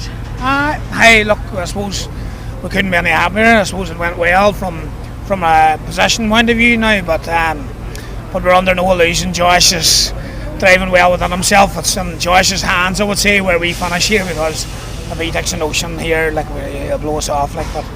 But we have plenty left, but I don't know if it would be sensible to go on and try and race Josh if we took an ocean. But let's hope he's just trying to get to the end, and we might get her third if we can keep her in the road. So we're in sort of, it's a funny position to be in now. It's a funny position to be in. Like, it's really, like, I feel like it's in Josh's hands where I finish, as long as I do finish, as long as I take the car to the end. But no, we're happy. Like, I never thought I'd be fighting for a third place here, so we're delighted to be on it. So see what happens. Amazing. How does it actually feel when you think about that now? How does it actually feel to be fighting for third place on the Ulster Rally? Well, you know, it's really funny there now, because like never did I ever have to ask for notes again on that third stage when I was going into it, and I knew there was a few seconds between us. I think I started to lose concentration because I started to think too much about, you know, being safe, and then I started having to ask Paddy for notes again, which never happened. So I need to just make sure I keep driving here, and, you know, don't start thinking about too many other things. Just go out and give it a reasonable run here and get her to the end. And I mean, that's the thing. That's exactly what you just described there, is exactly the problem with kind of trying to take your time, because when you're going flat out, you don't have time to think, and you're listening and you're doing, and that's all it is. But whenever you're kind of slightly back, you know, or pulling back yourself, you're kind of, you've got a second, and in that second your mind can play games, and it's just, what if I win, what if I don't win, what if I... and that's exactly what I was doing. You know, how do I hold on to this position here, and but I have to get that out of my head now and just go out there and go reasonably hard. But just, you know, we were very sensible, which was good, that our times are not bad, but there's been sensible. But there was that last stage there of that loop, we definitely we were getting too sensible there, so we were, and I was starting to go off. So I need to turn it up a wee bit here, but still being like side of caution. There's the calm madness, and then there's sensible, and there's pushing, but there's also the very basic kind of reason I think anybody gets into rallying, and it's pure joy. And I think if you stick into that and just enjoy every moment, that's where it is. Hey, that's like, I love that. And even, you know, for me, see, driving them stages, like, they are tricky. They are really, really tricky, and I don't think I've faced as tricky stages and you know they're long, and we have so much to consider, and you know that was all about getting experience in them sorts of stages and them sorts of conditions.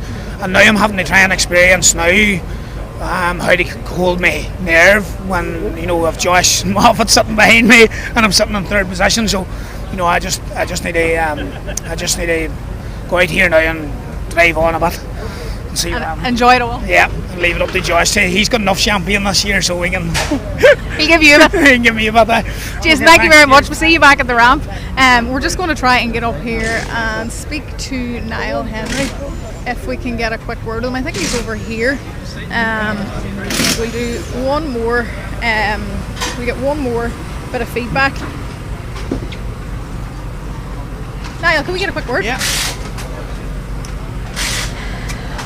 I'd say you're happy to be back in service. Tough look now, there's no doubt. Quite an enjoyable look, believe it or not.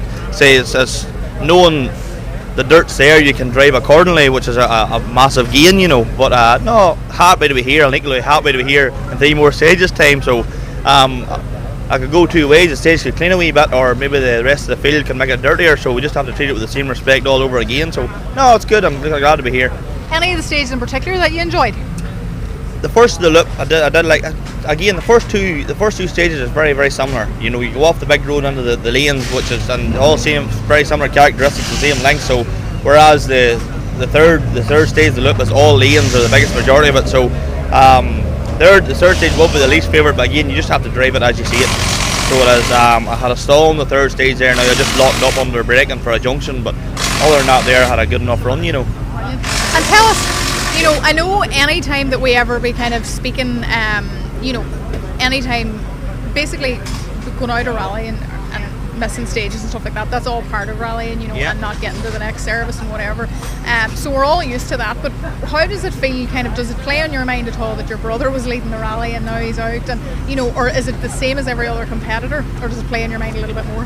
Now the biggest downfall of obviously Desi's situation now, he's had that rotten of luck over the last 3 or 4 events, and again prior to now it hasn't been his fault. So the only grace to this whole thing is it was, and it's not a good way to say it, but it was his fault this time. So he's in a happier place as far as the car's concerned, and again his car and my own car, they're doing all what they should be doing now, and there's no issues there so far this weekend, and we had a run there earlier on the week and stuff. So on that respect of things, no, it didn't work out for Desi this weekend, but again I don't rule him out for going forward. You know, he's still obviously the main contender of all these events. So no, I do my own thing. I never worry about them top lot of boys. So I have my own race, my own sort of boys there. So I'll worry about them and let them boys plug away at the front.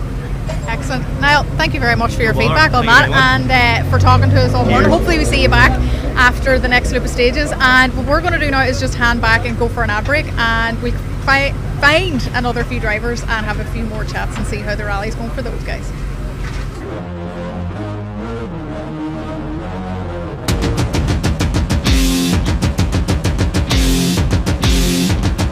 Reach out, touch faith.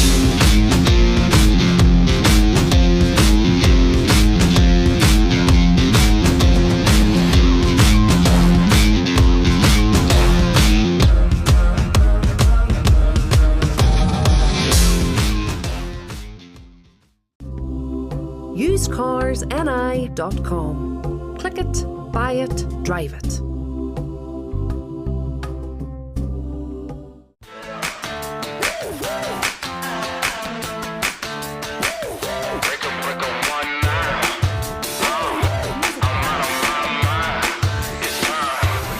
Let's break out. Come on, let's break out. Break out. Tell everybody break out. We bout to, it's time. Let's go, let's ride, let's roll. This is exactly what I need. Here we go. The choice is yours, oh, the choice is yours. Come on. Come on. The choice is yours, oh, the choice is yours.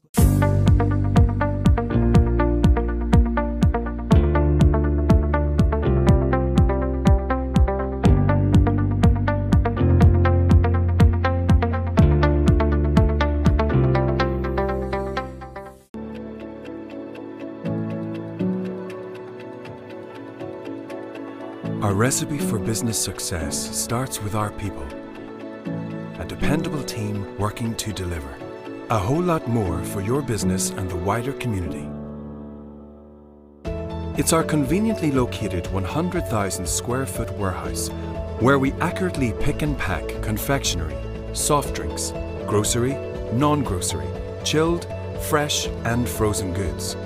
Our investment in the latest technology, which gives our customers the freedom to order online or over the phone. Our friendly drivers always go above and beyond to deliver your goods on time, every time. We keep the shelves stocked full of variety for more than 2,000 customers, including 150 symbol stores. Above all, we deliver a whole lot more. Savings, success, quality, support, advice, flexibility. We are S&W.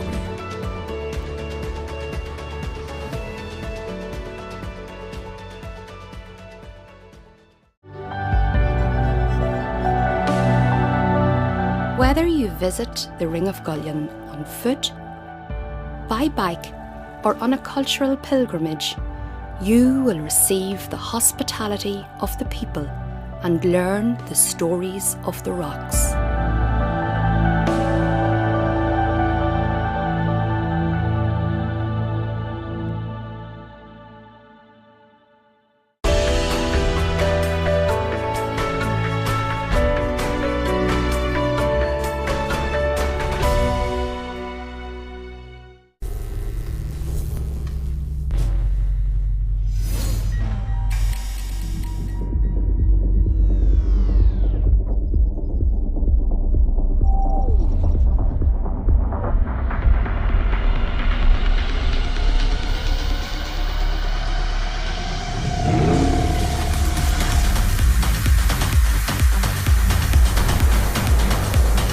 Tyres, Ireland's local tyre company.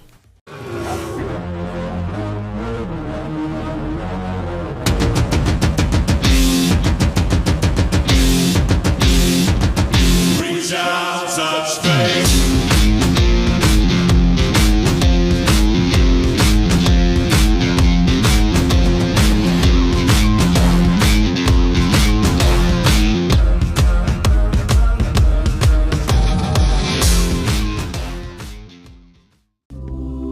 usecarsni.com. Click it, buy it, drive it.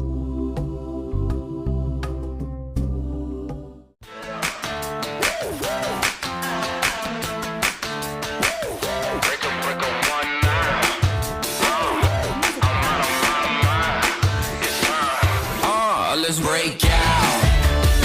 Come on, let's break out. Break out. Tell everybody break out. We bout to, it's time. Let's go, let's ride, let's roll. This is exactly what I need.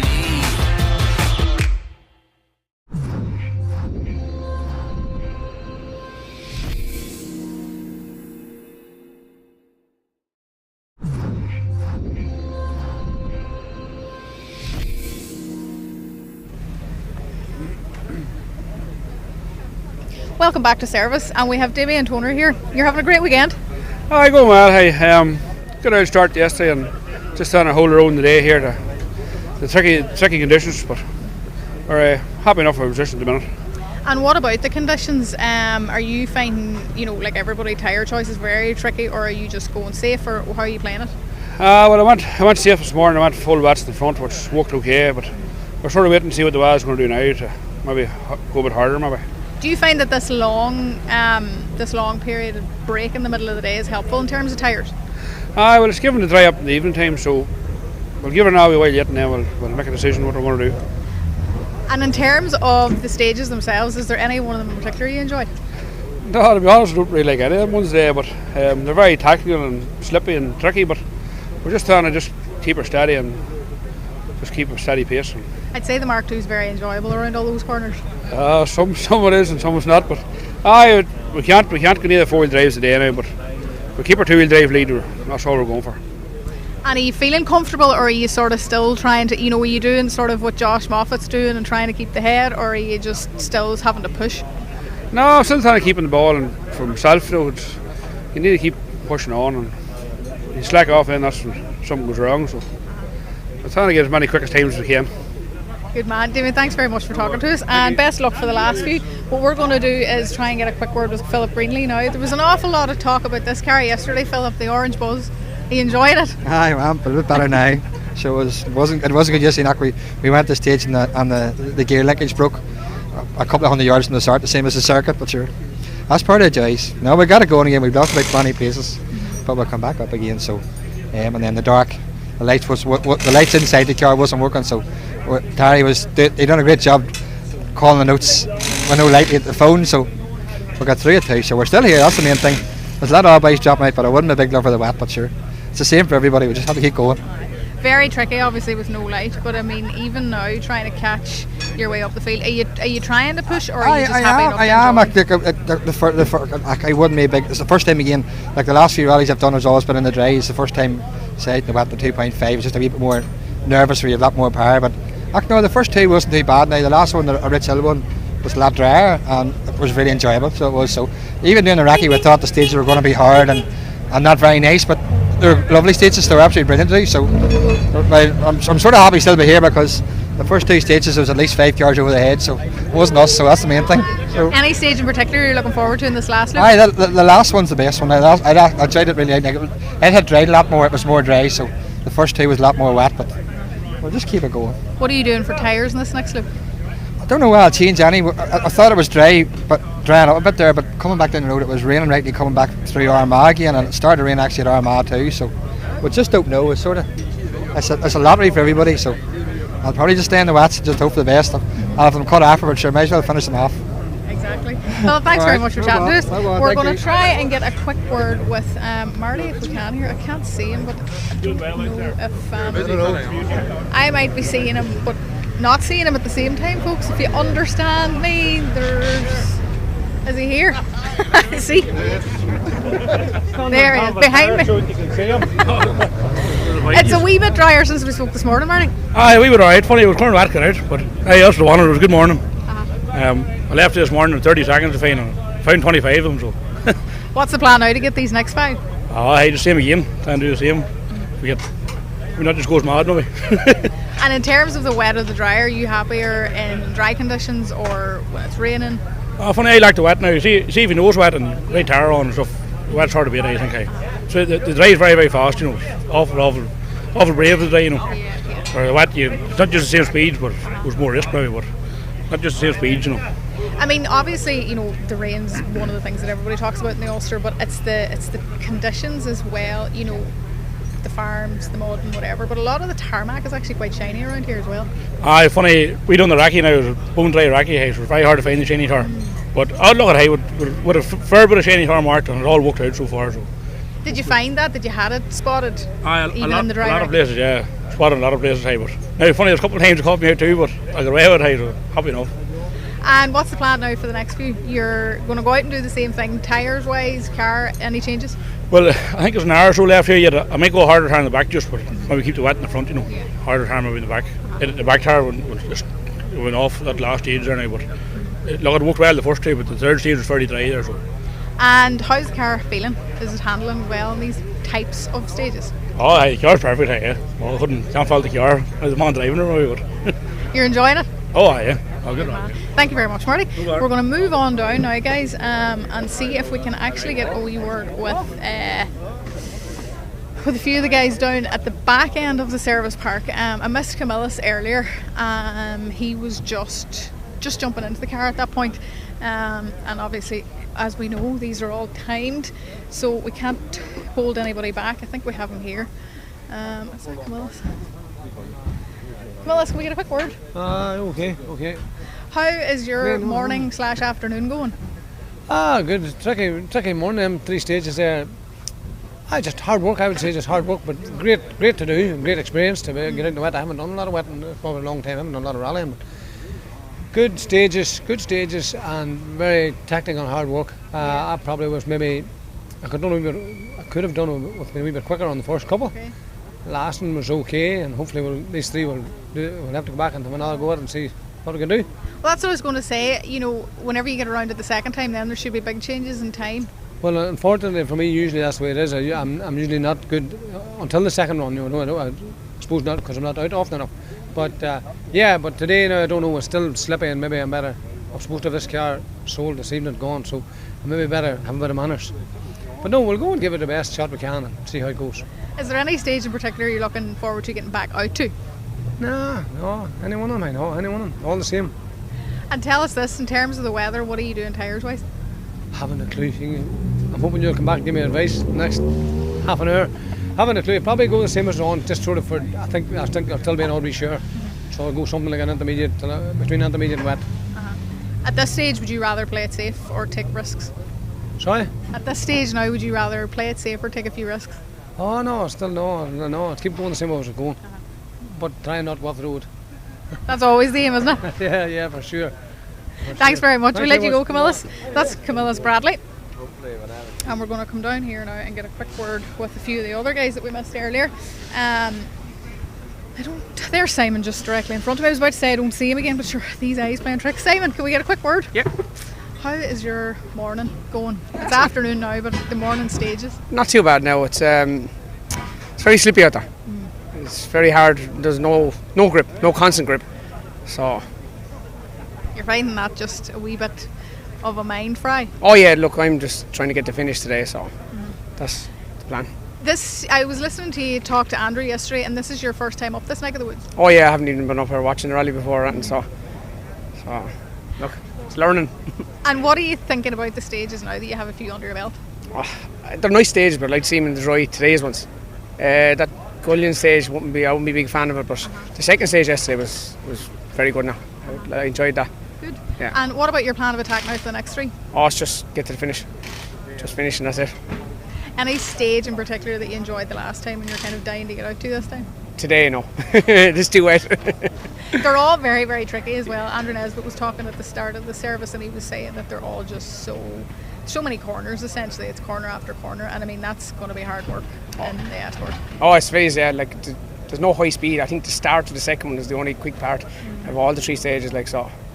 And it's just square right, square left, and then you have a few tricky fives, fours. It's just, and it's real narrow then as well, that third stage. So, yeah. Not a whole lot of room for error on that type of stuff. No, there's nothing. The banks are literally on the edge of the road, like so.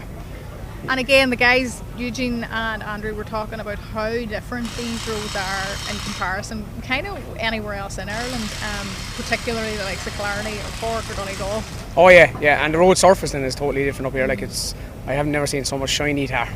So yeah. And how did you find? A lot of the people are saying kind of wrecking in the dry and not knowing where the shiny tar was. How did you find that? Did you manage to mark it in the notes? I marked probably 60% of it, but I had lads this morning went in the stages and they marked the rest of it for me, so it helped. That helps? Oh, big time. Yeah, you have to have it. Come here, enjoy the last few stages, and thanks for talking to us, Simon. We hope to see you back at the ramp. So that's Simon Reid. We're going to try and get a quick word now with Colin Byrne if we can. We might be able to sneak in here. Colin, would we be able to get a quick word? Oh yeah, sorry, yeah. You're alright. Yeah, alright. How is your day's rallying going? My day is going good, better than yesterday. We had a good loop there with a bad middle stage, and we've taken time out of our nearest competitor, which is Simon Reid, so that's a good thing in one sense. We're going to go harder now next time because it's just taken us a stage or two to get back into it again. It's stop-start nature of the rally, but look, it's overall we're happy. It's been very interesting. Surfaces, rain, dry, shiny, wet, mucky, stony, muddy, so it's been all over the place, but it's definitely a serious rally for, we'll call it a driver skill, you know what I mean? It's completely different to the south, so. Massive concentration levels on this event. It is, and there's no, obviously there's no corner the same, but every 100 feet is completely different in the stage. So you're trying to dial it in, you're trying to find the grip when you're braking in front of the car, so you don't flat spot into the gates, trees, on tight corners. We lost our windscreen heater there in the middle stage, so we drove blind for 5k. That's our, hopefully that's our bad luck today, you know what I mean? But look, it's great, we're delighted to be here. And in terms of the actual stages themselves, you know, is there any of them that you've enjoyed thoroughly today, or is it just try and get through them? The first one this morning and the last one, even though the last one was very tight and dirty, but I don't know, for some reason we go better in the wet, which is good and bad, I suppose. It's good today, you know what I mean? But look, and the night stage, we enjoyed the night stage last night, you know what I mean? Something different because we haven't had one for a few years. So And obviously now you mentioned the muck being pulled out and stuff like that. I mean, is that going to affect your driving, or does it change your ropes or anything?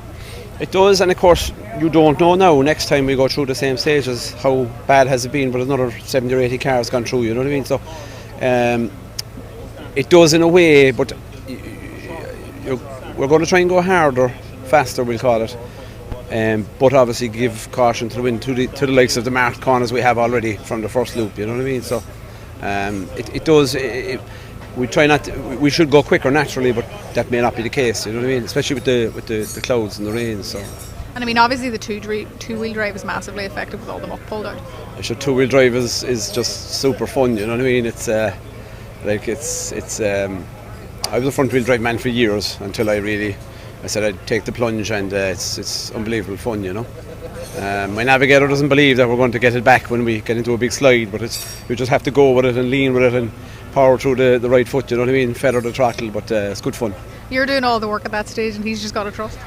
He is, yeah, he's been very vociferous there all morning, up and down on the volume control, we'll call it, but no, it's been good now today. We've matched each other on driving and note calling, so we'll hopefully bring it home now in another 3 stages. That's it, yeah, and it's all about that team building, isn't it? And like really trusting each other throughout it. You have to gel with the man next to you, or the woman next to you. It's just, and you have to really believe in your commitment going forward. Your pace notes have to be bang on, and your recce is crucial. It really is crucial. We are spending more and more time this year on our recce. We're really being critical, I suppose, of the corners and the description, and we're finding that's bringing us forward as well as the championship, where we've had so many rounds now this year that I feel it's brought my speed up as well a good bit, you know. So. Well, come here, thank you so much for talking to us. Thank you. It's been a pleasure. Hopefully we see you back at the ramp. Yes, and 100%. enjoy these next few. 100%, thank you. Folks, we're going to take a wee short break. There'll be an ad break now for a few minutes, and we're going to try and find another few drivers to speak to and probably pull the hood up.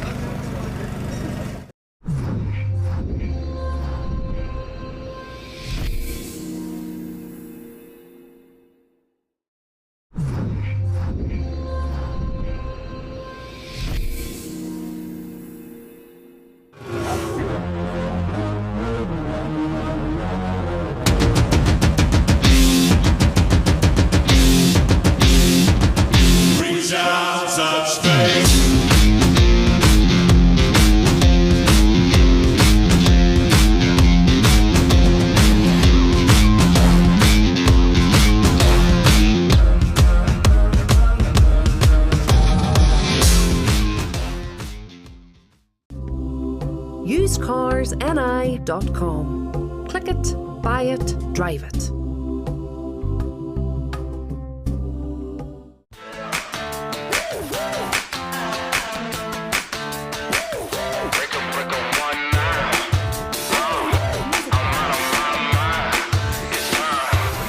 Let's break out. Come on, let's break out. Break out. Tell everybody break out.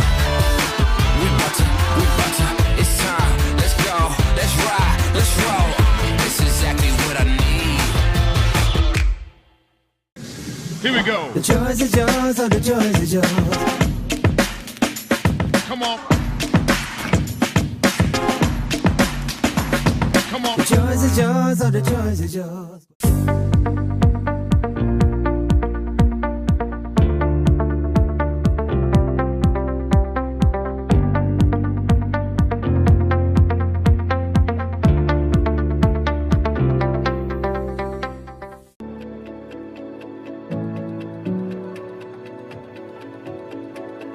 Our recipe for business success starts with our people.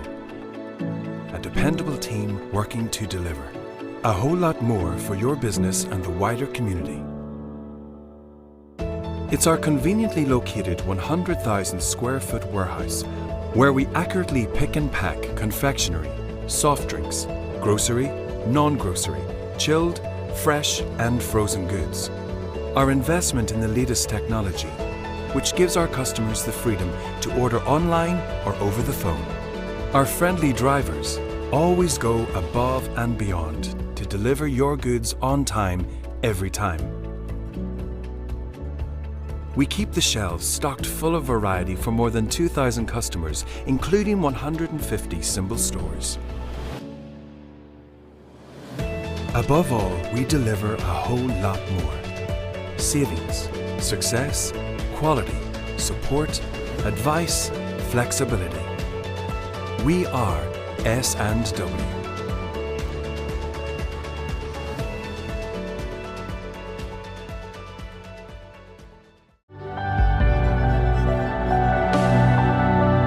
Whether you visit the Ring of Gullion on foot, by bike, or on a cultural pilgrimage, you will receive the hospitality of the people and learn the stories of the rocks.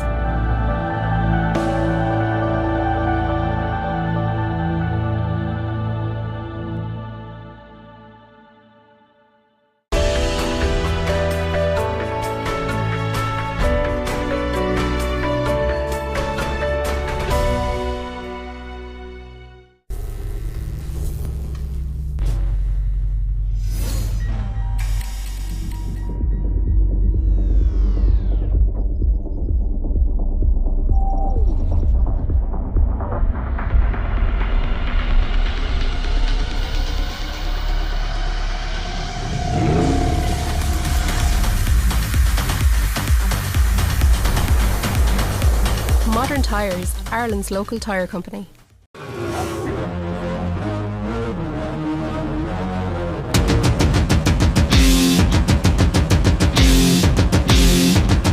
Reach out, touch faith.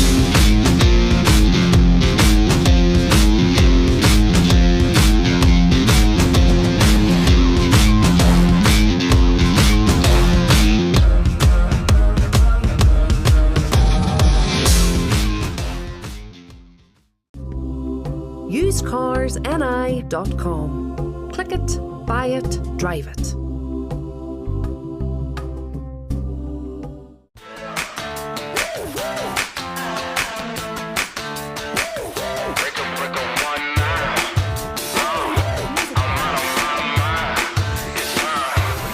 Let's break out.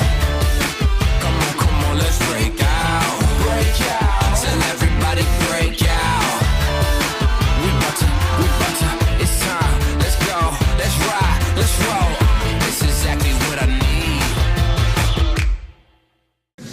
Here we go. The joys are yours, oh the joys are yours. Come on. Come on. The joys are yours, oh the joys are yours.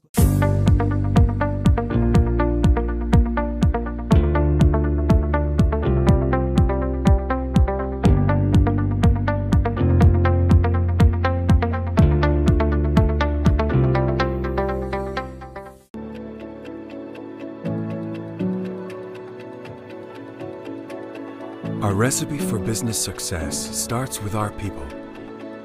A dependable team working to deliver. A whole lot more for your business and the wider community. It's our conveniently located 100,000 square foot warehouse where we accurately pick and pack confectionery, soft drinks, grocery, non-grocery, chilled, fresh and frozen goods. Our investment in the latest technology, which gives our customers the freedom to order online or over the phone. Our friendly drivers always go above and beyond to deliver your goods on time, every time. We keep the shelves stocked full of variety for more than 2,000 customers, including 150 symbol stores. Above all, we deliver a whole lot more. Savings, success, quality, support, advice, flexibility. We are S&W.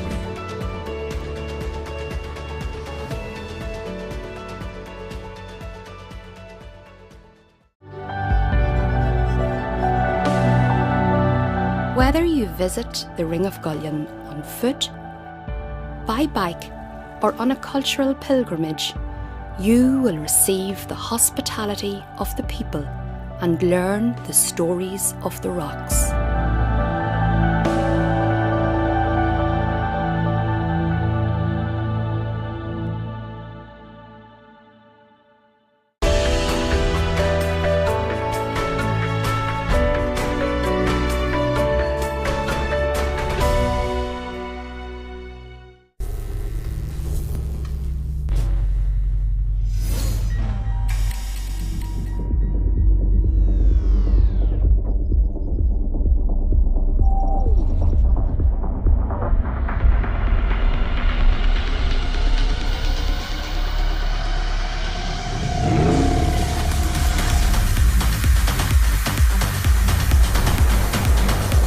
Modern Tyres, Ireland's local tyre company.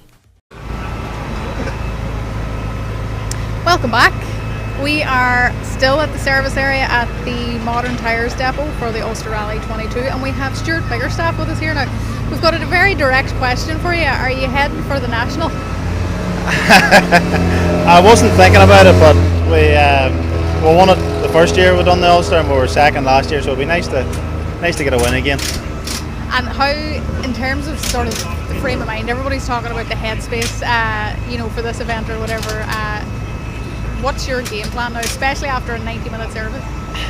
It's hard to know. I don't really do game plans as such, but I'll just go and do the best I can, and we'll have a cut, I think, at this first one out, and see if we can put in a decent time, and then we'll make a decision from there. Are you enjoying the stages this morning? I really enjoyed the last one. The first two were very tricky with an overshoot and silly wee things in them, but it's good fun. It's a tough technical rally, and sure you don't want it easy. And obviously, if it was in your mind that you weren't kind of in the hunt for that initially, and now that it's here, your driving's obviously there. We're enjoying it. The cars, we've done a few setup tweaks with the car this week, and it's helped, but we'll just have to go and drive it harder now and see if we can do anything. And in terms of the tyres now, obviously this weather's kind of changing again on us. Yeah, the sun's supposed to come out, but we're just going to stick with the wets. We've done that in the down rally a couple of weeks ago. It dried and the wets still worked well, so we'll give it a go. I mean, the roads here are very, very wet, and they kind of stay wet for quite a while. I can't see anything drying off quick. There's a lot of muck and stones and gravel in places, so the wet should help with that. And I mean, obviously earlier we were talking with Anthony and we were having a wee bit of a laugh, but all joking aside now, those three stages are very tricky, and there's a lot of work involved for both of you. Yeah, there's a lot of work, even Anthony's side, trying to get the notes out. I don't think we started making our own notes this year, and I haven't made or done notes as hard as that in my life, so it's a learning curve. Do you find, especially whenever you're trying to get the notes, writing them yourself at the beginning, do you find it harder to write them at the beginning, or say now whenever you're actually in an event to do the event, when it is constant and it's weather like that, are you glad you put in the time and the effort? Yes, but also I need more practice at it, to be honest. Fast places that are over crests, I'm not committed enough, and then I'm not good enough. Some of my sixes should be squares, things like that. So I'm not right yet, but we're getting there. We're still, but made a decision this year just to do it and get on with it. And in terms of looking back at the year now, they make a huge difference, don't they? They do, yeah. When you get that wee bit of confidence in your notes and everything works, you just, nothing's better than when everything's good. The car works well, the notes work well, everything flows. And obviously that's exactly what Anthony was talking. Anthony's got a big job of it this weekend. Any navigator has a big job of it this weekend. These three stages are just non-stop. It's constant talking and shouting, and obviously steering for you as well. But it's just so different, I think, to a lot of the stages they've been on for the majority of the year. Yeah, but it's one corner after another. There's no big 200 straights. I think there's maybe 100 in the whole of our notes if we're lucky, but yeah, it's the same for everybody. I need to be a wee bit fitter, to be honest. You're coming off the stages and I'm beetroot in colour. But we'll do that over for next year. Exactly. Well, you're having a great run so far. A few more stages now to do, and hopefully we see you back at the ramp. Thanks very much for talking to us. Thanks, Thank you Stuart. very much. So that's Stuart Biggerstaff and Anthony Nestor there. And again, it's just, that's the thing. You know, there's an awful lot of separate rallies that are going on within the event, as we know from every rally. But it's just one of those things where when you hear Stuart there, like it wasn't necessarily his top priority this weekend, but now he's coming in to the event and he's getting his mind wrapped around possibly winning the national. So it's huge, and the pressure then mounts at this late stage in the event. So it's just one of those things. It's absolutely all part of rallying, and so interesting. We're going to go up here now and get a quick word with a few other of the competitors. We see Joe Kelly's car here, we see Niall Burns, and do you know, we might actually have a quick word with Niall if we can. Niall, can we get a quick word? We'd love the navigator's perspective. We're talking all morning and afternoon about the fact that these first few stages are just so tight and tricky, and there's no let up. Yeah, definitely. There are a lot more challenging stages now. It's quite hard to get a rhythm with the notes, because obviously they're not too familiar with them, and you're going very fast sections into very narrow sections, especially in the conditions that's there. You really have to get your timing right with your notes. So, like, we're probably braking too early, but we don't want to brake as early if you get the point I'm making. But no, very treacherous stages to call in. But we made a good set of notes. We limited recce yesterday too. It was a quite short time period. So hey, we're doing the best of what we have, and things is going good so far. And you're enjoying it this weekend, sitting in with Johnny? I am enjoying, like, Johnny, very capable driver, and obviously it's our third event this year. We had a podium on Rally of the Lakes earlier in the year. We had a bit of misfortune in Maiden City, but no, we're going good, and second overall at the minute with 3 stages to go, and a lot can happen, so we're still in it, hopefully. And as a navigator, you know, obviously drivers have their own specific kind of areas that they love to drive or whatever, but as a navigator, do you prefer the constant kind of tight twisty stuff like this, or do you prefer to have a wee bit of a break? I prefer absolutely flat out. I'm just under pressure, sweat dripping down my face, trying to keep up with times. You know, that's what I love. Like, that's when I get the real adrenaline buzz. But look, we can only call the roads ahead of us, and like, if you have a good set of notes in front of you and things is clicking well and he's happy, I'm happy as well. So I can't complain that way, you know. Brilliant. And what's the plan now for the next? We were talking to Johnny earlier, but what's your plan of action? I just do what I'm told. I have to do whatever Johnny says. I can't really say much else. Have you decided to do anything in terms of tyres at this stage? You never know who's watching. Usual story. Niall, thanks a million for having a word with us. We've got Joe Kelly here as well. Joe, how are you enjoying the event? Well, it's very tricky. Like, it's still enjoyable, but it's really tricky. It's so sloppy. But it's the same for everybody. Very tough rally, this. Oh Jesus, it's serious tough. Even we did it last year, and it was wet enough. Like, the shiny tire that's what it caught me out 3 or 4 times with a couple of spins and overshoots and that. But it's just, the grip just completely goes, like, so. And are you, in terms of times and stuff, you know, are you kind of worried about that, or are you sort of thinking, you know, this is one of those rallies that you just need to get through, and times aren't the be all and end all? It's too much to be, you know. I wouldn't like to be pushing on it for anything, like. There's nothing to be gained on it, really, so it's the same for everybody at the same time. Any stage in particular you're enjoying? I think that third one's probably the best. It's the driest, and it's a wee bit guttery and mucky, but there's grip there. Yeah. So it's probably the best one. And obviously the 2-wheel drive is tough going when it comes to the muck being pulled out and stuff, but the front wheel drive as well. Yeah, it's difficult, and even they're going up hills and stuff like that, just constantly spinning. But listen, we're still enjoying it. We're here. As long as we get these 3 over us now, I'll be happy. And you mentioned you know, a few spins and overshoots and stuff in the last. Are you going to change anything for this one? We softened the car a wee bit just to try and get a wee bit more traction, but I don't think it's going to have. It's more or less my own fault, I would say, just leaving braking too late and stuff like that. So, but we'll just have to go out and try and see how it goes. And is that from pushing to the absolute max, or is that just a thing that's just happening in the Ulster with the shiny tire and the weather? And it's nearly just not knowing. Like, we have no gravel crews or nothing down this far, because there's no big need for them. Like, but like, you're coming over a crest and say you have plenty of grip, and then breaking down into some of the junctions, and the shiny tire just locks the car up, and you nearly speed up going down the hill. So I caught us out twice, I think, there. So hard work. It's hard work. It's not easy. This. You'll be glad to get to the end of this event, will you? We'll be glad, surely. It's last round of the championship, and it's either second or third there for us at the minute, so it's still all to play for. There's three stages, and you wouldn't know what's going to happen. And who are you kind of looking out at the most? Well, the two boys ahead of me, there's kind of three of us there, me and Ryan Caldwell and Jason Dixon. Jason's away well ahead now in the class in the rally, but me and Ryan are like 2 or 3 seconds between us there at the minute. So Swapping times? No, we're swapping times. This night I got a bit of a jump at him this night, and he had a bit of bother with the car, and so it's. And I mean, that's when you have to go out then and push a wee bit, and it's when those wee spins and overshoots. That's exactly. That's really happening. That's you come off a stage and say if you didn't spin, you might have beat him on the stage, but sure, that's rallying. Like. That is exactly what that is. Thank you very much for talking to us, Joe. Best of luck for the last 3, and we will hopefully see you back at the ramp. We are going to look for another few cars here. There's plenty of cars, but with this late or long, service, what we end up having is drivers kind of going everywhere. So we see loads of cars, but not necessarily a whole pile of people to talk to. So we'll just let Donovan kind of have a wee look at the service area and pan around, and we'll look for a few drivers.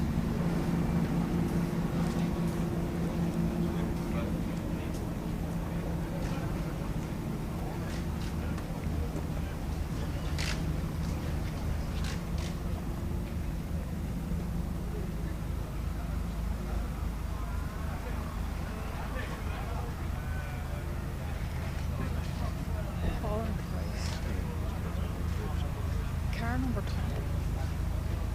86. Who's car number 86? I need to remember that.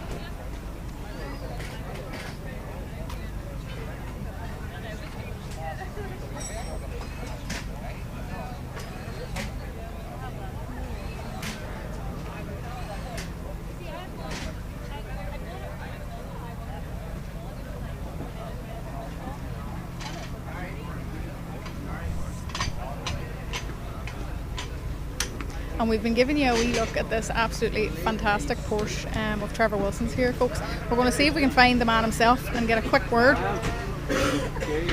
Trevor? How's your morning going? Well, it's afternoon now, I keep saying morning. Afternoon. I know it was been slippy, dangerous, you name it, it's been a tough loop of stages, I have to say. Very tough, so hopefully now we'll just go out, keep the head, be sensible, and try and get it home. And I mean, the Porsche is absolutely fantastic. What's it like around those few stages? They're very, very tight and twisty. Hard work, very hard work, but no, very enjoyable car. Actually, the car has actually surprised me. Tell you the truth. Yeah, it really is. Good car. Easier to drive or just more fun, or in what way has you driven? It's definitely not easy to drive, but it can be very forgiving. No, it's a good car. Ball of torque, and the noise is just amazing. The noise is amazing. And I mean, I would say everybody on the stages is just loving seeing you coming. So I hear. So I hear. Yeah, no, good car, good car. Something different from the Escorts. Well, this is it. Are you finding it tricky to try and get used to it though? Are you kind of driving an Escort, or do you know that you are in the Porsche? No, you certainly know you are. With like Gullion, it'll put manners in you, and I knew I was in the Porsche. Heavy at the back, but no, it's good. It's very good. Yeah. Any of the 3 stages that you're heading to now that you're looking forward to getting back out on? Don't know, Ballydoherty, it's very tough in there. A lot of men off. They've all different elements, to be honest. And I would say my home stage in Armagh was actually the worst stage I had. It was just it was horrific. And do you feel like that was just too in your head, or you knew it too well, or? I can't say I really knew it that well, but it just didn't flow. So it's one of them things, but I think the time was good enough, but just didn't feel good. Yeah. So tyre-wise, weather-wise, it's all very changeable here. Have you any idea what you're doing? Oh, I'm going out in the wets, full wet, taking no chances. Safest thing, isn't it? Absolutely. Anybody goes out in that in slicks is mental. It's like obviously it's quite wet at the minute there, but we thought we were going to get a wee bit of dry there for a while. Yeah, well, in fairness, the Rich Hill stage was quite dry in places until you come off onto the narrow roads, and then they were wet enough. So it was a 50-50, so it worked out okay. You're enjoying it anyway? Absolutely. Good on you. Thank you very much for talking to us. Keep enjoying it. We are wondering why your son James isn't out in the Hyundai. James had an inner ear problem back last year, and it was like a form of vertigo. So James is just taking a wee back seat for a while. Vertigo is one of those things that's very, very hard to understand until you have it, and then you realise you can't really do anything. You can do nothing really with it. It just comes and goes as it pleases. So hopefully he'll be out in the future. We'll wish him all the best for us. We'd love to see him back out. No bother. And again, keep enjoying yours. And Thanks we'll head over here now and try and get a wee word with Kelly's here. What are you doing? We're going to go to a quick ad, guys. Here we're going to try and get a few other guys rounded up here now for us. But we'll go to an ad, and we'll be back in a few minutes.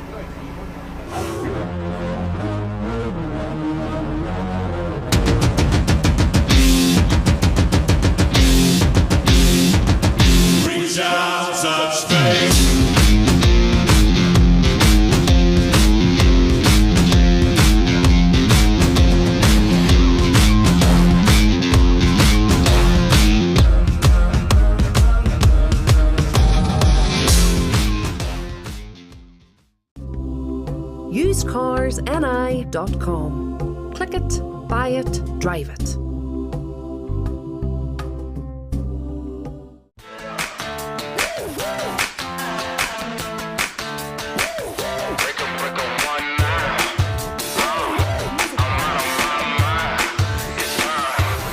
Let's break out.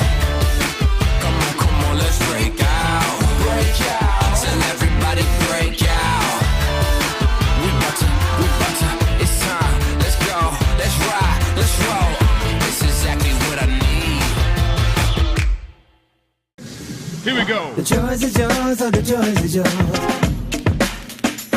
Come on.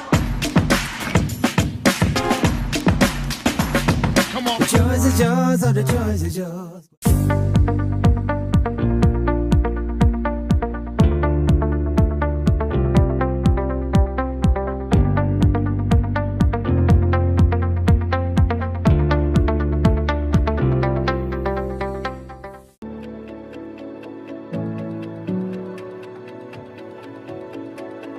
Our recipe for business success starts with our people.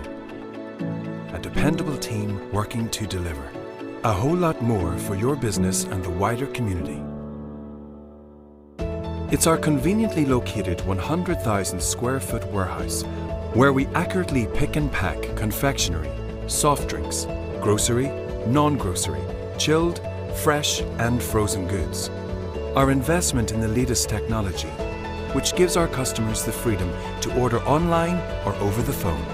Our friendly drivers always go above and beyond to deliver your goods on time, every time. We keep the shelves stocked full of variety for more than 2,000 customers, including 150 symbol stores. Above all, we deliver a whole lot more. Savings, success, quality, support, advice, flexibility. We are S&W.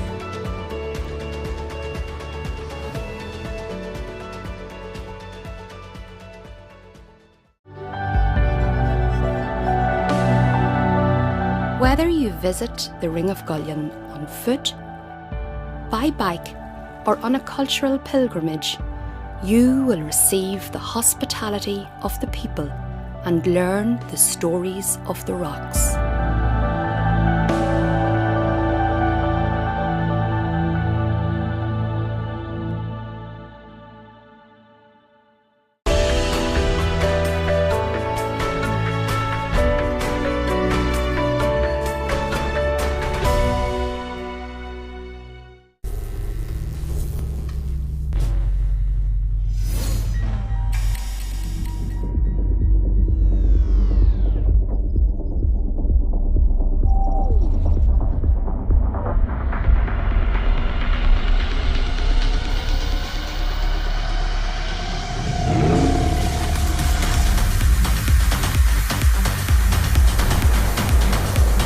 Modern Tyres, Ireland's local tyre company.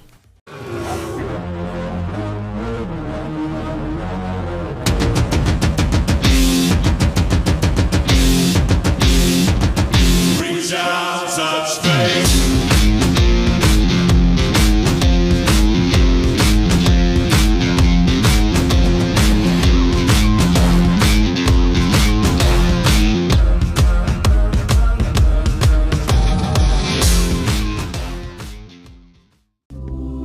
usecarsni.com. Click it, buy it, drive it.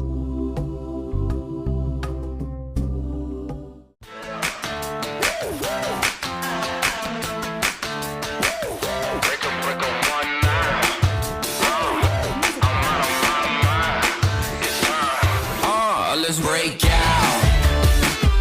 Come on, let's break out. Break out. Tell everybody break out. We bout to, it's time. Let's go, let's ride, let's roll. It's exactly what I need. Here we go. The joys is yours, oh, the joys is yours. Come on. Come on. The joys is yours, oh, the joys is yours.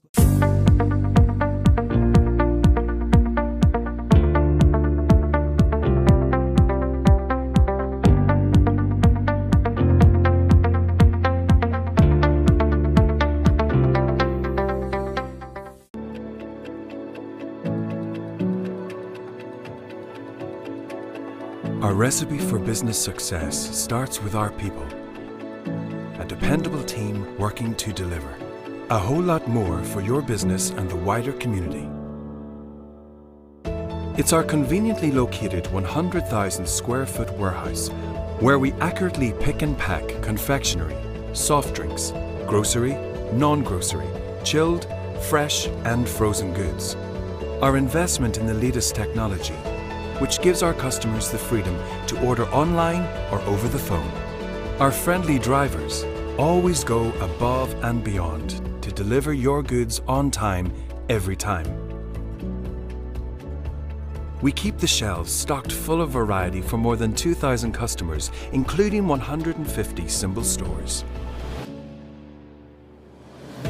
Above all, we deliver a whole lot more.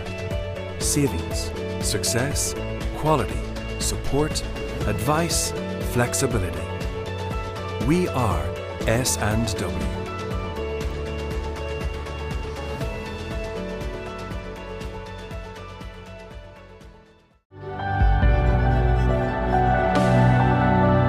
Whether you visit the Ring of Gullion on foot, by bike, or on a cultural pilgrimage, you will receive the hospitality of the people and learn the stories of the rocks.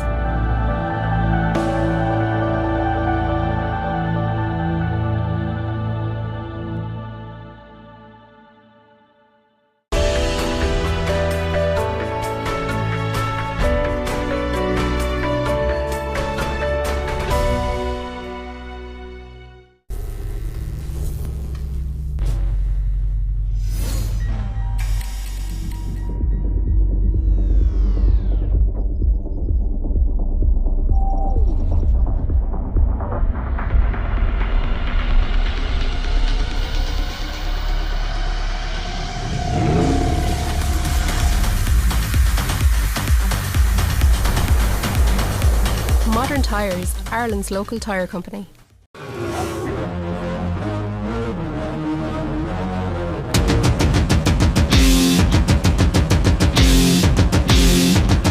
Reach out, touch faith.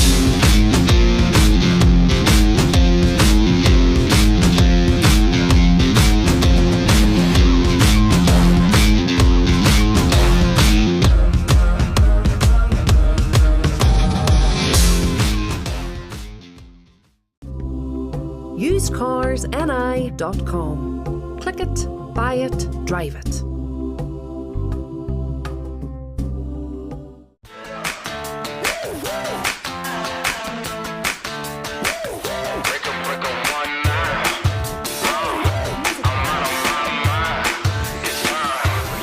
Let's break out. Tell everybody break out. We bout to, it's time. Let's go, let's ride, let's roll. It's exactly what I need. Here we go. The choice is yours, oh, the choice is yours. Come on. Come on. The choice is yours, oh, the choice is yours.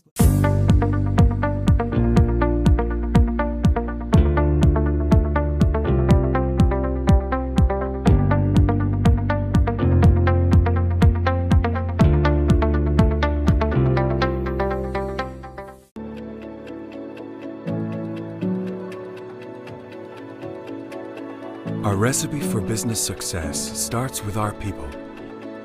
A dependable team working to deliver. A whole lot more for your business and the wider community. It's our conveniently located 100,000 square foot warehouse where we accurately pick and pack confectionery, soft drinks, grocery, non-grocery, chilled, fresh and frozen goods. Our investment in the latest technology, which gives our customers the freedom to order online or over the phone. Our friendly drivers always go above and beyond to deliver your goods on time, every time. We keep the shelves stocked full of variety for more than 2,000 customers, including 150 symbol stores. Above all, we deliver a whole lot more. Savings, success, quality, support, advice, flexibility. We are S&W.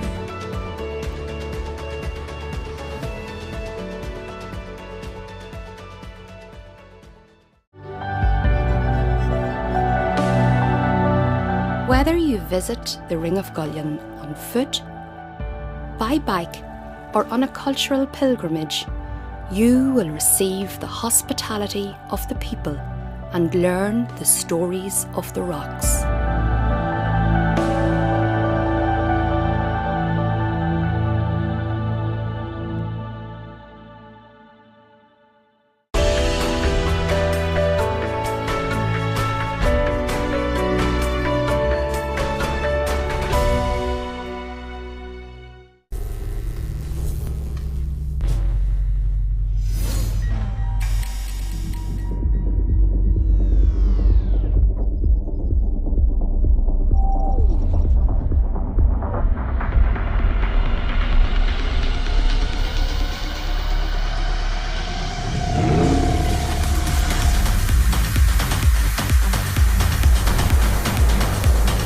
Tyres, Ireland's local tyre company.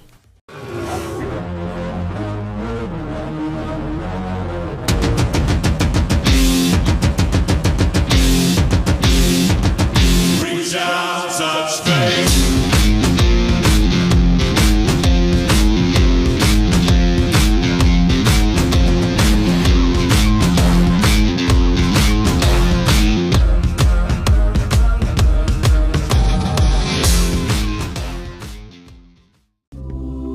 usecarsni.com. Click it, buy it, drive it.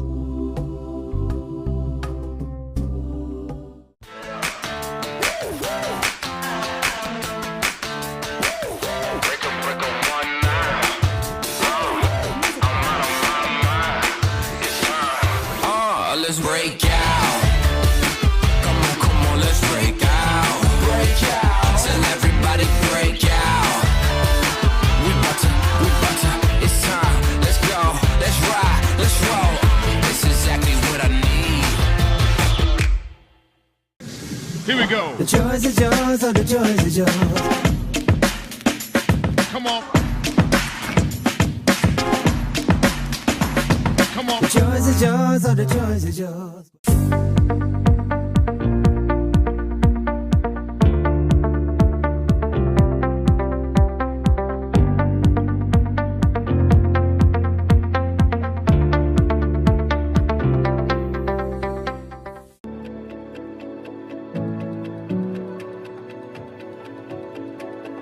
Our recipe for business success starts with our people. A dependable team working to deliver. a whole lot more for your business and the wider community. It's our conveniently located 100,000 square foot warehouse where we accurately pick and pack confectionery, soft drinks, grocery, non-grocery, chilled, fresh and frozen goods. Our investment in the latest technology, which gives our customers the freedom to order online or over the phone. Our friendly drivers always go above and beyond to deliver your goods on time every time. We keep the shelves stocked full of variety for more than 2,000 customers, including 150 symbol stores. Above all, we deliver a whole lot more. Savings, success, quality, support, advice, flexibility. We are S&W.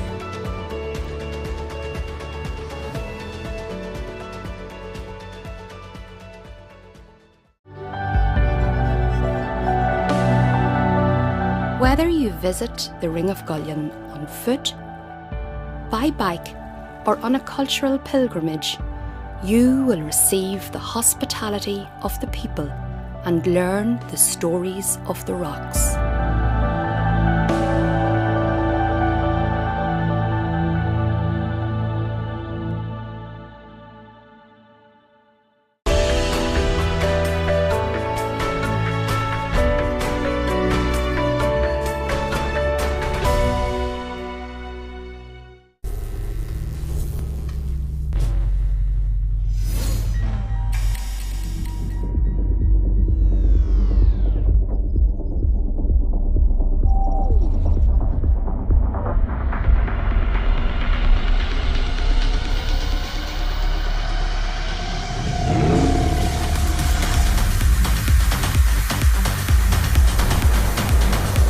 Modern Tyres, Ireland's local tyre company.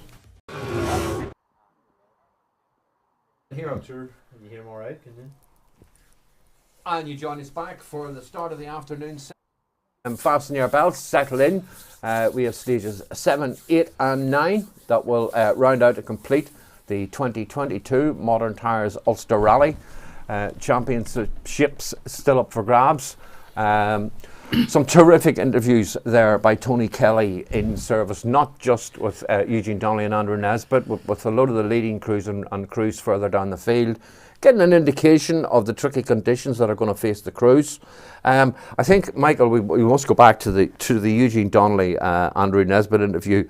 We can see on social media that has gone down a storm with people who are watching. It was brilliant, wasn't it? It was brilliant. It's gone down a storm with us as well, so yeah, it must be successful. And we're two blasé old fellas sitting here in the studio, but we know both Andrew and Eugene of old. We were lucky enough to be around when those guys were battling it out for Ulster Rally wins and Tarmac Championships in their own rights. What they said, yes, there was a bit of laughing and joking and a bit of a wind-up, which we always knew was going to happen with that pair. But the knowledge and the information that they impaired as well, you know, and also this recognition of the pressure that Josh is under this afternoon, just how difficult it is, what a task he has to drive that car around at 80% or whatever he's driving it at. Yeah. And the one thing that has really struck me and at this end of the service area was just how the downpour, the heavens had opened.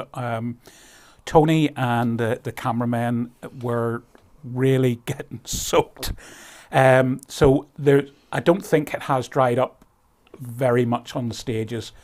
The information that the crews were giving us about just how tricky the stages are, these first two stages, Tyrone Stitches and Babylon Hill, are almost a continuation of each other. They're, you know, if you could join the two stages together, you wouldn't really notice just that continuation. Mm-hmm. They're very, very similar in nature.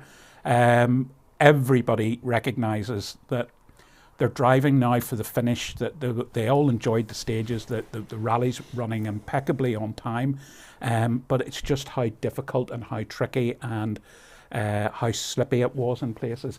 And of course, nobody knows really now if the stages have become dirty or not. The one thing that I thought was going to become very obvious was the big cuts and everything, but that hasn't materialised. It's obviously more advantageous to keep four wheels on the tarmac at least and get some grip. Yeah, and I was interested to hear Andrew Nesbitt say, and you know what, I don't think the changes to the leaderboard are over yet. We have crews competing for class positions or overall positions. And I think he might be right. We could well see a change. It was interesting as well to hear him say that he doesn't think Josh is driving quickly enough. There's a danger, I suppose, in the situation where, as Andrew says, you're not driving quickly enough. There's 3 stages. They've driven over them this morning already. They're going to be slippier. They're going to be less traction. And I don't think the action's over yet. I have to take hats off as much as we laud the great approach by Josh Moffat. I think we must laud Marion Evans because he's taken the event by the scruff of the neck, driven cleanly, set some great times, and he's doing all he can do. He can do no more. Yeah. I do not disagree with either what you're saying or what Andrew. I do feel that actually Josh is probably driving a little bit below where he should be at. Yeah. The problem is, I suppose he's got nobody behind. Now he could have third place at a canter. He's only 5 seconds behind Jason Mitchell, but you know, on paper Jason Mitchell's having the drive of his life, and he third place overall in the Ulster Rally. But there is a substantial amount of rallying here this afternoon. There's almost 30 miles in this loop. That's the whole of a single round of the Northern Ireland Championship generally, and that's a whole rally. We've gotten 3 stages this afternoon. What sums it up for me is looking at the leaderboard now after stage 6. We have Josh Moffat 2 minutes behind the leader after 6 stages. And I mean, when's the last time you saw that? And that's 2 minutes behind. So, as Andrew's saying, he's losing 20-25 seconds a stage. It'll be interesting to see now what way he has regrouped in service and how he goes out on stage 7 here. Stages this afternoon, exactly the same as the stages this morning. We have 12.12 miles of this stage Tyrone Ditches. We then have 12.86 miles of Babylon Hill and 8.3 miles of Mount Pleasant. And as Michael's saying, there are stages 7 and 8, very similar in terms of difficulty. Heard quite a few of the drivers in service with Tony saying that they really enjoyed Mount Pleasant. And of course, as Andrew said, that he beat Yari Matti on that stage back in 2003. But we've noticed, as Michael pointed out this morning, today's time was about 9 seconds quicker. It was 8:54. 30 something seconds faster. I can tell you, it was 9:05 was Andrew's time. 9:05 something. Marion went fastest with an 8:47.8. So, in the wet, which I think is fairly indicative. But it just shows you how good those World Rally cars were 20 years ago, and the pace we're at.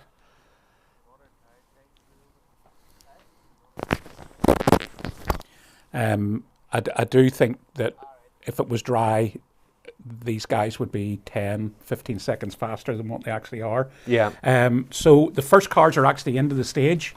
Marion Evans is about 1.5 miles into the stage now, approaching the first proper junction, which is, well, I say the first proper junction, Turn Square.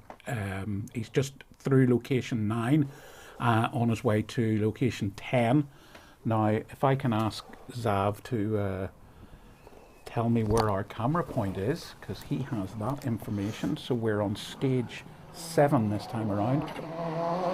Okay, and there we go. There's Marion through.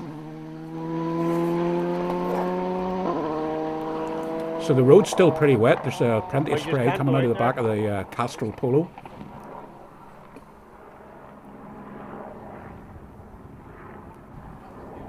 And we can see them in the distance. So next up should be Johnny Greer, just a few seconds away. We're reasonably close to the start of the stage, so 12-mile stage, roughly 12 minutes to do the stage, just under 12 minutes. So it'll be another 7 or 8 minutes before we get an official timing from the organisers. again, if maybe the producers could stick our own clock up, we can have a little idea of what Johnny Greer's going to set a pace at on this stage. Certainly coming into view there, absolutely flying along. Drive system do its work.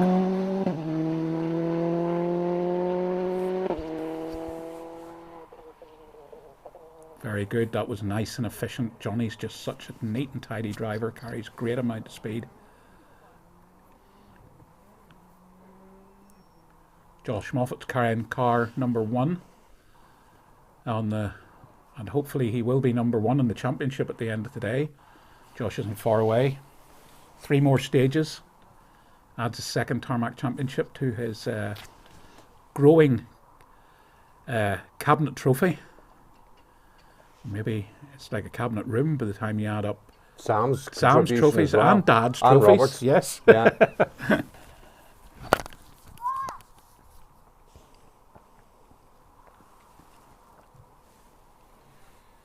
So he should be into view, yep. Nice middle of the road. You can see he's visibly not as fast as what Johnny was.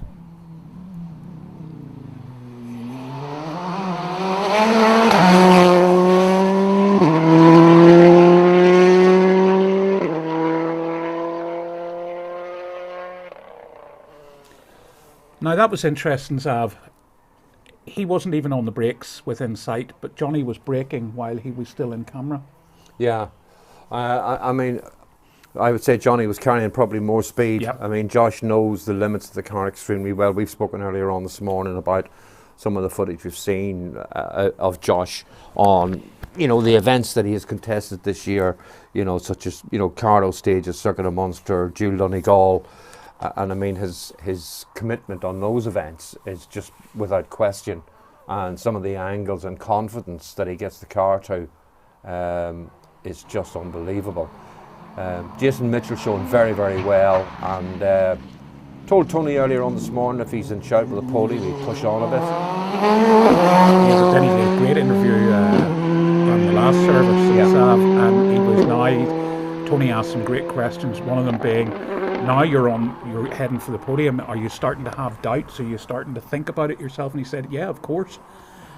He said, I actually sort of took it a little bit too easy on stage 6. He said, so I sort of need to sort myself out. So I expect we'll see a bit of a... he was sort of another one in no man's land. He knows that Josh could jump him at any time, but for him this is a personal best. And he feels that...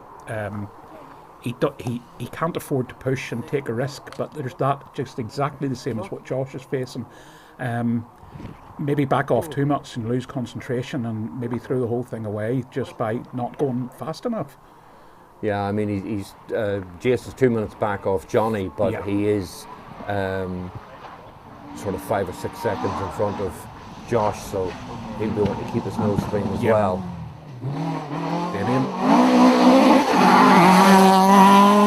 Damien really wants to win the two-wheel drive here, but I think are we starting to see a bit of a push from Stuart Biggerstaff? We were able to ask the question, would he go for the, is he going to push over these final 3 stages for the national rally win? And Stuart, very interestingly, responded by saying, well, we actually won the national rally the first time we came here with the car, and we were second in the national rally last year, and it's just really dawned on us that we can, so why not? 32.6 seconds behind Damien Toner is Stuart Bickerstaff and Anthony Nestor after stage 6. So, and he did say on this stage, Michael, as you said, he's gonna give it a go. Yep. And just then sort of take a check at where they are as we have another car coming into view.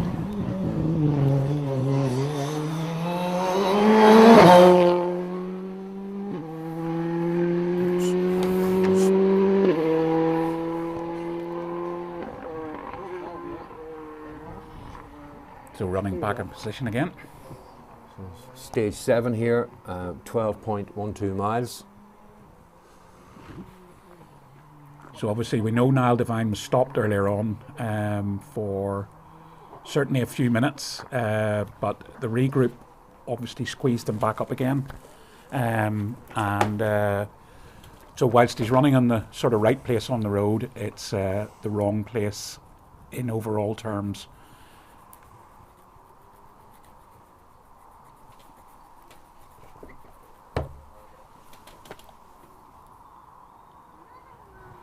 Here is Stuart.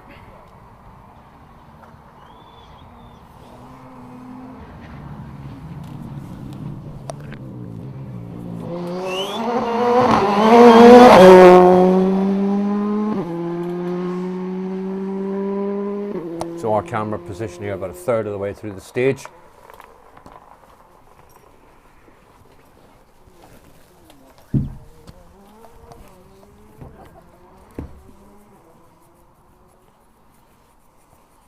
And as Mike was saying, Paddy McCrudden, Results Service and RallyScore.net, very on the ball, very prompt, very accurate. It'll be a few minutes yet before we get the first times in. I see Marion Evans is, he's probably 2 or 3 minutes off reaching the finish of the stage.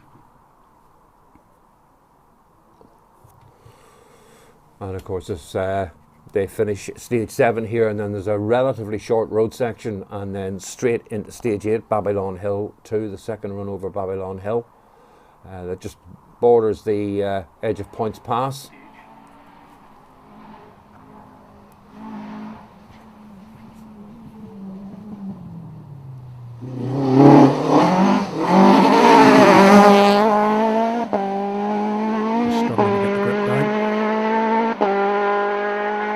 Still faster with the Mark IIs, aren't they? Very.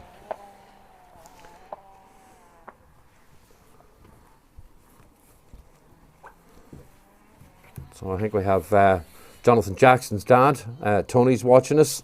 Jonathan, who is co-driver to Marion Evans.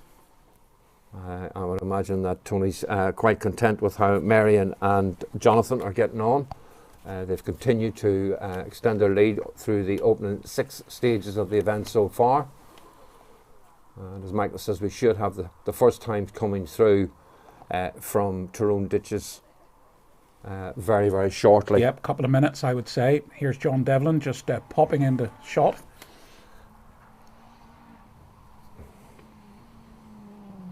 John, who was showing in 8th overall, position bearing in mind he's running the 2-litre engine, unlike the 2.5 Millingtons, but John from Lochbrickland and John McCarthy from He did Killarney. lose a bit of time on that last stage when people debating about what the hazards are, but I'll stand by, when you put your hazards on, you're generally struggling for a bit of pace, and he dropped 30 seconds, 40 seconds to the guys around him, whatever the problem was, but he certainly looks absolutely fit and healthy there, so he was going very nicely indeed. Well, a good amount of service time, almost an hour and a half for the leading crews in Newry at the Modern Tyres Depot in the current Bay Industrial Estate. Wonderful new purpose-built facility, able to encompass the whole service area as well as some of the rally officialdom. Here's Simon Reid. Again, with a word with Simon in service. He's having a super sort of in the Ulster region rally, and he's never rallied any of these stages before. I think he's putting up a fine performance, in my opinion. Johnny Greer has a puncture, according to Shane O'Mahony. Oh dear. Thanks for that update, Shane. So Marion now is making his way, and it kind of stacks up. Looking at the sport track system, the gap between Marion and Johnny has quite lengthened quietly. Marion through the stage. Marion's through the opening stage of the afternoon on a 12:16.1. Much faster than this morning, where he did a 12:31.7. So obviously the stage has dried out considerably. It will be interesting to see just maybe how much time Johnny Greer loses. With the puncture. Yep. Well, that could just leave Marion home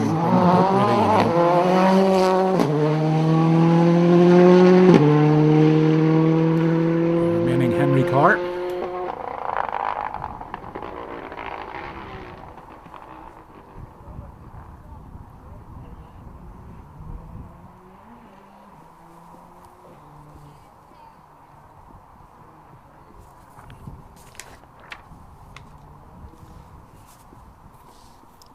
Michael McGarty due next in the virtually unsigned written Skoda Fabia.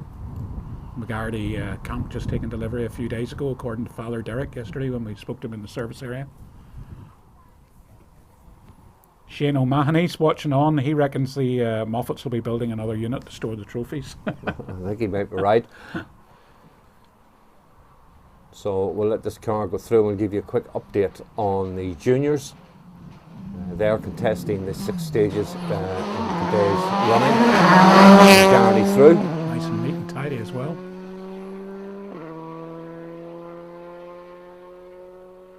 So in the juniors, Gareth Neal and Damien Curran lead on a total of 39 minutes 29.9 seconds from Christy McLaughlin and Aaron McCarran in a Honda Civic. They're just 7.1 seconds behind on 39.37 dead, just 7.1 seconds after 3 stages for them. So quite a tight battle there indeed. I think Johnny Greer's lost a bundle of time with this puncture. He's not even over the flying finish yet, so he must have taken the decision probably to drive on it. But it's so easy. Jason Mitchell is right on his tail at the flying finish. So that means he's probably dropped almost a minute. Ferdy McConnell says that it's a puncture on the passenger side, on the co-driver's side. Thanks for that, guys. Appreciate that. Colin Byrne said he was going to push a bit harder this afternoon. He really is virtually, it's not impossible for him to win the national part of the Tarmac Championship, but he found a bit more speed this morning, and he's definitely happier this morning than he was last night. And the relationship between him and his co-driver, focusing on their pace notes. So still no time for Johnny Greer, which makes me think he's dropped at least a minute. He is over the flying finish and into the stop area. In fact, Josh Moffat's there and Damien Toner, so Marianne Evans has already departed and is on his way to stage 8, Babylon Hill. Here's Marty Toner in the BMW. Be able to stretch his legs here now that the road's drying out ever so slightly.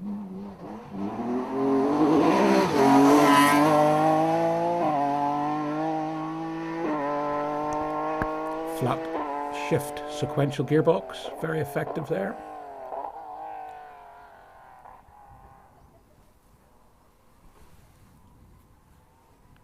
While Marty passes us, Damien just reaches the finish of the stage safely.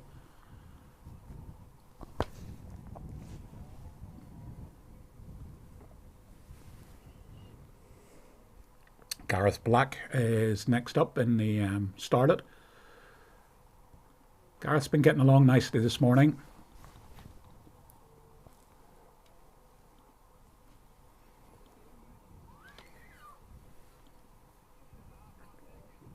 So Johnny Greer is stopped on the road section. We know he must be changing a puncture, but interesting. Jason Mitchell, he's maybe having a little look at his car.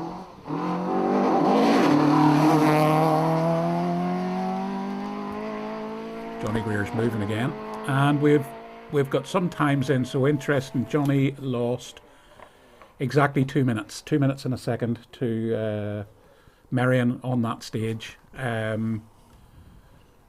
would imagine there'll be some hooping and a hollering in the Jason Mitchell camp. Well, Jason's now up into second. Johnny's third. Josh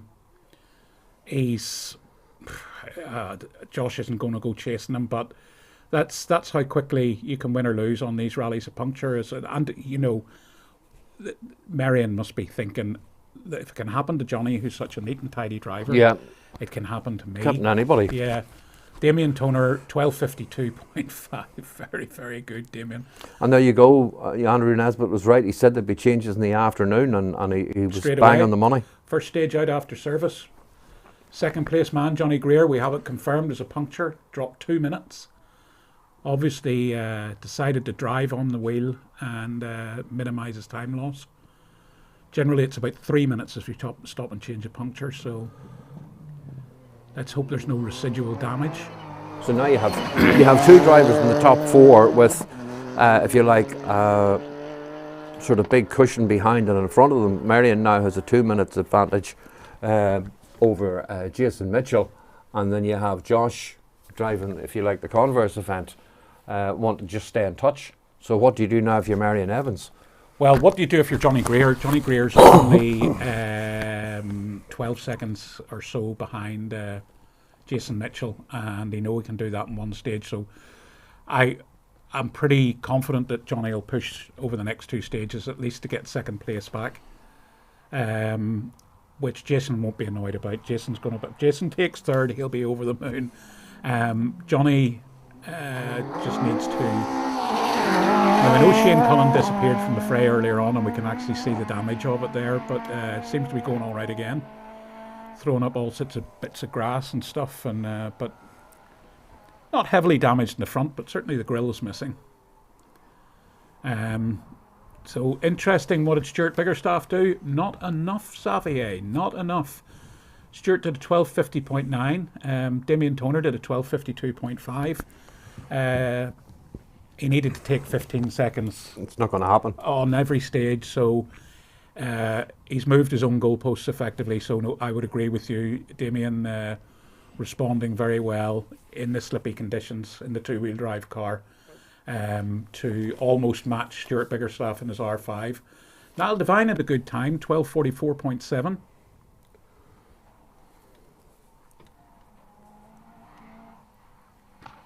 Is this James Bradley, I think, is it? Yep, James Bradley.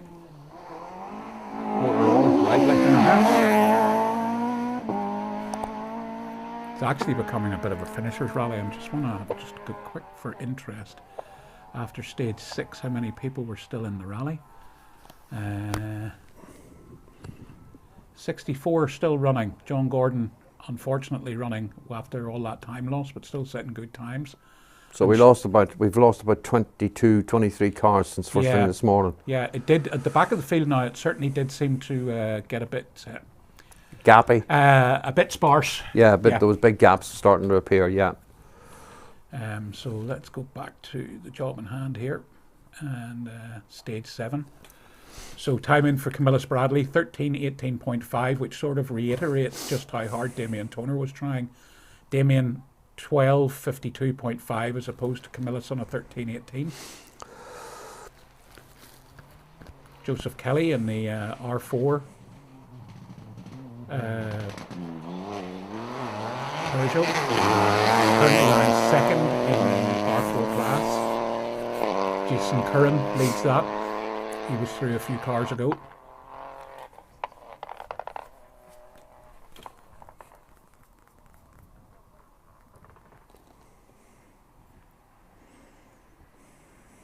Oliver Benton is due next in his Mark II Escort.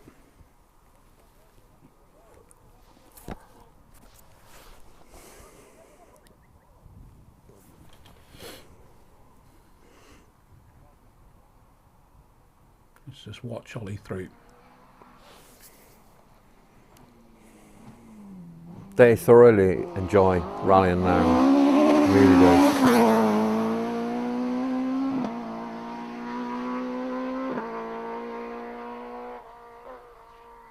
Very good. Yes, which know Ollie's dad, Steve, is. We've got a huge bug in the studio here. It's not that big now, Michael. John Devlin, 13:29.0. Yeah, I think John will be fairly content with that. Yeah, but again, almost 40 seconds drop to Damien Toner. It just shows.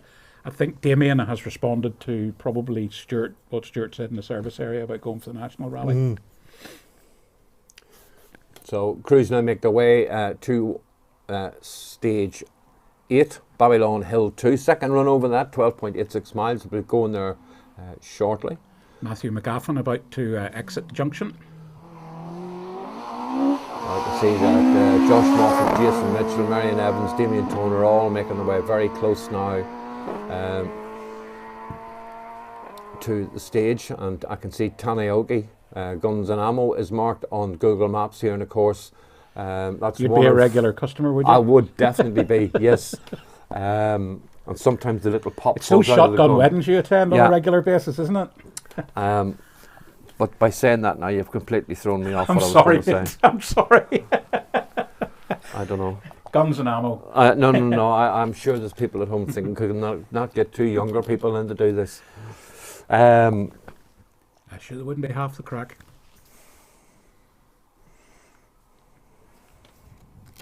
So, Cal McCarthy interview. It was, that's where I think Philip Greenley's business is based in, around Tanaoki there. But yeah, leading crews now at the start line, stage 8.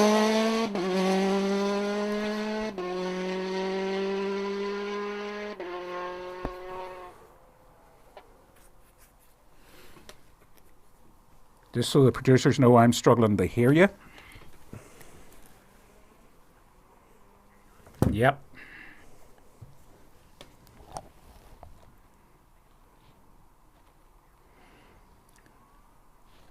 Okay.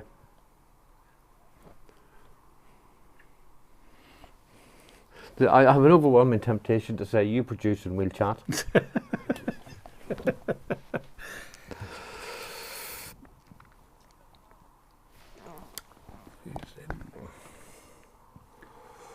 So Ryan Caldwell due next. Again, we've spoken a bit about the little R4 cars. All of them putting on a good performance, considering the how underpowered they are relative to the so big, powerful Mark IIs. So Ryan Caldwell and Grace O'Brien. Grace's father was James O'Brien, obviously, who has won the rally in the past, co-driving for Andrew Nesbitt. And that leads me on to, I have to say, James currently co-drives for the national champion, Roy White.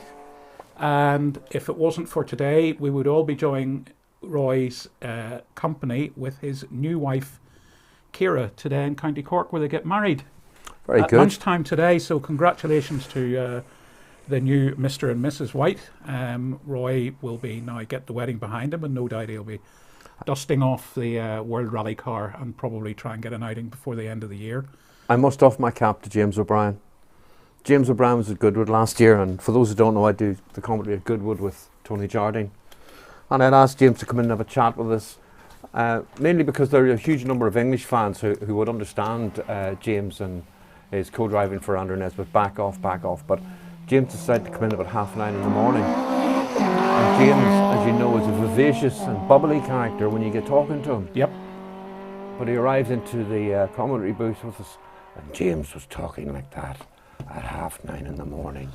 We'll not be in the car at lunchtime because we came up the hill from the ball at 4:30 this morning. I've never been to a party like it in my life. So he came in with a hangover before he went for a snooze. Well, it was a great interview. That would be saying something, because James rarely takes a drink. Yeah, it was a great interview, and he gave a great insight into his time in the co-driving seat with Andrew Nesbitt and what he thought of Goodwood. But his description of 7 of them in the hire car going back up the Goodwood Hill at 4 o'clock in the morning was very funny. So fortunately, we can report all green still on the slide there. So Declan McNaughton. 12 minutes to 3, and we should have Babylon Hill going live in about 10 minutes. Okay. Which will be stage 8, all 12.86 miles of it. It's fundamentally a continuation of this stage. You know, if you as I say, if you link them in a straight line, they would make one enormous stage. Too long. No, you're quite right, because if they came down at this where the stage finishes and kept going to the T-junction, turned left and then first right, brings them straight up to the start of stage 8. Yep. So it would make one very good. That would give you a 25-mile stage. Be something. That'd be some crack. Yeah, that would be something. So here's our leaders of the historic rally. Neil Williams, who has also not inherited Shane O'Mahony's asking, have we a time for Colin Byrne?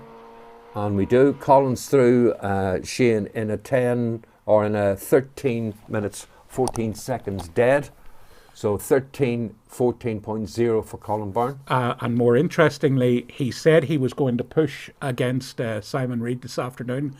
Simon did a 13:28.3, so 14.3 seconds he took out of him on that stage.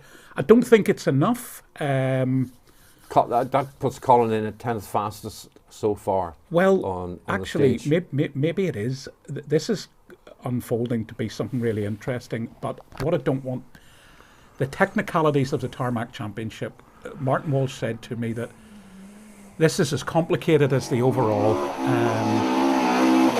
Well, I mean, we heard Eugene Donnelly talk about it, and they dropped. Well, what I'm score talking in about the is two for the poles national and the part. nationals as well. Between, So between Simon and Colin, basically, what was said to me was, Colin needs to win the rally here, beating Simon, and Simon needs to finish less than like 4th or 5th. So whilst he is definitely going the right way about leapfrogging ahead of Simon, if he carries on like this, he'll have him just about by the finish. Simon will probably look at that stage time and say, I'm going to have to pull my finger out and get on with this here. But that's another interesting battle developing there between those two. So who was it asked that question? that was Shane O'Mahony, and I see that Breen McNamee's watching us. Afternoon, Breen. Yep, Long and Rudy time no Tate. see. And Rudy. Rudy, another two. So Breen, Gary last year, Breen's son came up and did the Ulster Rally, but the last time out he was co-driving in Donegal, where Breen was scrutineering. But yes, that's an interesting battle developing between those two. Philip Hamilton and Gary McCrudden away through. So where are we at the start of Babylon Hill then? We must be getting very close to the leading cars getting going there. Yeah, Sav? they're due away on Babylon Hill, second time over at 2 minutes to 3. Okay, so about 5 or 6 not minutes. Not far away. Yep. Not far away. So we've got a few more cars to come here now. John Gordon up next. Now John has had some mechanical issues and dropped a bucket load of time. He's actually last in the rally, but he's setting consistently top 10 times, bottom end of the top 10 in his escort. So wipers on. What does that mean? It must be starting to rain again. You can certainly see John's not hanging about. And as you said, Michael, great traction in some of the Mark II nows on dry and tarmac. But you just wonder if the wind's bringing the rain back in for another visit this afternoon. Yeah. And interesting to hear Eugene Donnelly and Andrew Nisbet saying that with the roads drying out a slight and then raining again could make it that bit more slippery. And there was a fairly in-depth discussion with them about the cutting of the hedges and farmers that have harvested winter barley or spring barley quite early. So a lot of the back roads have seen fairly major farm machinery up and down it. Well, it's been such good weather for the last 2 or 3 weeks. Yeah. I mean, it really is the epitome of the old saying, make hay while the rain shines, or make hay while the sun shines, not when the rain shines. So, I've been out and about on other parts of the country making notes and bits and pieces, and very, very busy in places. We're in Galway, funny enough, last week, and what they were interesting was they were harvesting peat and moving the peat off the bogs back into covered shelter. Speaking of Galway, if you are from that neck of the woods, Mayo, Sligo, Galway, Limerick, Clare, Galway Motor Club are running the summer rally next weekend. If you fancy a few hours marshalling and would like to lend your assistance to Galway Motor Club, give them a shout. Get in touch on the Facebook page as the Chief Marshal. And equally in the same breadth, next Sunday we have Macrofelt Motor Club's Dava Stages Rally.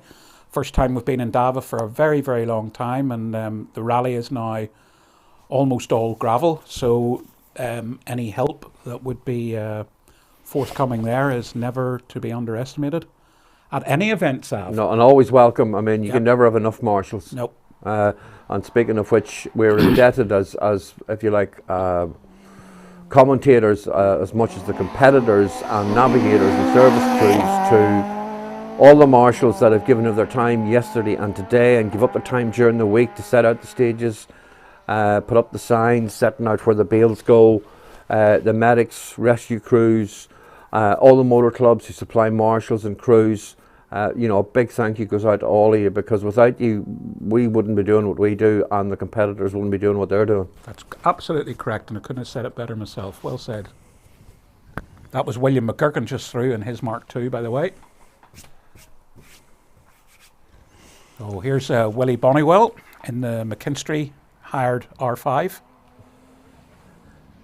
I think to a point it's kind of been a baptism of fire for Willie, but I think he's acquitted himself really well. His speed has got better. Visibly faster. Yeah, he's got more used to the car and much more consistent, and his times have been a lot better. And I saw footage of Kenny out shooing him on earlier on one of the stages. Darren Dazelle saying he's joined us for the afternoon. And of course, if you want to get in touch via a comment on the Facebook page, either on Ulster Rally or HM Productions, drop us a note and we'll try and reply. It's always good to have the help that we do from people who are tuning in. Just an interesting little footnote with the R4 cars there, the two-wheel drives. Jason Dixon did a 1431.1 and Joseph Kelly did a 1432.3. Nothing in it. So those guys are all on it. Very good. I have to take my hat off to Shane O'Mahony. He says it all starts with the residents and then the marshals, and without them we'd all be playing golf. Can't argue with that. Yeah. That's very well put. Very, very well put. Here's Donegal's Ben Walsh in his first proper season of rallying. His little Mark II, doing a fantastic job.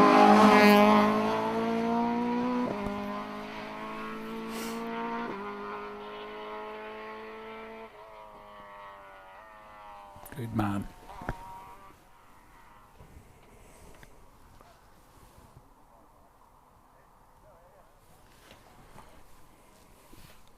Did you hear that? I did. Shane, if you want to get in touch, I think as our producer says, you've earned yourself a Modern Tyres hat. So get in touch with us at HM Productions or via the Ulster Rally site with some details later, and we'll get a hat off to you.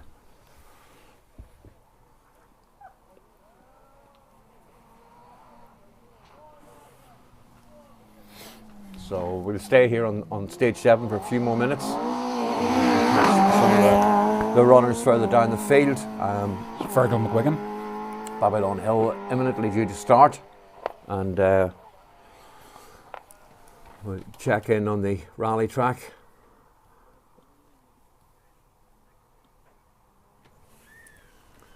So production team telling us that we're going to head to our live action at stage 8 in about a minute. In fact, Marion Evans is in stage. Johnny Greer is now at the stage start, but Marion Evans is in. Literally just launched, yep. Okay. So we're just getting ready to switch across to Babylon Hill. And our camera position on stage 8 is just literally down the road from where we were on stage 5. Halfway through. But about halfway through.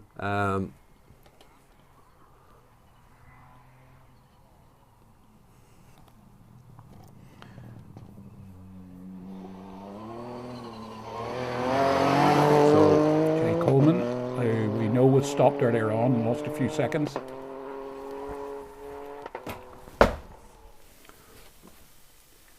And that doesn't look too bad. That looks reasonably dry there, doesn't it, Sav? Yeah. So we're about 2/3 of the way into stage 8. Very close to the edge of Clare Glen, just on the outskirts of Tandragee. In theory, it should be location 9. You know the area, it's quite high on the top of the hill. It's literally about a quarter of a mile up the road from the quarry on the Armagh Road. We had a guess that it was about halfway through. Well, it's just over 12 miles the stage, and this location is at 5.97 miles.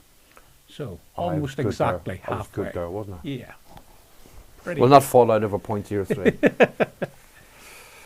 But as you say, very interesting to see the road dry now compared to the damp conditions we had on stage 7. Well, it plays a bit back for the national rally win. It plays back towards Damien Toner a wee bit because he's able to exploit the extra power of the Mark II Escort. Whereas this morning in the wet, he was just going backwards effectively compared to the R5 cars. Now he's got a race in his hands with Stuart Biggerstaff. I think advantage Damien. He has a little bit of time in hand, and if the roads are drying, well then definitely plays back to him. But that could change in a moment. All it needs is for it to start to rain again. I reckon we're about 2 minutes, maybe 2.5 minutes away before we see Marion. I can see him making his way down to Clare Lane where they turn square right and make their way back up towards the top of the hill where it's almost like a hairpin left or a tight left, and then wind their way back down out over the glen. I think before the rally started yesterday, I was watching one of the, I think, stage 4 on the Ypres rally, the Langemark stage. And the leading competitors got into it. It was only a 5 or 6k stage, not that long. But people like Craig Breen and Gus Greensmith got the most enormous thunderstorm in the middle of it. And of course, they work so hard to stay in touch with the leaders, and then something like that happens and you're 30 seconds behind through no fault of your own, really. Yeah. We can't be far away now from Marion. There we go, shoots into sight. Oh, now that is slippy on the exit. He was struggling for grip there. Double junction.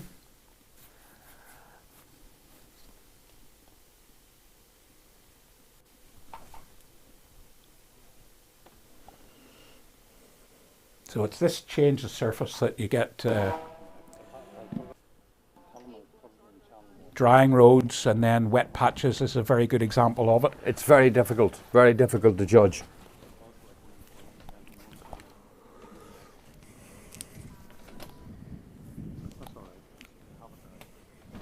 You should have it now.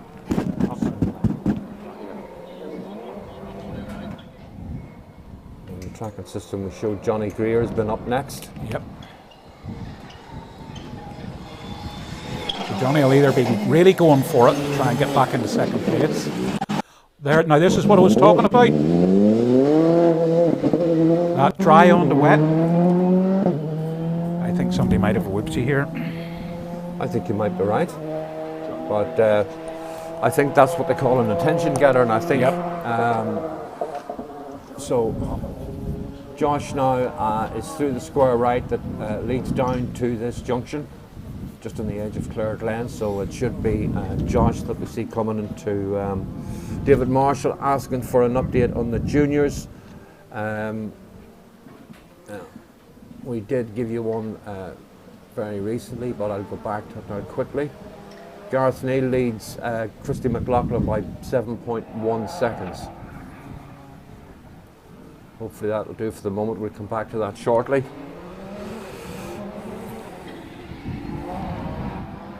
So these are very, very tricky conditions. Yeah.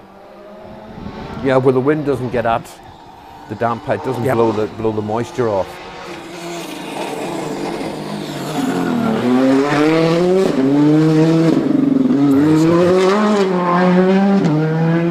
Josh was sublime there. Josh actually looks like he's up the pace a bit. I think he's just said, right, okay, yeah, I got it. Maybe these conditions are just tricky enough. I'll just step up a gear. Yeah, I think we could find Josh. Maybe he sees second place if he can jump both Jason Mitchell and Johnny Greer. Quite possibly. Would he be that way motivated now? Never thought really of it from that point of view, but it's an angle, isn't it? Yeah. I'm sure that's what everybody's looking for these days, an angle.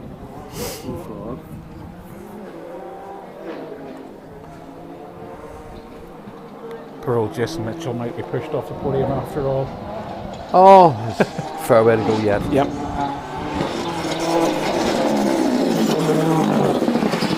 Well, that was the problem. So they're all going to struggle this wee wet patch on the inside of this corner.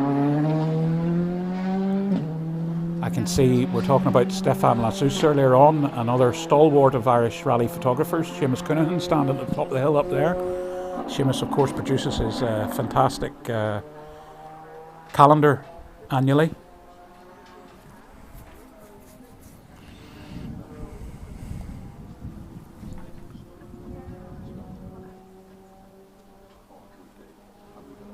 So Damien Toner's due next in the Mark II. Going sideways is nothing unusual for him, so this... I think Seamus is just back from a luxury holiday in Spain or Portugal.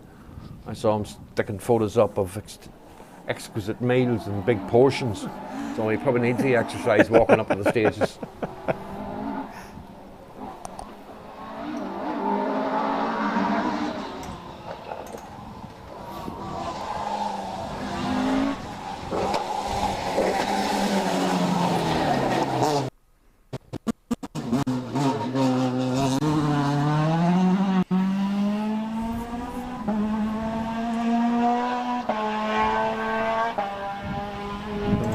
Yet out of stage times for this stage. Cars still on the stage, as say we're only halfway through. While Tyrone Stitches continues to run, there's quite a few people through that we obviously didn't see. Sam Adams is Andrew Bush drawn to our attention earlier on. Sam's having a really good run today. He did a 13:55 in stage 7. Overall. Divine.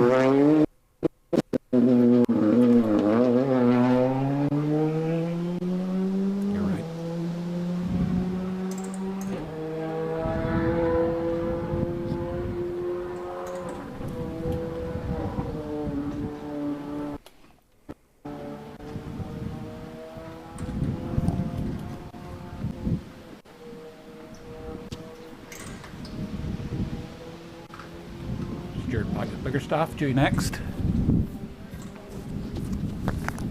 Stuart said he was going to try and push a little bit over these final 3 stages, try and challenge Damien Toner for the overall national part of the rally win.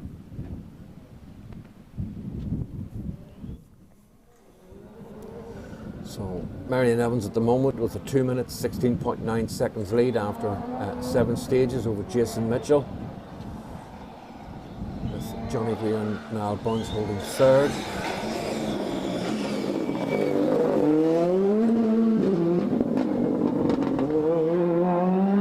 Straight through very cleanly. Yeah, no drama there at all.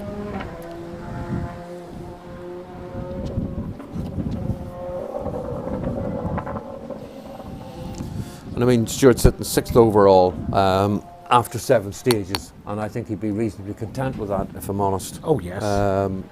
But if you get a sniff of a win, why not? Oh, you have to go for it. Yeah, why not? You have to try. But he didn't do enough on stage 7, Sav, to be honest. He needed, he did enough on stage 6 where he took almost 15 seconds out of Damien, but it was much wetter then.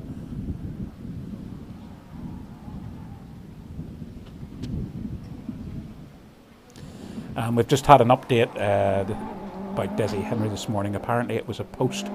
He clipped a post and broke the steering arm in the car. Something so small, but at this level, once you're out, you're out, and that's it. Happening all too often.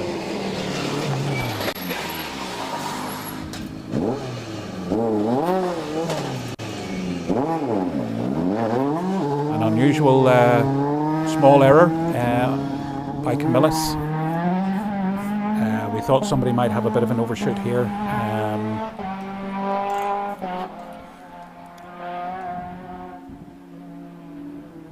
I thought that was a very good interview that Niall Henry gave earlier on at service, whether you saw it, Sav, that he was saying about Desi was scratching the head on other rallies to a certain extent. This was his fault, and he knows there's nothing wrong with the car. The car was good. He said it was down to him. Yeah. It's almost a relief that the car didn't break down where he's had so many of these small technical failures. Yeah. And almost certainly there's been a rally win slip away because of it. quite possibly this year's Circuit of Ireland. John Devlin. Yeah. John just, this was sort of inevitable that somebody was going to have a bit of a moment here. I must admit, got away with most that. unlike John. Yeah, but it's so slippy. We can Yeah. see it so slippy. Marion Evans, time up for stage 8, Babylon Hill, stops the clocks at 11 minutes 21.4 seconds.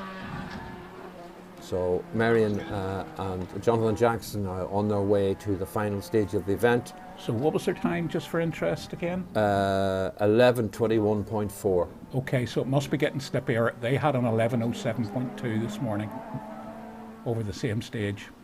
So they now make their way back through the back of Tandragee. Will make their way through Milltown and Rich before. Interesting. I'd say Spawn. Marion's the one who's actually playing the percentage game now, and he's still going hard, but he's backed off. Johnny Greer 11:15.9.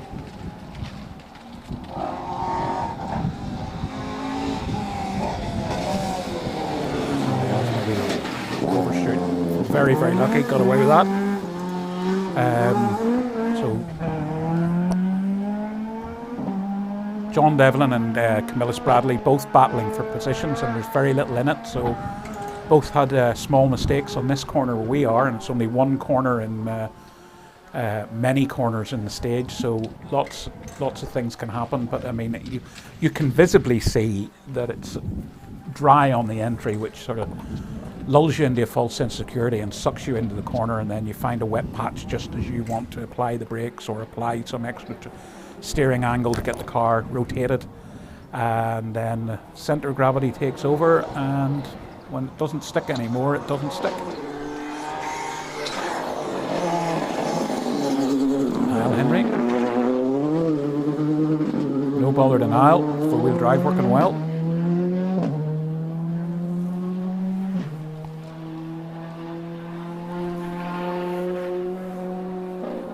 So has Johnny Greer done enough in this stage to jump back ahead of Jason Mitchell? I would think he probably has. He probably has, yeah. Just no disrespect to Jason, but he has had a fantastic rally. But he even admitted himself he didn't see himself lying in the top 4 of this rally. Josh Moffat in on an 11:33.5, so 12 seconds behind Marion on stage times there. And yeah, Jason just slips behind Johnny by 0.1 of a second. An 11:27.4, Johnny 11:15.9. Puts him up by 0.1 of a second. Here's Michael McGarty. Michael just very lucky there, understeering. Could very easily have just got a puncture, but kept it all under control. Nice car control, actually.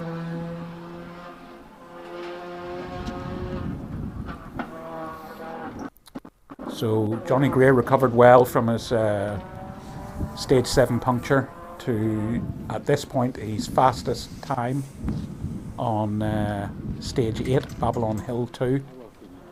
Fastest time at this point by about 6 seconds from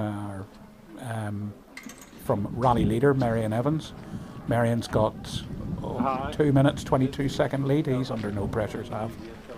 Well, he is under pressure, but he's not under any pressure from Johnny Greer anyway. And I think Johnny just wants to secure second place. Hello, Mark. How you doing? How are you? And obviously Josh is just happy to consolidate his 4th place. He knows it's going to be enough. So he's one more stage to go. Is this where you start getting nervous? You possibly do. Hearing every rattle and bang and creak in the car. You've done your best. So this should be calm burn, yep. Car understeering, kept it under control, very good. Didn't panic, no drama. Actually, with every car that seems to go through, I certainly get the impression that the slippy bit here might be actually drying out a little bit. So at the moment we have 5 times through, and there's a 34 second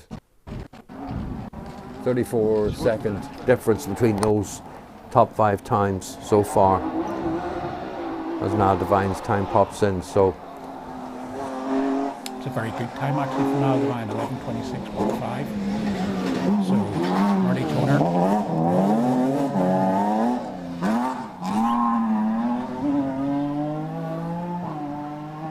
Nice car control. Yeah, Niall Devine, 11:26.5.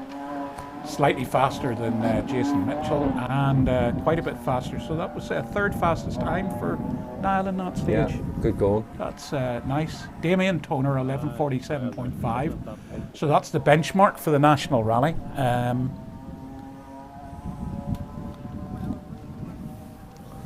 Niall Devine lost a bucket load of time earlier on, so he'll be pleased to be at least to be getting the opportunity to set some decent stage times, even though he's effectively out of the running. So leading crews now out through the stage and on their way to Special Stage 9, the second running of Mount Pleasant, 8.3 miles.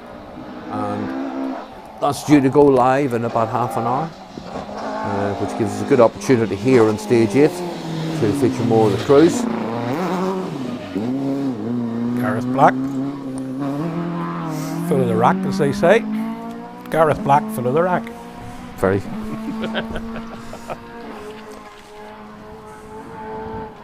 What's that they would say? You're reporting you didn't know it. Let's not go down that rabbit hole. No, definitely not. It reminds me of the Jim Bowen, look what you could have won. Yes. Well, you get your BFH. Yeah. You know, and there's a couple from Sheffield or Birmingham and they win a speedboat. Yep, you could have won caravan. Well, you get your bus fare home. So Armagh, Banbridge and Craigavon Council, one of the event partners along with KDM Hire, the Mourne County Hotel, obviously Modern Tyres, the main sponsor, usedcarsni.com. Today's network branch of many supermarkets through many towns in the north here, Abbey West as well, and of course Newry and Mourne District Council, who've put in a lot of effort into the hosting of the event in Newry and the Carnbane area, along with Modern Tyres and their new facility. Jason Dixon. Definitely seems to be drying out a bit more, doesn't it? There's definitely a bit more grip on this junction than there was earlier on.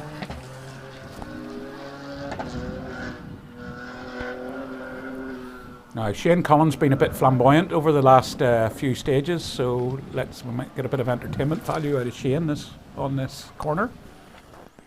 He's already slightly rearranged the front of his Escort earlier on today.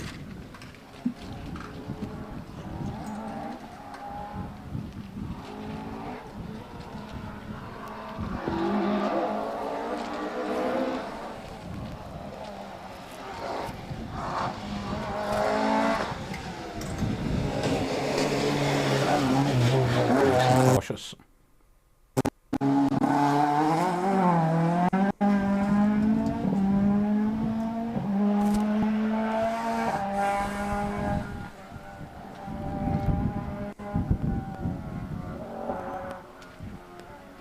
John Bradley up next.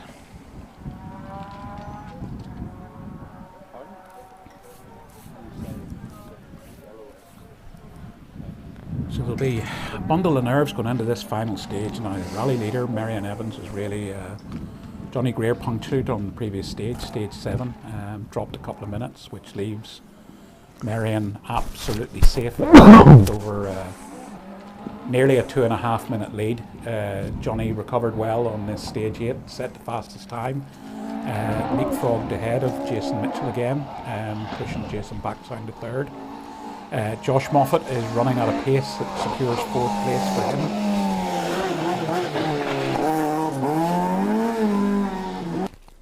John Bradley through. So yeah, Josh is driving probably one of the most difficult rallies of his career, pacing himself, which is one of the hardest things to do in a rally car.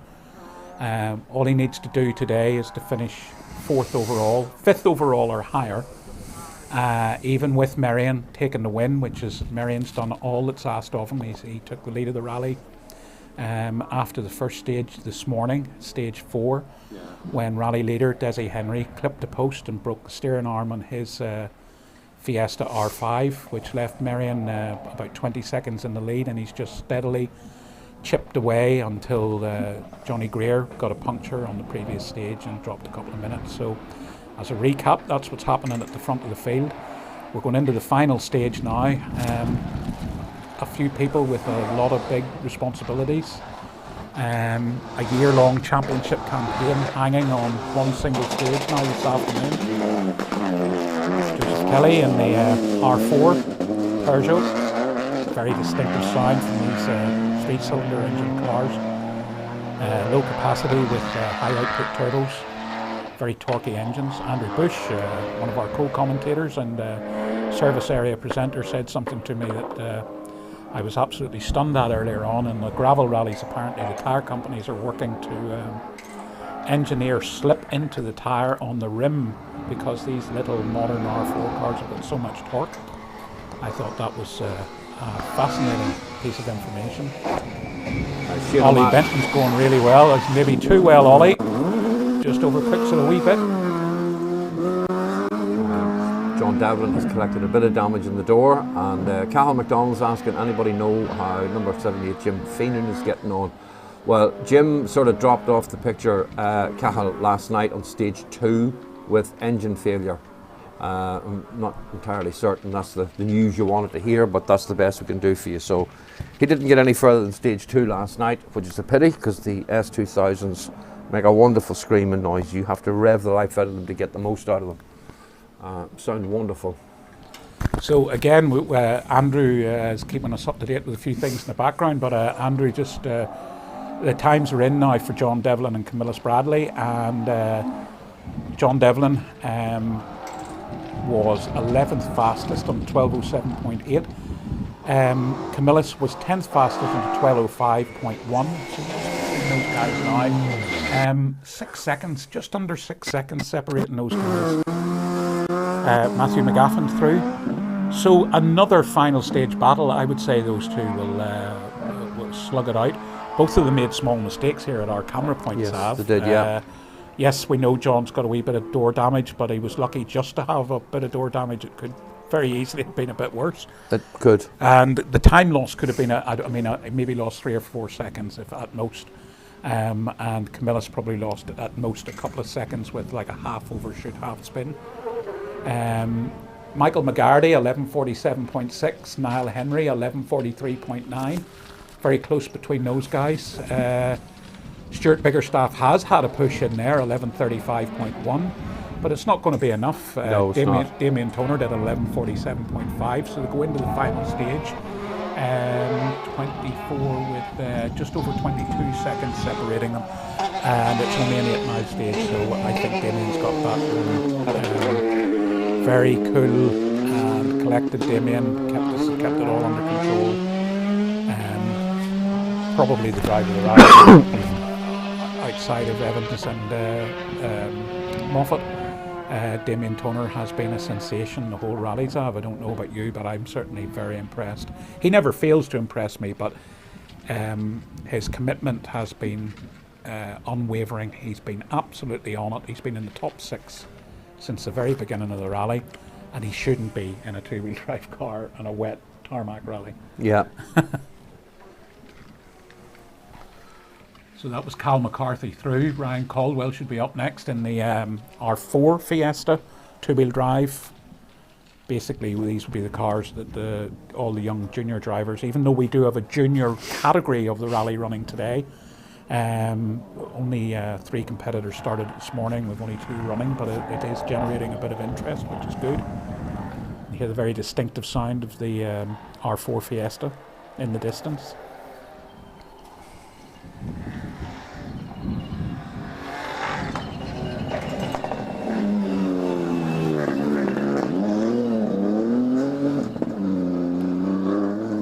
Torquey wee engine struggling to get the power down. You can hear him sort of revving away. The other great battle that's developing today is going to and fro is Simon Reid and Colin Byrne. So Simon's turned the tables on this one a little bit. Simon's taken 2 seconds back out of Colin. Simon was 14th fastest, did a 12:08.1, and Colin was 15th fastest and did a 12:10.4. Both these guys never really been on these Ulster Rally stages before, so respect to both of them. They're both having a very good, competent run. Gareth Black, who was full of the rack, he had a great stage time. We weren't going down that road. Yeah, we're not. No, we're 12th fastest overall, 12:05.9.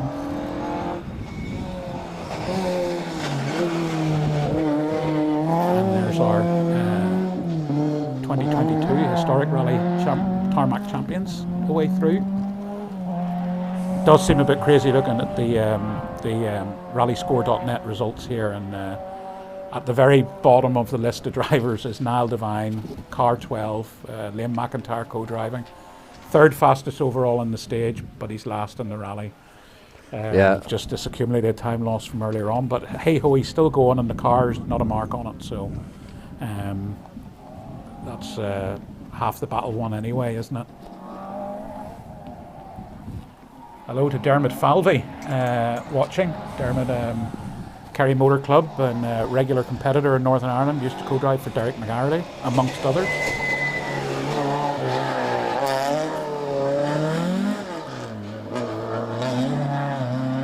Not as slippy as before, but still a bit slippy this junction. Yeah. Declan McNaughton lost none of his flair there. Great reactions. As soon as the car started to slide, he just fed in a little bit of opposite lock. I can see Jonathan Jackson's brother Matthew's joined us as well, so Matthew and the family sort of wanting to keep an eye on how Marion Evans and Jonathan Jackson get on as they now make their way to stage 9. Check on the Sport Track app, and their leading crews are now at the start of the final stage of the 2022 Modern Tyres Ulster Rally. So really 8.3 miles is all that separates the potential for Josh Moffat to become tarmac champion, Marion Evans to perhaps win the Ulster, or vice versa, and perhaps Jason Mitchell holding on to a podium place. But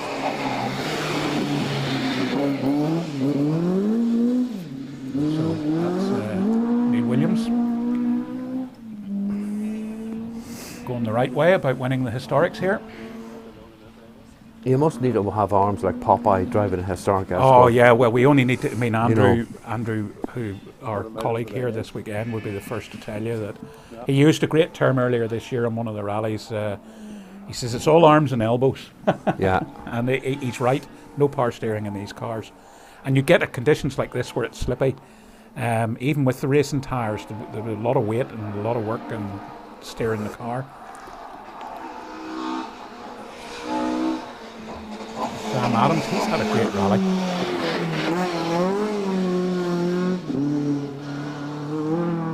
Good. Thought he was a bit hot going into that corner. It might not have paid off for him, but so maybe they're getting a wee light shower rain at location 9 on stage 8. I could put the cat amongst the pigeons, Xavier, if it starts raining for the final stage. It just could add another a little twist.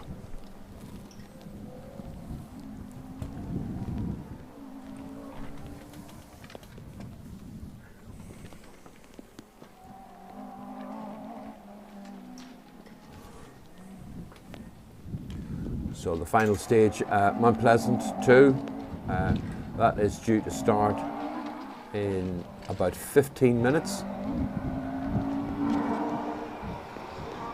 It'll be 8.3 miles between there and the crews finishing before they then make their way back to Newry and the finish ramp. That was Philip Hamilton away through.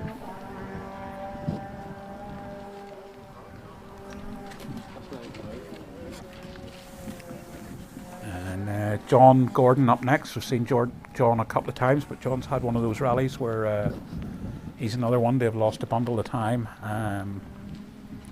but driving very quickly would have, under normal circumstances, would have been just outside the top 10, I suspect.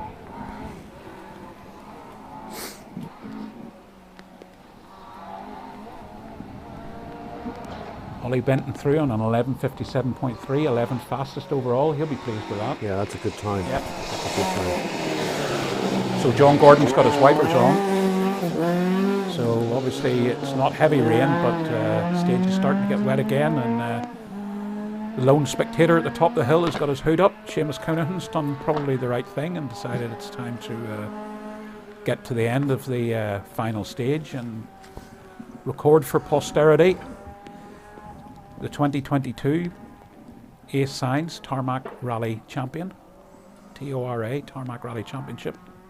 And of course, we'll have a modified champion and as well. Yep, we already have our historic champion.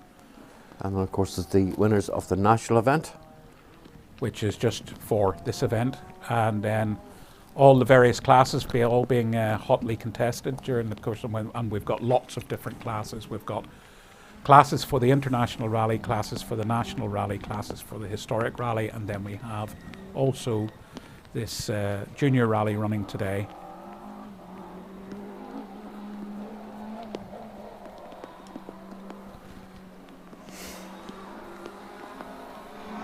So actually the runner's starting to get a little bit spread out now.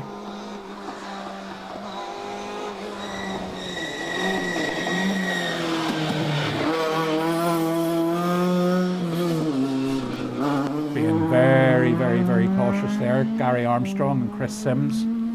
I suspect they've maybe found a lack of grip, and you could see they were visibly careful on the entrance to the junction.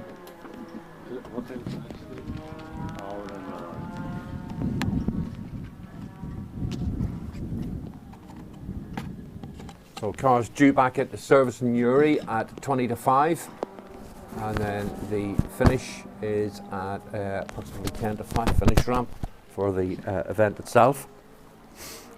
We hope to have cameras at the end of stage 9, where there'll be a plethora of photographers, media people, championship organisers, team members, families, friends. So we'll try and capture the essence of the atmosphere and celebrations at the stage end. If they're allowed in. William Clerkin due up. Yeah, starting to slide around a bit. Don't want to be doing that too often, William. That's when you start getting punctures. So it's starting to get a bit slippy here by the looks of it. Oh, it's drops the rain now coming on the camera. Yep, the wipers are on. Camera's been wiping the camera for a bit. No,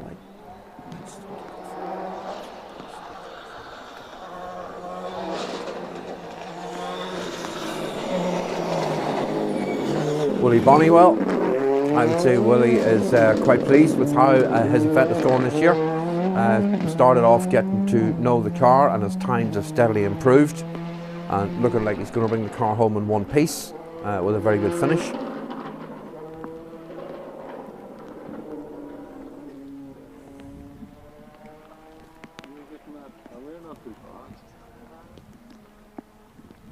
Very close again in the Rally 4 class.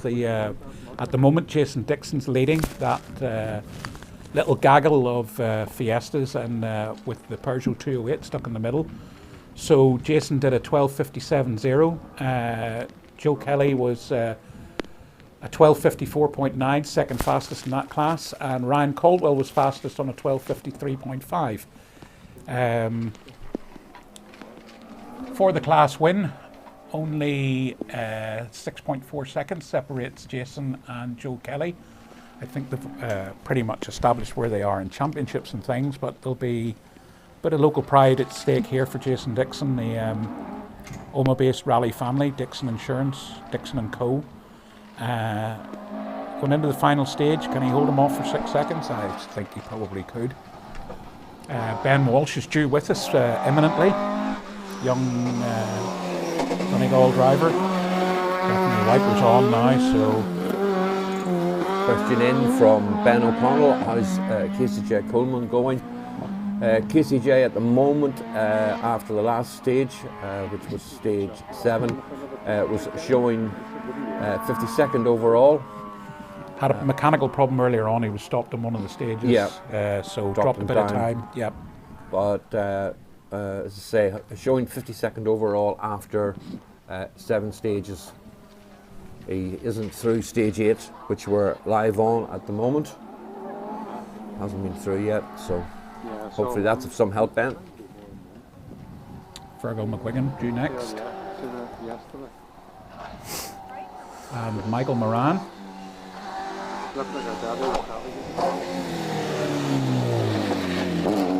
Yeah, corner's starting to get slippy again, a bit of understeer there. Caught Fergal unawares, he caught it very well, reacted nicely.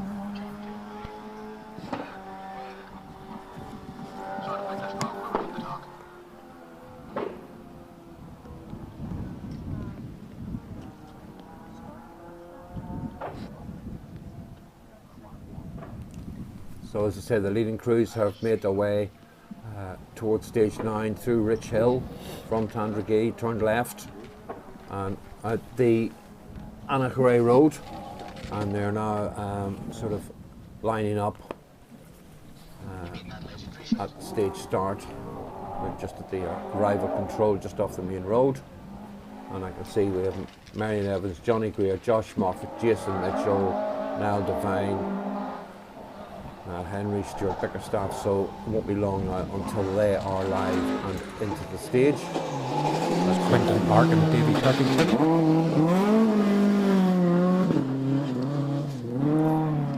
That sort of loops back in itself towards Rich Hill before it turns left and ends up finishing very near Coolooney Park on the outskirts of Armagh.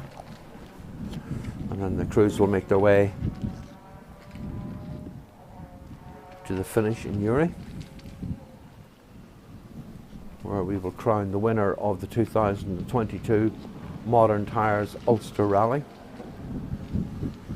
So Neil Williams safely home through that stage, one more stage to go with the historic championship already in the bag, but he wants to get her through the final stage to get the historical on this rally.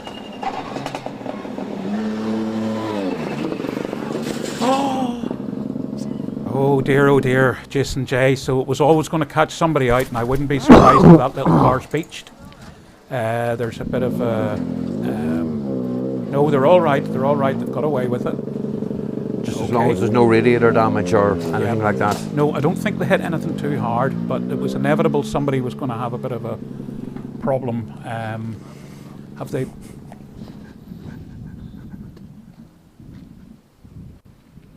No, that's very true.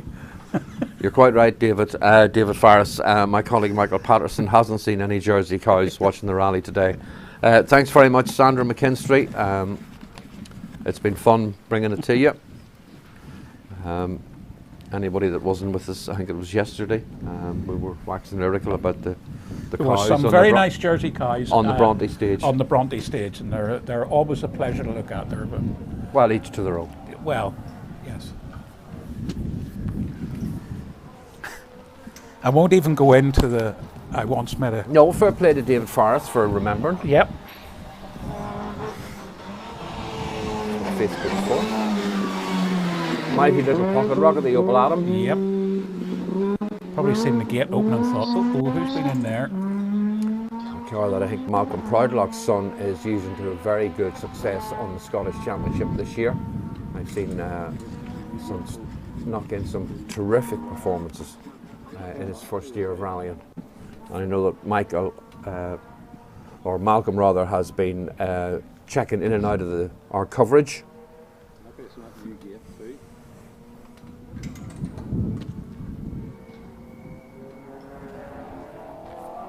So we're 4 minutes away or so from... And Shane O'Mahony observing there about young Coleman.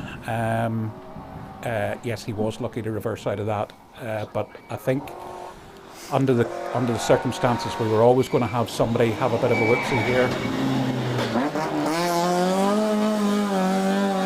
I thought that was possibly another one. But I did too. I thought the same actually. The speed he was coming in, but he got it scrubbed off nicely. Very nice. So actually, I think did Coleman turn right at the junction because they've gone blue where we are.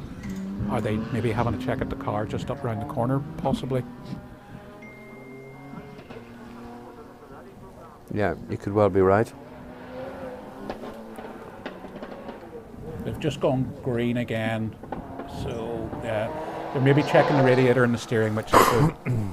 Well, just get her to the finish of the stage, boys. Stop. The oil cooler runs along the front there as well. Yeah,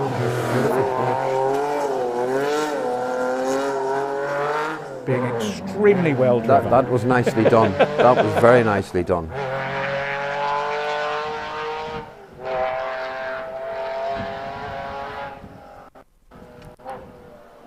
Because being rear-engine and rear-wheel drive, it's a completely different handling characteristic. Absolutely, yes.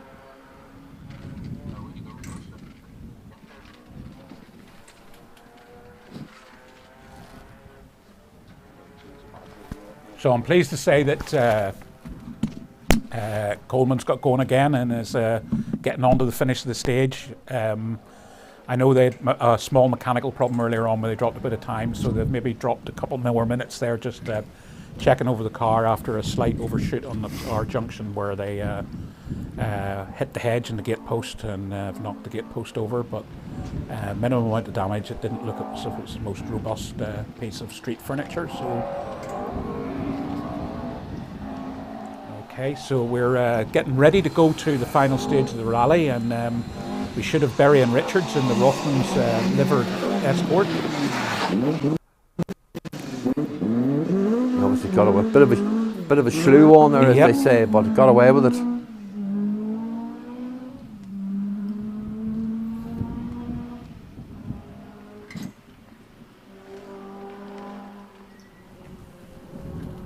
So we're just getting ready for the final stage to go live. Then we will transfer. They're not actually into the first. So there we go, that's us back to the final stage of the day, final stage of the event, and final stage of the Ace Signs Irish Tarmac Rally Championship 2022. Second run over Mount Pleasant. Now there, you notice, Michael, the sun's out and the road is looking very dry.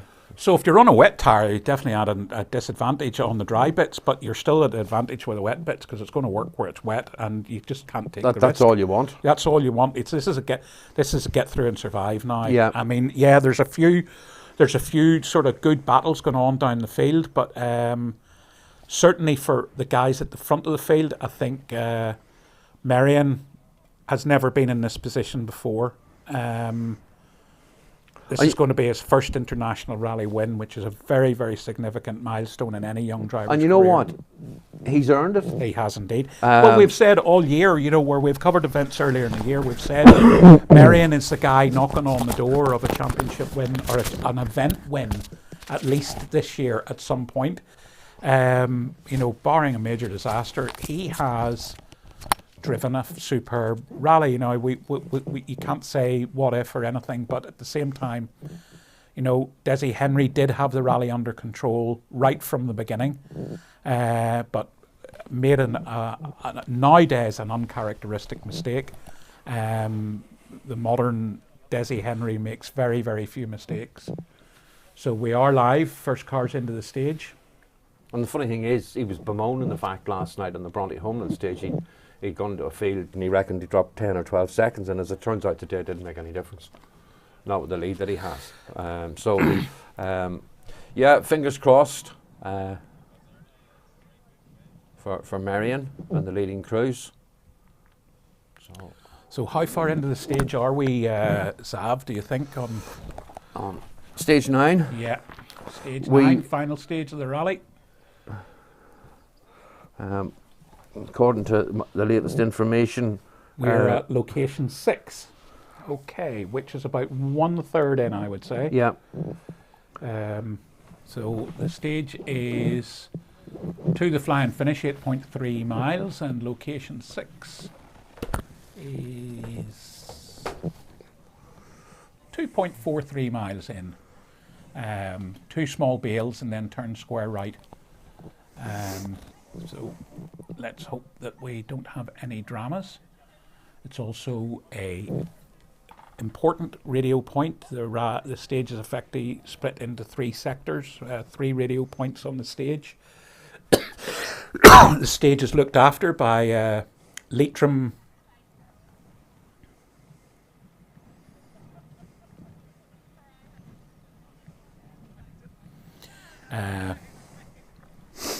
Leitrim's John Comiskey's the stage commander on this stage.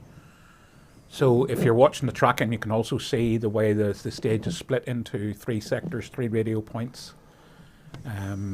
Communications is probably the most critical element, and we've got not long now before we will have first on the road, Marion Evans, and rally leader just shoots into view, and there's smoke coming out of the back of the car, or dust.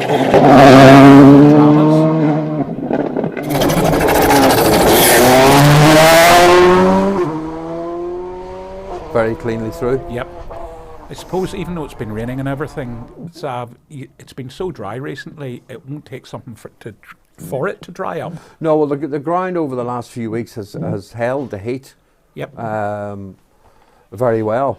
I mean, even when we get the summer showers last week, it was gone in 20 minutes, 25 minutes. It had dried out. So, and on top of the sort of the more higher ground parts of the stage with the breeze on it, helps it dry out even quicker where it's more exposed. So. So on the basis that we're where we are in the stage, it's probably another 4 minutes or so before we get some confirmation times. Yeah, there must be a bit of dust. Johnny Greer kicking up a bit there as well. Amazing, after pouring down, now we've got a bit of dust. Well, that's where this morning's run was unbelievably wet, damp. Yep. So now that it's dried out with nothing on it for a few hours, that's where you're getting that, you know, almost like that vacuuming effect when the car passes over the road surface. Yep. So Josh Moffat is on the stage and about a half a mile away from our camera point. So 30 seconds or so, I say he'll be with us.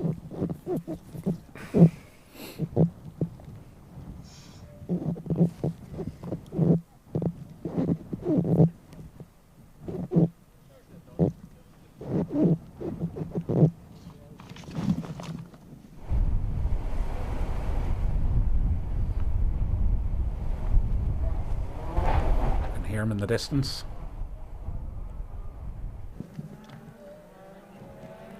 There we go.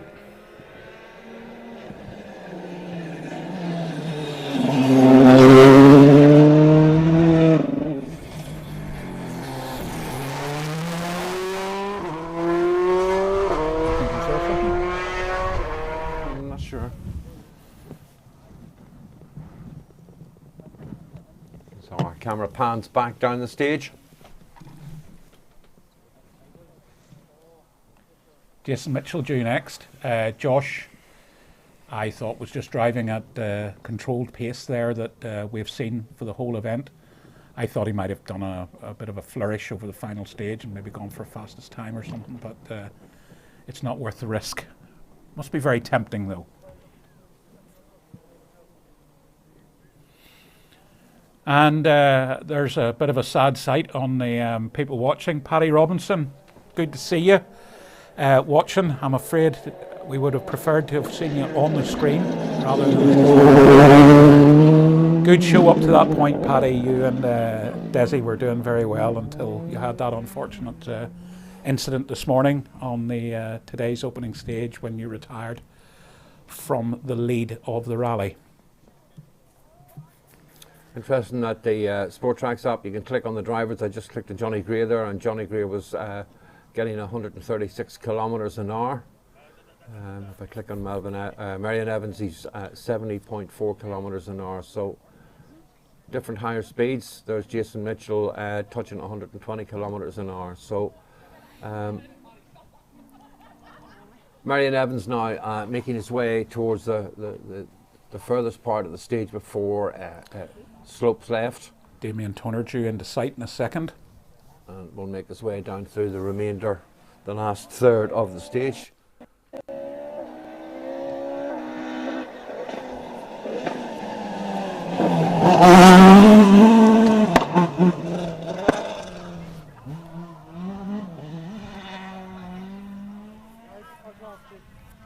Just looking at Damien's car, that back left hand right-hand rear looked like the strut was sitting down quite a lot. This is a long, tough rally, and it's a testament to the engineering skills of some of these teams and drivers who do their own work, and the engineering companies that run the R5 cars, keeping them going over these really abrasive, tough, technical, relentless roads, Sav. That's the thing. Yeah. The roads are relentless. You're pushing all the time. You're always leaning on the car. That's a term that they use, leaning on the car, but you're always leaning on the car. I'm not trying to create drama here, but on my Sport Track app, Johnny Greer has got ahead of Marion Evans. It's also on my Sport Track app. But Sean Marion's travelling at 60k an hour, so I'm not sure. This could be like we've had during the course of the rally, folks, a hiccup.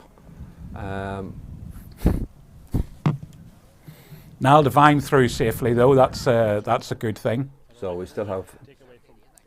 So we're at the end of the stage, and there's the trophy. A list of famous names. You know what? I don't know which year it was.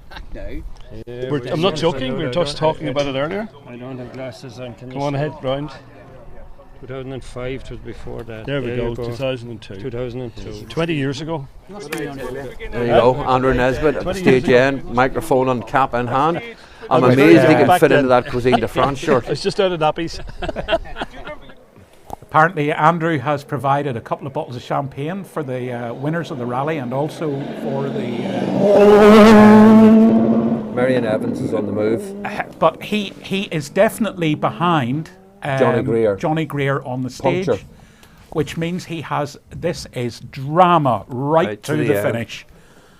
Oh boy. He's now moved back ahead. There you are. Okay, so that's the track. Sport Track's giving us a hiccup right to the very end. So there you are. Cameras at the finish ramp. Andrew Nesbitt there with the tarmac trophy. Finishing the rally of Marion Evans. So Marion will have won the Ulster Rally for the first time. I believe it's his first international here in Ireland, and it's a big round of applause and congratulations to him. Here he'll be moving up forward now, and we're going to present him with a little bit of champagne to celebrate his win here in the Ulster Rally. And I can hear in the background other rally cars coming through. It's more than likely going to be Jonathan Greer or Desi Henry. There's a number of guys still competing for places here. So we're looking forward to seeing it coming in. And we have Jonathan Greer coming to the finish line as well, lying number 4 in the rally, and I believe he picked up a puncture in the last stage, so let's see what his times are like when he comes in.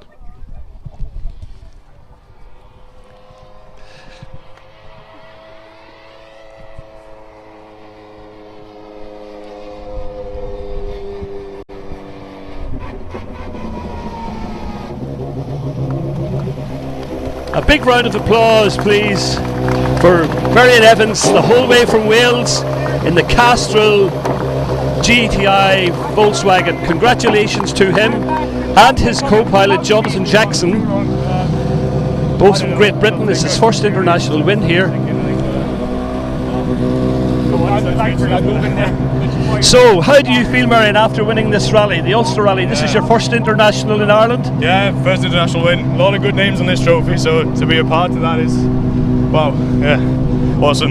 Yeah. Well, I may share with you that I won this rally 20 years ago today, so how about that? And I just live around the corner. I've got a few more to catch you though. Well, congratulations to you, and thank you for coming to Ireland to compete in the internationals. We're so proud of you, and once again, thank you for that.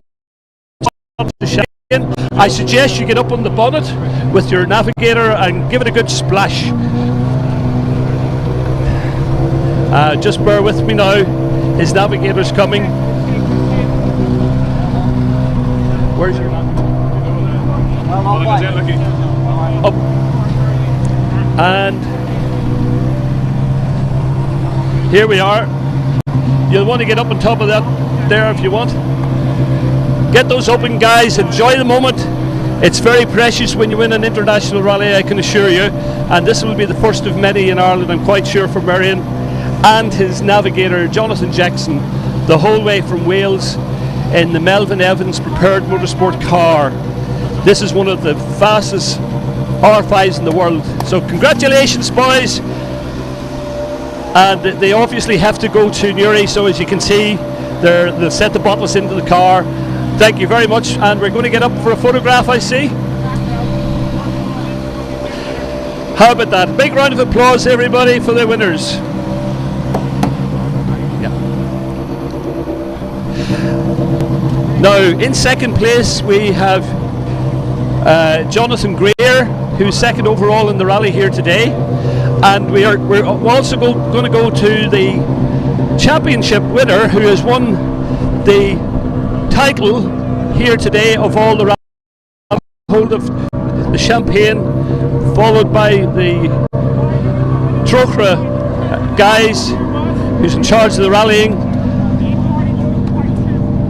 Josh, congratulations. Could we ask you before you pop that, have you anything to say? You've won the championship here today. Yeah, no, just we're over the moon. It's been a serious year now, and I suppose we just had to come here this weekend and get to the end of it. But yeah, it's been a fantastic year for us, and just need to thank so many people, all our sponsors there that's really made it happen, and Tom and the team there, and all the support back home as well. So yes, I see you have combi lift on the car here as well. Yeah, combi lift and King & Moffat, Sharon Williams, DSV, AFM. Yeah, and without these sponsors, it's very difficult to compete at the sharp edge of motorsport. It sure is. It's an expensive sport, unfortunately. So we're definitely very grateful to all of them for supporting us. Well, Josh, you went to school just down the road. Are you very pleased to see the Armagh at the finish line? I am, surely. I'm definitely glad to be here. Yeah. Well, I have to say, on behalf of everyone in Irish motorsport, you have driven an unbelievable race all year. You've taken the last bit of engineering out of that car. Would you have any plans for next year of maybe moving into a different car, or are you going to stay with the Hyundai? Yeah, we're looking at our options at the minute, to be honest. We have nothing set in stone at this stage, so if we don't come through with anything else, we'll probably stick to the car we have, which we know. But yeah, we're looking at anyway at the minute. Yeah, well, on behalf of everybody in Irish motorsport, you have given them hours and hours of pleasure across all of the events, and you've won 4 internationals. I know you had to drive a little bit slower to win this championship today. That is a difficult job in itself. Yeah, it was very hard. Now we were just. Yeah, it's probably been the most difficult rally all year for us, just because we've had to really pull it back and try and get through it. It's not the way we like to drive, but it's definitely worth it in the end now whenever we get the championship. Well, on behalf of everyone here, congratulations. Thank you very much. Josh, I get to quick repeat the again. How's it feel?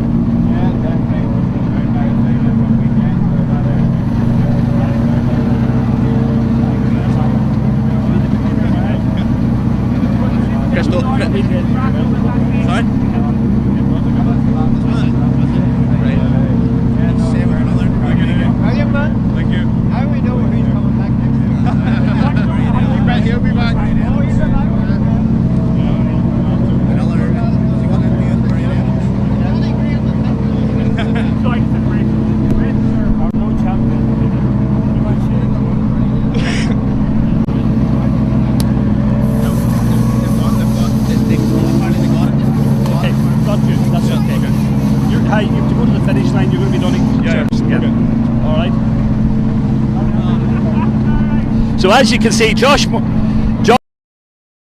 is celebrating here with his navigator.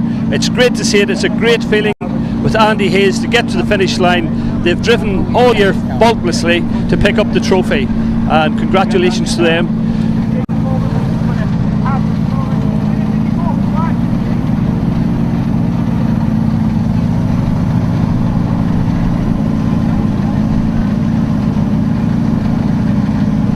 Hold the cup down. Get both of you holding the cup.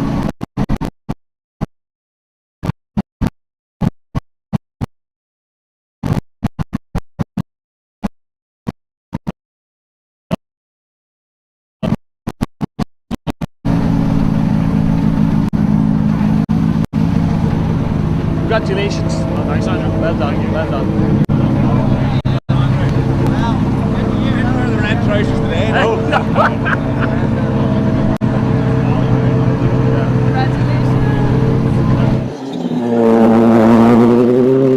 We have it. We now know that Marion has clinched the Ulster this year, 2022 Modern Tyres Ulster Rally. Gets his maiden international rally win. Absolute congratulations to him and Jonathan, and equally as many congratulations to Josh Moffat and Andy. Fabulous scenes there from the finish of the stage. Andrew Nesbitt, you're ever the showman. Wow, boy, can you put it on and play it out for us. That was a great bit of generosity. Andrew taking charge of things. He supplied the champagne for the rally winner and for our new 2022 Ace Signs Tarmac Championship winner. So the rally goes on for all the other competitors, and here comes Michael McGarity, another young man who's had a good drive this weekend, and he'll be pleased to not a mark in the car, which he's done a really good job, Michael, hasn't he? Michael's driven very well last night and today. As you quite rightly point out, yes, we have our rally winner, we have our championship winner, but we still have some cars that need to finish stage 9. I possibly was giving one or two people kittens, as they say, in the lead up to the stage finish there, because it did show on the sport track that Marion had stopped, but fully deserves for Marion. I'm delighted to see him take the Ulster Rally trophy back home to Wales, and delighted for the Melvin Evans Motorsport team, who have run several cars and crews on the Irish Tarmac Championship this year. Josh Moffat has driven really well, drove with his head yesterday and today, so for Tom Gann and everybody behind him in Combi Lift, that's a great result. So as we move on now to the final cars making their way through the stage. Well, we've only had one extra time in, and that's Niall Devine, and unfortunately it doesn't look so good for Niall. He's dropped another 3 or 4 minutes in the stage at the moment, whatever's gone on. So there's Colin Byrne, who's in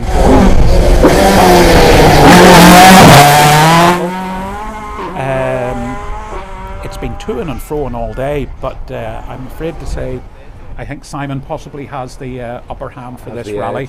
And again, we'll have this sort of convoluted Tarmac Championship points with the double points and single drop scores, makes it quite complex how to work it out. But it's not complex for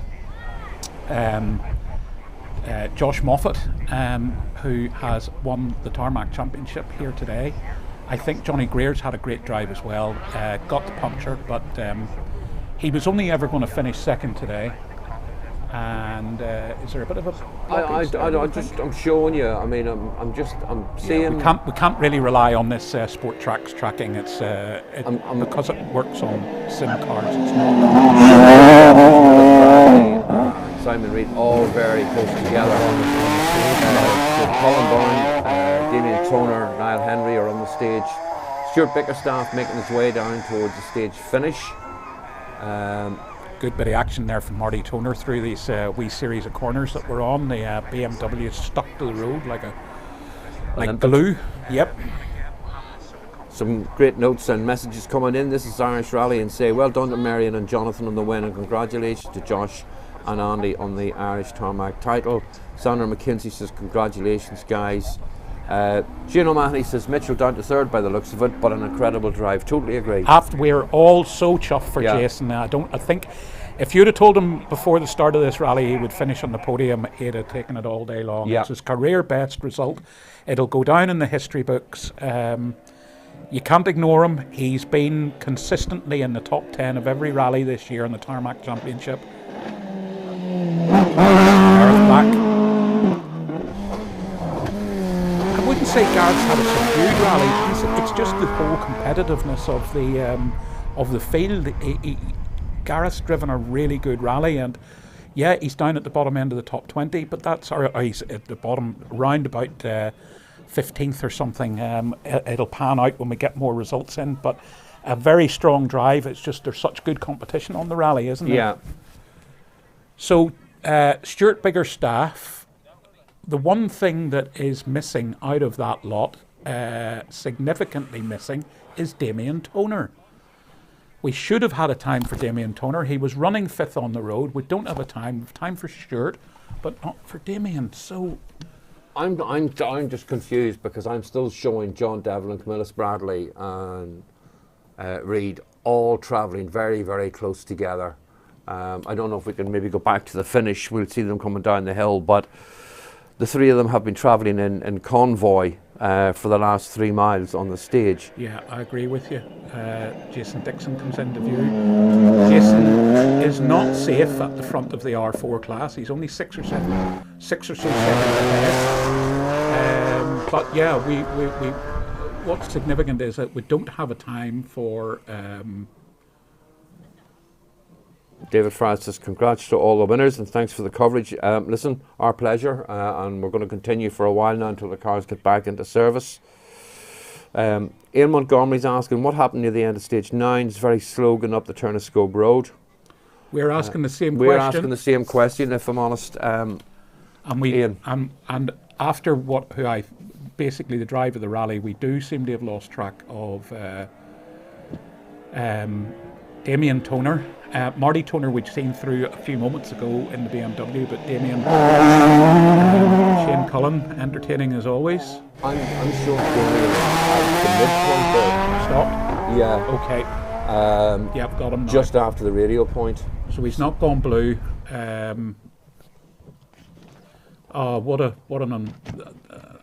seems a bit unfortunate. Yeah, he was green, but gone blue now, which is the colour coding when the car stops or it's not mobile. It's meant to catch your eye if you're working in rally control. Did we get that? Apparently Damien Toner was off and blocked the stage slightly, but the car has moved and we're back running again. So. Okay. That would maybe explain John Devlin and Camillus Bradley all. It would also explain why Niall Devine, it explains a lot. They've all got times in 14 minutes, 15 minutes, 12 minutes. So I suspect that these guys are all going to get a stage interrupted time, which is going to slow down some of the results.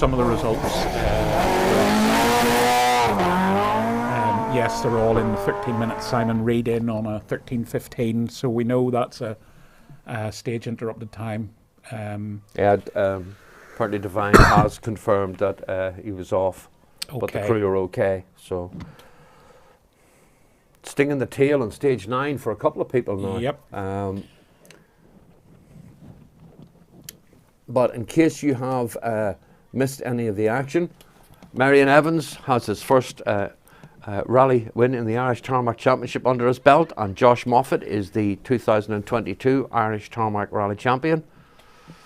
We still have a battle in the modified. We have a historic winner, and update you too with some of the junior times. The juniors, of course, only running on the 6 stages today. Should have Joseph Kelly approaching in the Peugeot R4.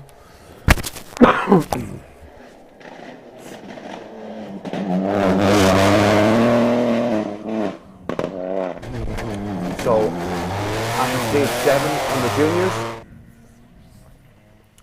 it is Christy McLaughlin has got ahead of Gareth Neal. Christy McLaughlin and Aaron McCarran in the Honda Civic are leading on a time of 54:27.8. and a further 6.4 seconds back, Gareth Neal and Darren Curran in the Peugeot 106. So for those of you interested in the junior, that's how that's playing out after 7 stages. Ollie Benton coming into view. Ollie's had a great run, I think.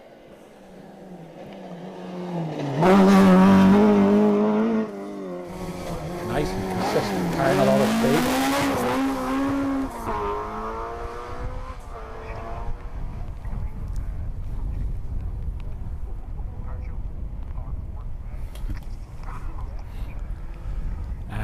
Just for interest, what will happen, I think here, the stage interrupted time will probably be Josh Moffat's time, ironically, which will be a 9:10.3. The rule roughly interprets as to the last clean run through, yeah. Fundamentally, which is not Michael McGarrity. So Marty Toner gets a time of 9:20.9, Colin Byrne 9:30.8. which is sometimes these are the foibles of rallying, but it's going to play a little bit unfairly for probably Stuart Biggerstaff, Niall Henry, Simon Reid, John Devlin, Camillus Bradley and Niall Devine.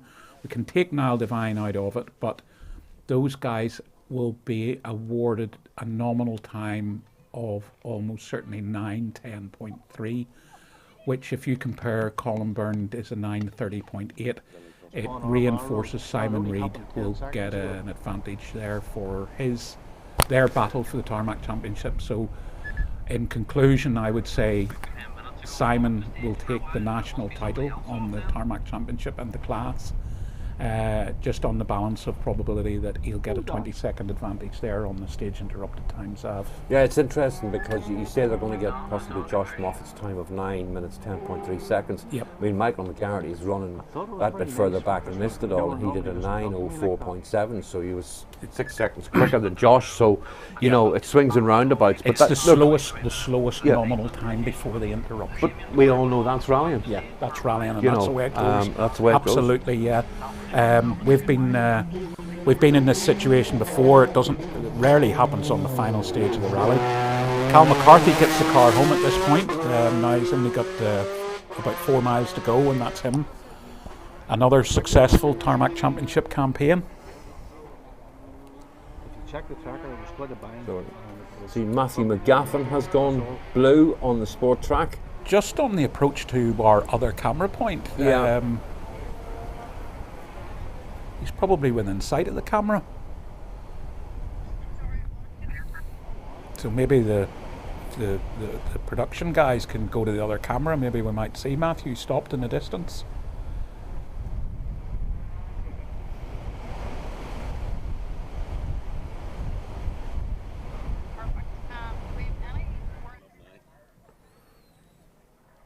So Ryan Caldwell is about to pass Matthew McGaffin, which I think is literally just over that crest, yeah.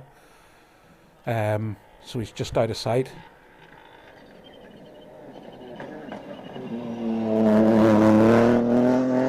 I mean, Ryan Caldwell and Grace O'Brien, I mean, we've seen them in West Cork and other events. They've driven very well during the year, learnt the car, learnt each other. I mean, it's been a good season for them. Yeah, good. They're shaping up to be a good little team. Yeah. Very competitive, this class. We know we focus in on it, and rightly so, because they're just swapping seconds every time. Even today, even with all the rain and everything else, there's still only 6 seconds separating these guys going in. Well, not these guys, but Joseph Kelly and Jason Dixon going into this stage. So Ryan lost a wee bit of ground last night, but he's been competitive all day. So whilst we've had some celebrations at the end of the stage, we've got the official finish in the Modern Tyres warehouse in Newry. So this is Stephen Armstrong, I think.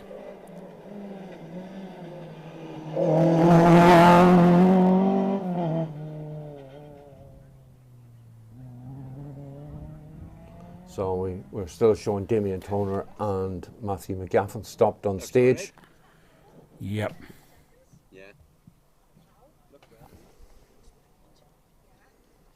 So it looks as though Reid has claimed the championship with Byrne second.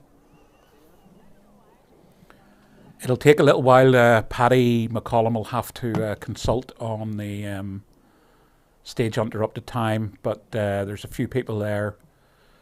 People like Simon Reid, Niall Henry. The top 10's sort of not complete, really. Here's Declan McNaughton.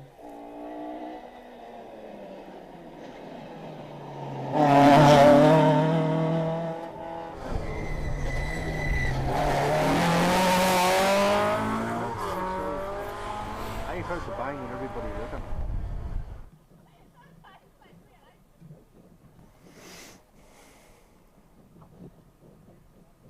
Now, is he coming looking for help? So what are those cows in the distance then, Sav, do you think? They're very far away. Do you want some binoculars? No, anytime anybody asks me about cows in the distance, I just think of Dougal and Father Ted. Yeah.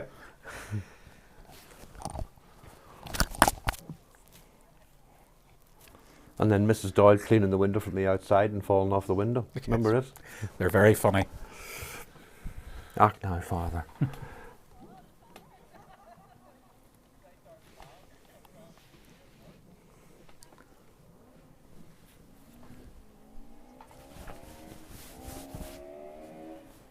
So is this our historic winners? I think it is.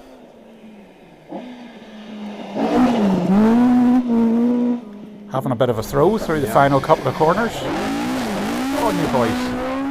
I have to be honest and say that I think the organisers done a superb job with great stages. Oh, they have. But I did see sort of calls from marshals in the week leading up to the event, and I think I'd like to thank the marshals because I kind of had worries that we might see shortened stages because of lack of marshals, and it hasn't happened.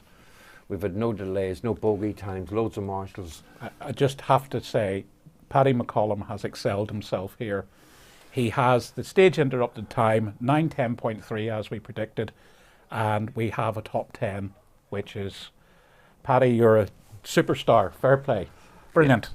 Sorry, we interrupted about the marshals. No, just how well they've done. They've come out in their numbers, they have supported the people who run the stages, the stage commanders, the deputy stage commanders, and as we were saying earlier, without them, the rescue crews, the medics, all the planning that goes into an emergency route to hospital if there's an accident, backup routes.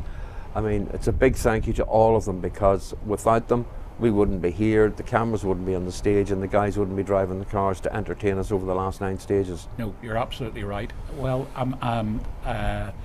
so while we're watching the later numbers here, and the sad sight of Damien Toner stopped in the stage and Matthew McGaffin stopped in the stage, the results are starting to pan out now with these stage interrupters. We know that Marion Evans has taken his first international rally win, winning the 2022 Modern Tyres Ulster International Rally.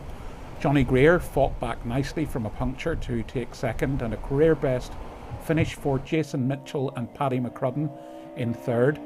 Josh Moffat drove probably the most reserved rally of his life to finish in the 2022 Ace Signs Tarmac Championship. Stuart Biggerstaff, well, Stuart's won the national rally after all with the demise of Damien Toner on the final stage. He finishes 5th overall, which again is one of the best results.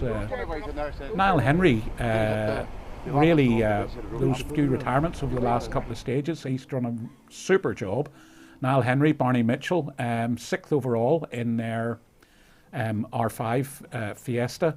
Michael McGarrity, again, a career best result for him, 7th overall in the Ulster Rally with Damien Garvey, keeping him on the straight and narrow. Marty Toner had a bit of a disaster last night, and on the opening stage there was a pipe came off and there was oil everywhere, and he lost a pile of time. Some recovery drive in the BMW. In my opinion, he wins the two-wheel drive by, let's see, 136.54, 137, by 6 seconds from John Devlin. So Marty Toner and Ben Taggart end up winning the two-wheel drive category at the demise of his brother, who crashed out in the final stage. John Devlin, 9th overall, takes the 2-litre class with John McCarthy co-driving.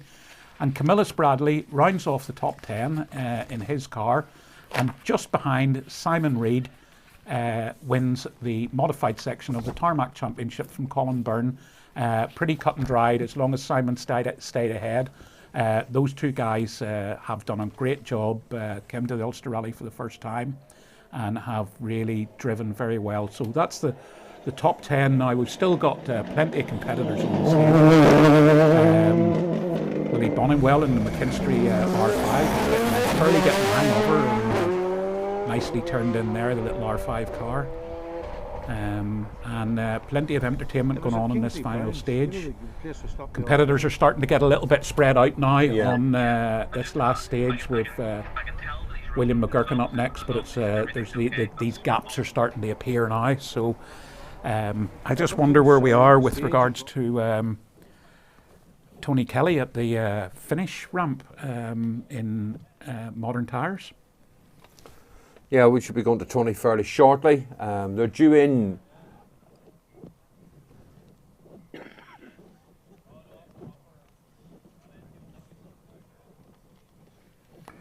Due to service at around 20 to 5. They'll quickly get turned around because we've been informed that the finish ramp is inside the Modern Tyres purpose-built building. That's scheduled at the finish around 10 to 5. So I would imagine that Tony will be able to chat to the crews anywhere from about 20 to 5 onwards. Yeah, in the service area. Yeah, as they make their way through. And we will obviously go to her and catch that because there'll be the official rally 1, 2, 3. And obviously there will be notification and celebration on the back to the East Signs Irish Tarmac Rally Championship. We've got reports through from the Damien Toner retirement on the final stage. The most important thing is that the crew are okay. The reason that the other cars got stage interrupted was that apparently he rolled Sav and the car was upside down on the stage. There was a bit of a bridge and the car dug in and rolled over. But the most important thing is that everybody's okay. We're pleased to report. It's certainly a disappointing end to his rally. To me, he was one of the drives of the rally, but when you're on the edge and it can happen. These things happen, and the main thing is that the guys are okay. Should be William McClurkin coming through now. Now there's a man just driving to get that wee car to the finish by the looks of it. So I can see 6 or 7 cars now on stage. Ben Walsh up next. This is another young man who is quietly impressing me with his drives. He's got good speed, but he's got good reliability as well. And a few more times coming in now that we've the dust is settled effectively. Gareth Black finishes 13th. We've seen Gareth and Conor Dunlop a few times. Deceptively fast, and Ollie Benton another 11th fastest time. He'll be kicking himself after losing a bit of time earlier on. He would have been right in the mix of the two-wheel drive. So well done, Ollie, and Donegal's Johnny Baird stepping in for that one. Cal McCarthy gets 15th with Eric Calnan in their R5 DS3, slightly older car. Marion Evans is now just heading up the A28, just in the outskirts of the roundabouts, the 2 roundabouts that will bring him in to the Carnby Industrial Estate. It looks as though, funnily enough, he's travelling behind Casey J. Coleman, who we saw on the last stage. They must have thrown the towel in. Yeah, after their little whoopsie when they hit the gate post. Yep. So Casey J. Coleman making his way in, and Marion travelling in just ever so slightly behind him. Interesting there when Ben Walsh came through this last couple of corners. Sav, you were checking the computer out. He's got his wiper back on. It must be starting to rain again. So for the later runners, they've had it all to do, haven't they? And they keep getting these curveballs thrown at them. Yeah. And speaking of later runners, just out of interest, Fergal McWigan. Just out of interest, possibly juniors still have to run. Yes, I think they on do. Stage 8, but at the moment there's only 60 cars through Stage 8.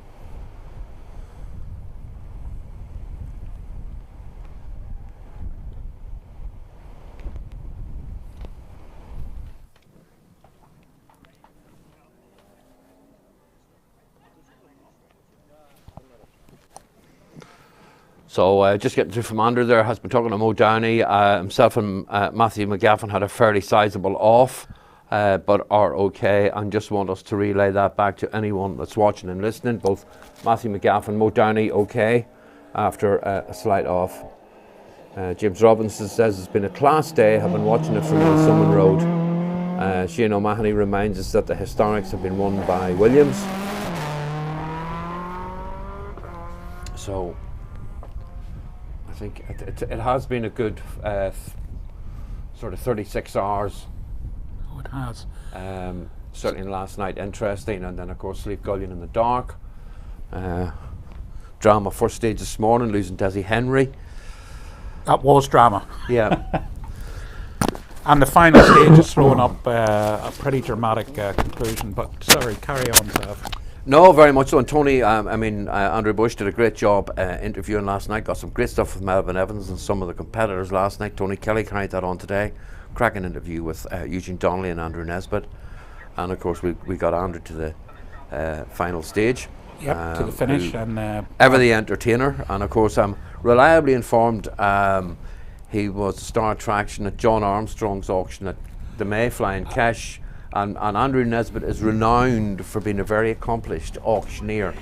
If there's an extra pound to be had, he'll get 5 of them. Yeah. There's the Adam through. So the money-raising venture for John Armstrong and his trip to the Acropolis, where he's in a chance to win in the JWRC. Yeah. Very, very successful last weekend, and one Mr. A. Nesbitt, if you like, could have been classed as a star attraction as the auctioneer. I saw a picture of him standing on a picnic table giving it beans in terms of extracting money from people. Did you ever go to any of the old Tarmac Championship prize givings when he would stand up and start auctioning stuff off? It was some crack. Unbelievable. If anybody hasn't seen him, you should. It's certainly an experience. But good of him to join us today, as with Eugene Donnelly. I think their interview is one to be treasured for the weeks and months to come. Great job there from Tony Kelly. I think a few people might be replaying that. It was funny. I have to hand it to them. It was funny. I'm chuckling now about some of the things I said. I think they let a few trade secrets out about the wind-ups as well. Oh, I think they did. Funnily enough, as I was watching that, I was thinking, you know what? Somebody needs to do a forum with the likes of Eugene again, Nesbitt again, maybe Austin, and get them up on stage with a couple of pints. Like Fight and Talk. The Radio 5 programme. You could have a great forum with the like of them. Just in... Well. I knew that. That was an old factoid from the Rally News. Well, so Michael knew this, but apparently Andrew Nesbitt was the captain of the Rich Hill Tug of War team back in the day. Just for interest, we're saying about the R4s, we're pretty close going into that stage. Well, fair play to Jason Dixon and Dylan Doonan. They've won that class in 24th, 20th overall. Joseph Kelly, 24th overall. And then Ryan Caldwell just behind, just a few seconds behind, only less than 30 seconds behind. Niall Devine obviously lost a pile of time, so he's still languishing at the bottom of the leaderboard, despite being 5th fastest on that final stage. Shane Cullen and John Gordon are equally time lost earlier. Quite deceptive, good stage times, but accumulative time lost is leading at the bottom of the leaderboard. We're talking about Willie Bonniwell. He fairly came on. He was 15th fastest on the final stage and has finished 17th overall on the rally. Yeah, very good. Very impressive. So very steady. Good result.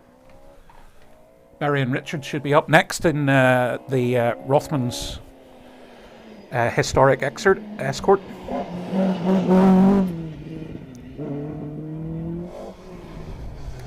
bit of confusion there with maybe the notes or something, not quite sure. He just seemed to hesitate a bit.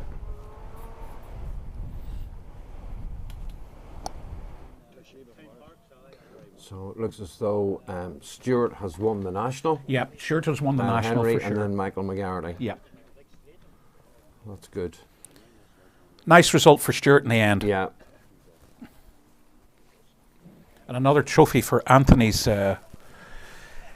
big trophy case.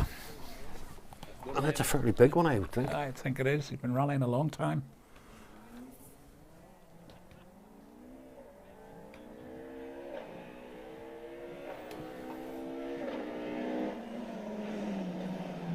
A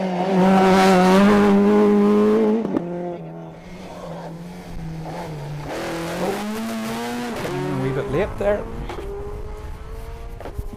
The grant started.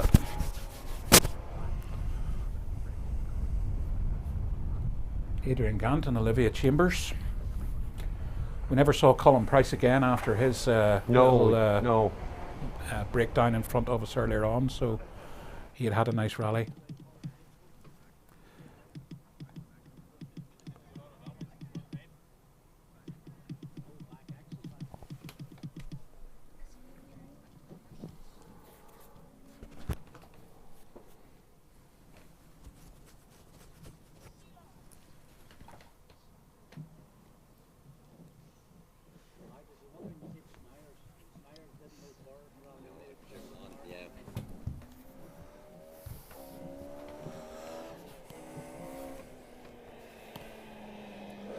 getting down towards the ladder runners. Yep, starting to get into the historic cars. The McWilliams there. Craig and Guy McWilliam. Going very nicely in their Mark 1. Sam Malcolmson asks, will Shinbridge return? To be honest with you, that'll be for the organisers. I think they created a new challenge this year with last night's 3 stages, 2 runs over Slieve Gullion, 1 over the Bronte Homeland stage, and then of course the challenge that was set today with 3 extremely difficult stages run twice. So you never say never. Shinbridge was a good stage, but the variety and options that the Motor Club have in South Down and South Armagh in terms of what they can create in stages is immense. Yes. You could rally here for 15, 20 years in a row and maybe never use the same stage every year. So there's a complete. Here's the older Corolla of the Vallely brothers.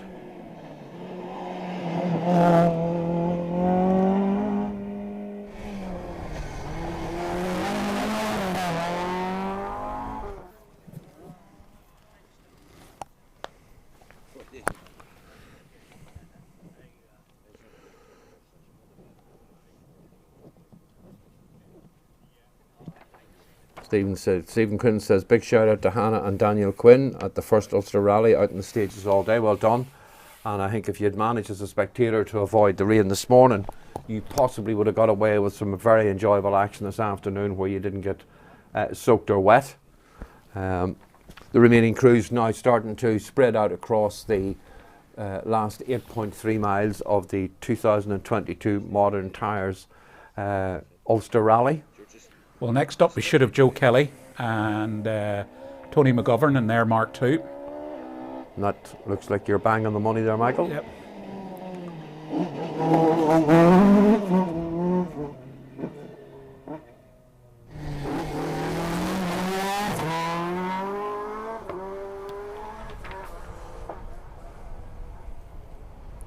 It's a national class car, not a historic car, running in Class 7.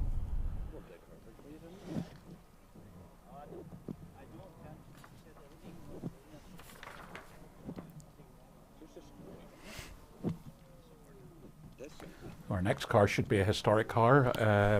John O'Reilly and Nick Sparks in their RS 1600 historic Class 2 car.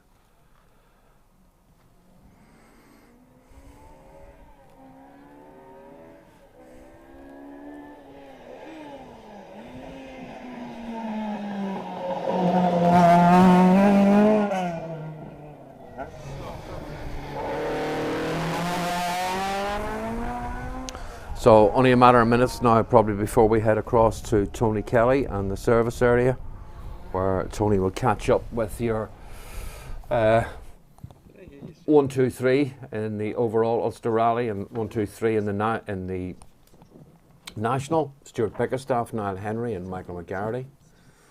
And of course in the overall, Marion Evans, Johnny Greer and Jason Mitchell. Try and see. So after stage 8 we've had a change of leadership again in terms of the 2 competitors. Gareth Neal now has slid back in front of Christy McLaughlin. So Gareth Neal and Darren Curran in the Peugeot 106 are leading on a time of 107 21.7, and Christy McLaughlin and Aaron McLaren in the Honda Civic are a further minute and 34 seconds back.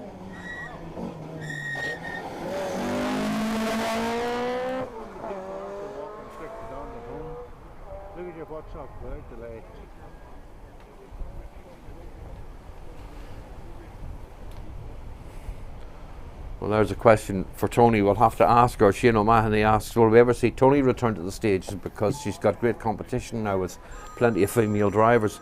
It's a really good question. We'll try and get it. I think she'll be back in a heartbeat. She'll be back, yeah. I actually think she still has the Honda Civic, actually. Yeah, she had a confidence thing, didn't she? And she's not afraid to talk about it. So I think her therapy has, you know, the hypnotics and things has helped her enormously.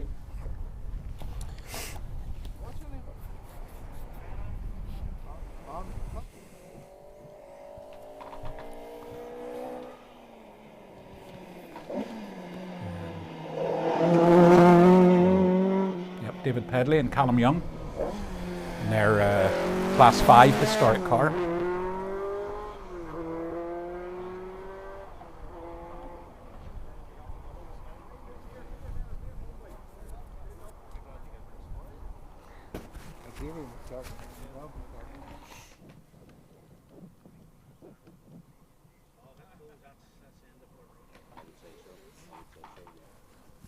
We believe Philip Greenley has retired on stage 8 with double puncture. Of course, the cars generally only carry one spare wheel.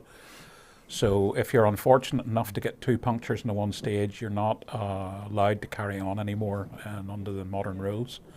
In fact, there was a bit of a controversial exclusion earlier this year in the British Championship where Oisin Price was the Jim Clark. excluded from the Jim Clark for driving on a puncture. So here's one of the Honda Civics running down the field.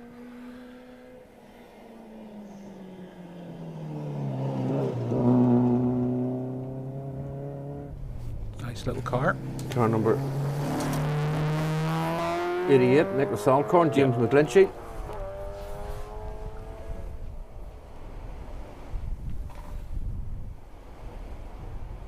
So in theory, we've seen Ollie Benton a few times, but I don't think we've actually seen Steve Benton yet. But according to the tracking, Steve Benton and Ian Kidd are due up next in their H3 category historic RS 1800. He'll be pleased that Ollie's got such a good result.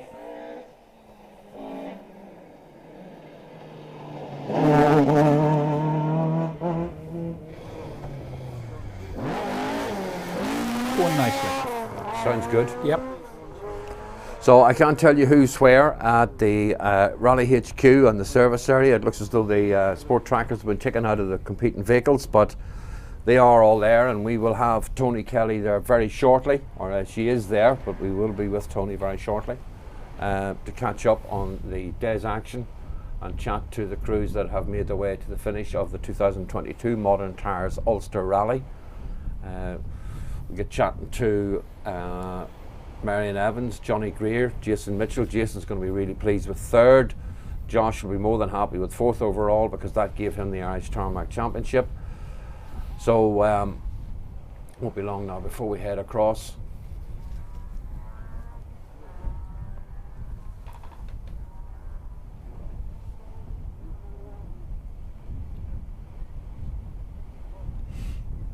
So next up we should have Arla Carty and Jack Carty in the little Vauxhall Nova. Now qualifies as a historic car. Andrew Bush was talking about it. These were going to, Andrew predicts that they'll become quite a popular car within the historic rally class in the future.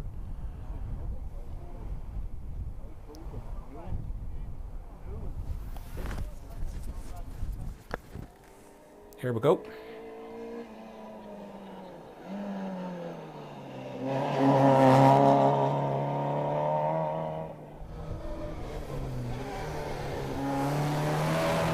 Evokes memories of Dave Metcalf, the late and great Dave Metcalf. I did a few rallies myself in one of those, so evokes a few memories of me as well.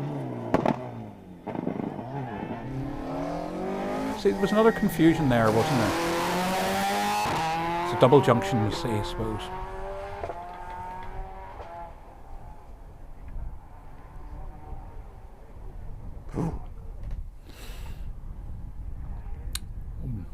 Okay, Damien, that's a fairly substantial accident. You can see the safety cell of the car's done exactly its job, but that's just a reminder of when it goes wrong, it goes wrong. That's be a couple of weeks before that's back out in a rally. That's a bit of a sad sight. That's actually. a shame. Yeah, you hate to see that. No, I don't for, like to see for that. competitors, you know. The amount of hours, I mean, it's not a professional sport for a lot of people here, if not everybody. No. And the work that's going to need to put that right, if you can put it right.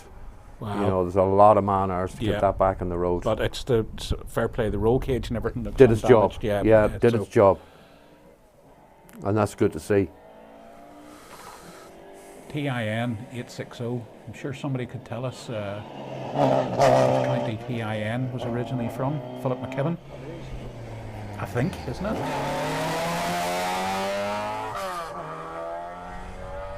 I think TM was down Billy Coleman's neck of the woods. I think you're right. County Cork.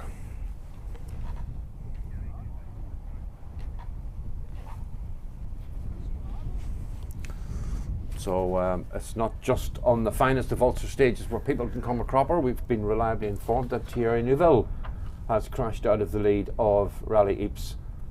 And what can you say? What can you say? Ypres is a cruel rally.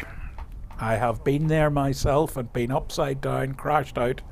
I have to say to myself, Thierry Neuville and Francois Duval separated at birth. Thierry, I think, is a bit better than Francois Duval. Fabian McAleer, is that? Yep. Fabian, great competitor, Enniskillen Motor Club. Owns the Eurospar in, God, I've forgotten. Irvinstown. Yeah. Definitely. So we really need to think about, I suppose, thanking our sponsors from the studio anyway. We're coming to the final runners of this stage. There's not many more to go. The streaming service wouldn't be possible this weekend without the help of the Ulster Rally organisers. The primary sponsor, Modern Tyres, KDM Hire, the Mourne Country Hotel, usedcarsni.com, today's supermarkets, Avi West, one of our technical partners, and of course Newry and Mourne District Council. We're indebted to them, Sav. Yeah, if it wasn't for them, we wouldn't be here. Equally on the ground, the doctors, the medics, the rescue teams, stage commanders, assistant stage commanders, safety officers, the events organising team, which put in a massive amount of work long before we get to commentate in the rally, speaking to residents, all the marshals that have given up of their time, not just yesterday afternoon, but in terms of helping with setup, stage setup in the few days leading up to the rally, but the marshals that came out yesterday and today. In the rain. And to all the people who have messages, sent us messages, kept us up to speed, kept us up to date. We've had some lovely complimentary messages, but thank you all for watching, for listening, for keeping in touch. To our production team, Andrew Bush and Chris Hylands and Tony Wise of Wisecom. And Tony Kelly, of course. I was just drawing breath. I'm just getting a breath. And of course, Tony Kelly in the service here. To all our camera crews and communication people who've kept the show running in the background, a very big thank you. And finally, to Michael Patterson, font of all knowledge and preventer of going down rabbit holes in search of information. It's been a privilege and a pleasure. You too, Sav. You've done a great job this weekend. And here's a great little sight to see the Mini. Absolutely fantastic, of Harold Bunting and Desi Wilson. I'm not sure if Desi has ever won the Ulster Rally, but he must have come close. He's won a few rallies with Stephen Finlay in the Michelin Pilot days. Harold Bunting been around a few corners, but what a fabulous sight to see. Oh no, lovely there. So and the wine, the gearbox wine. We are getting down to the last 2 or 3 cars on the stage here. So if we start talking nonsense, it's we are trying to fill it, but. Here's the Mark II of Richard Somerville, possibly, is it? Looking a little bit sad. And Shane O'Mahony, I think you may be still listening. Once we're done at dusk, give HM Productions a shout through Facebook. We'll get an address for you and we'll wing your Modern Tyres hat. It'll be there in time for the start of winter, so we'll keep your head warm. Yep, and that was Richard Somerville and John Nicholthrough in their Class 6 National Rally Escort. So times keep coming in for the later competitors, but most of them at this point are just really glad to get home. I just want to give a quick shout out. Sorry, Michael, but it's just ahead. popped in. I want to say a big thank you there to Robbie van Wassenhoven. I hope I've pronounced that correctly. He says, great covering of the rally. Greetings from Belgium. Thank you very much indeed. And to, that's a point, to people who have watched and listened to us, America, Australia, the Far East, South America, in the UK, Europe, here in Ireland, North and South. Thank you very much for joining us. Now, we'll be handing back shortly to Tony Kelly in service, where we'll capture the atmosphere and the last hour or so of the 2022 Irish Tarmac Championship. The victor Josh Moffat, and of course the 2022 Modern Tyres Ulster winner Marion Evans. And I'm stalling here because that little car has got no screen. That little Lupo looks like it has no screen. It's almost like Esapaki Lappy was there a couple of weeks ago.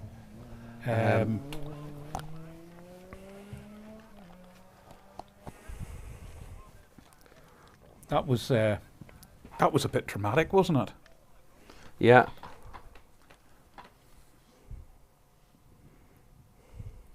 Wonder what the story was there.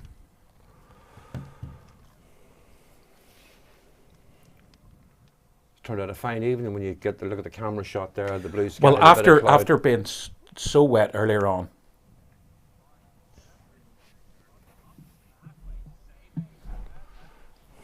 So we've just had it confirmed. That was Jared Sharkey and Justin McCauley in their Renault Twingo little R2 car.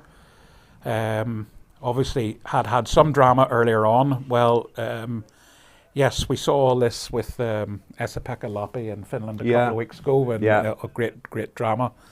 Obviously, the Ypres rally going on in Belgium today, and it's been as dramatic, I think.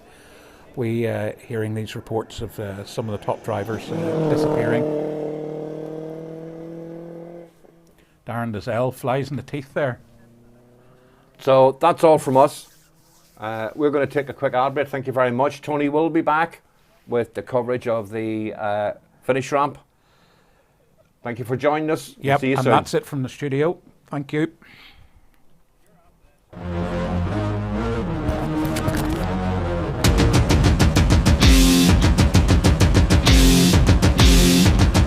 Reach out, touch faith.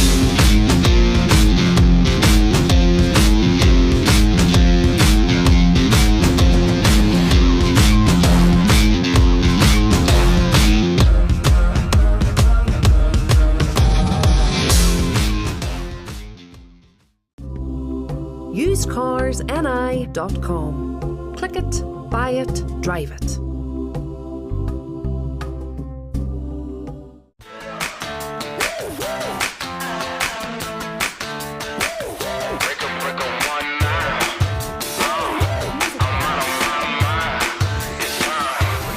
Let's break out. Come on, let's break out. Break out. Tell everybody break out. We bout to, it's time. Let's go, let's ride, let's roll. It's exactly what I need. Here we go. The joys, oh the joys, the joys. Come on. Come on. The joys, oh the joys, the joys.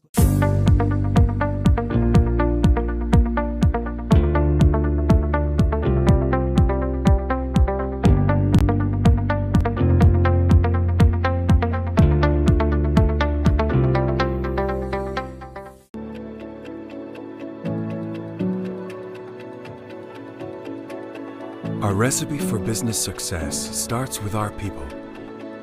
A dependable team working to deliver.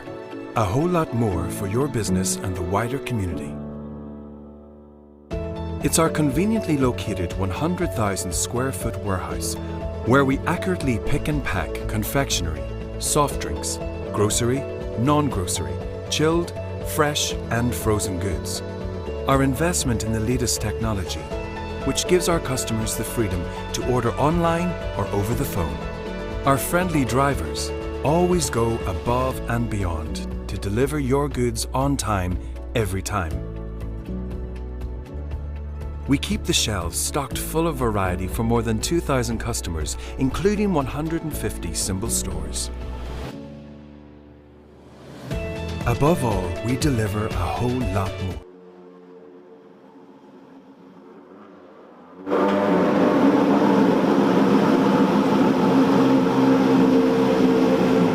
Ladies and gentlemen, your winners, Marion Evans and Jonathan Jackson.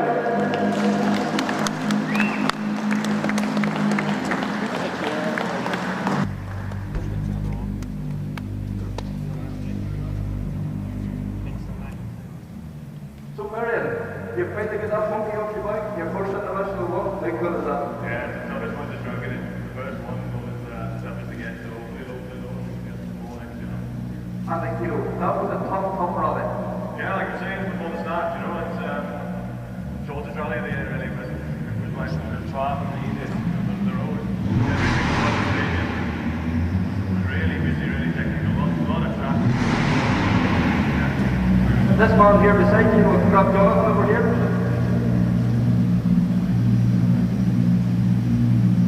Jonathan, Marion was saying about how busy this is, but that was your job, that was a bit more difficult.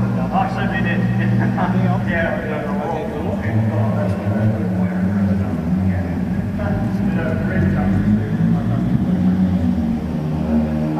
So now you be on point list for the next day? Oh, absolutely, yeah. My name's here, I'll be the back. Come forward now, get your photos taken there.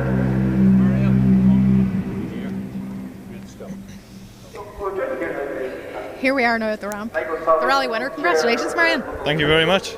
Nice to finally, like Kevin said, get the monkey off the back. So, yeah, I haven't got much words to give you at the moment, but I'm happy. So. I mean, it was absolutely a very, very challenging weekend, but an incredible weekend all round. Yeah, like we knew coming here, like I said before, it's the shortest rally of the year in the championship, but it was probably one of the most tricky.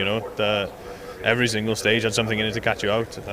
Gullion last night in the dark was a tough starting point, and then today, the rain just made it probably even more difficult. And second pass, it was getting muddier. Even though the roads were dry, there was no more grip out there. So really, really tricky. But I think it's what we come to expect from the Ulster every year. So yeah, it's nice to get a win, because we were just saying on the way back, actually, like 5-6 years ago, I was terrible in these kind of conditions, and to say that we've won an international rally on these conditions now is really good.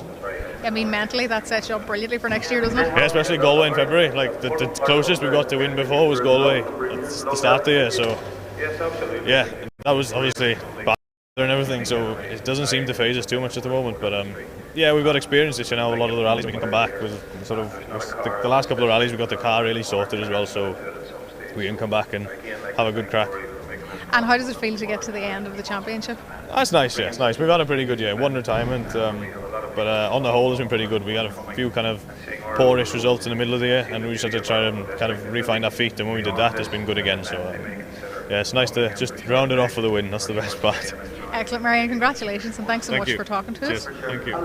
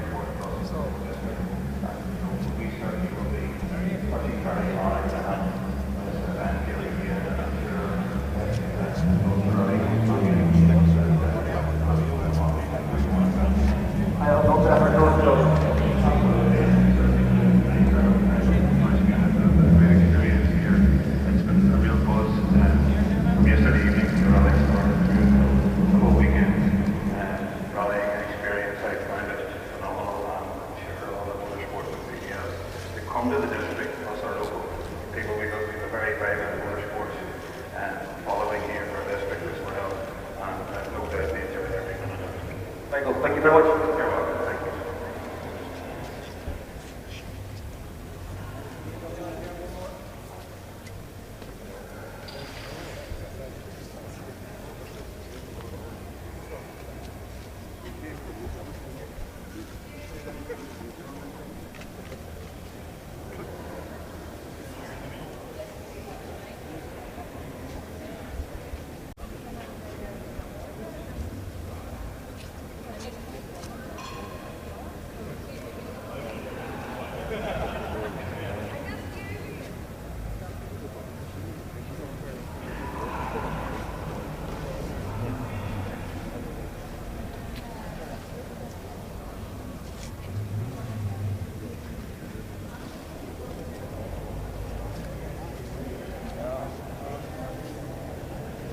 So, Marion, we'll just run another quick word here before you go. You've been coming here I think, for the last couple of years. To get that title won, great relief, but I'm sure you'll have a happy tonight. I don't always manage this, but we'll see what the boys want to do now. Maybe. I'm always at the 2 rallies I won before COVID, so we couldn't go on that. We're on with them. Well, thank you.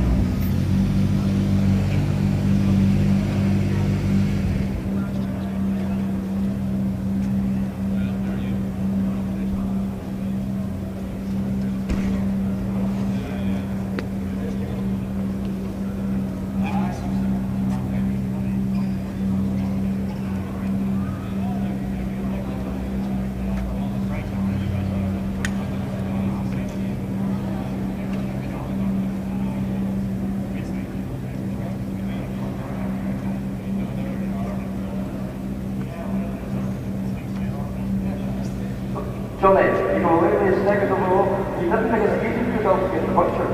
No, didn't really was man, but quite unlucky just probably have my first stage after service.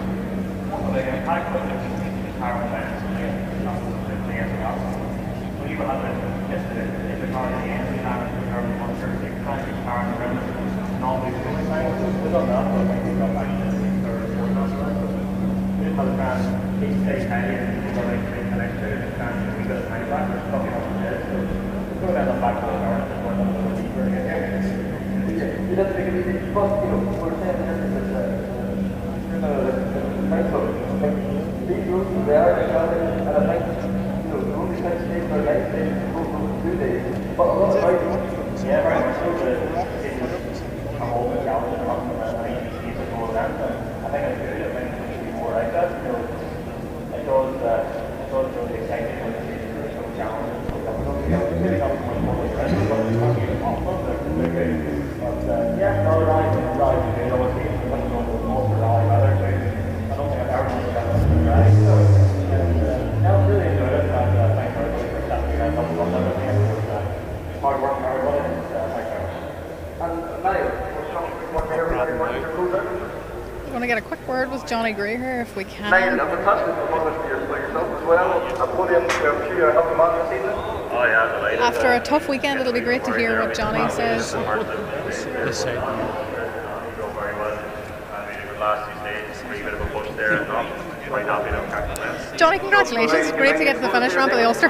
Yeah, thanks. It was a tough event. We made the event a wee bit tougher than it needed to be for ourselves, but yeah, we got round and stages were challenging but enjoyable, so I'm very happy to get round and get a clean result. I think Marion had too much for us there this morning, took a big gap away from us, so it was always going to be hard to close that down. Puncher didn't make it any easier, but yeah, I think we probably ended up where we deserved to end up, so happy enough. I mean, it's not a disappointing result after such incredibly difficult stages and weather conditions. Yeah, I think so. The conditions, the Ulster's always been the same. It always throws conditions at you. The stages are tough enough when they're dry, and it always throws in a bit of mud or a bit of rain or something. So it's sort of part of the appeal of the event, maybe. But you always think this year it's going to be dry, but never is. But no, I enjoyed it, and fair play. Marion deserved the win today, and good to see Josh as well getting the championship. So I think all in all it's been a good day for everyone. Excellent. Well, come here, congratulations, and thanks again for chatting to us so much over the weekend, and enjoy the celebration, Johnny. Thanks very much. Thank you. So that's Johnny Greer and his co-driver Niall Burns just hopping back in again. There'll be a few pictures now, and then we will get to chat to Jason Mitchell, who was 3rd overall. He'll be delighted with that finish.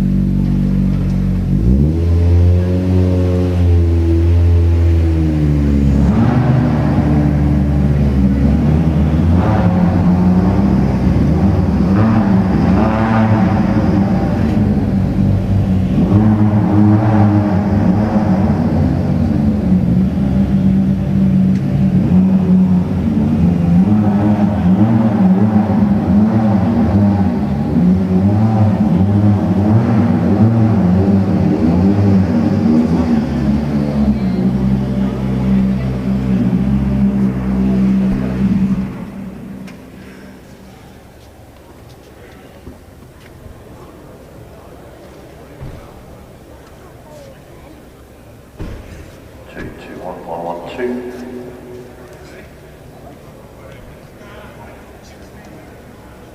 Now, we're back live.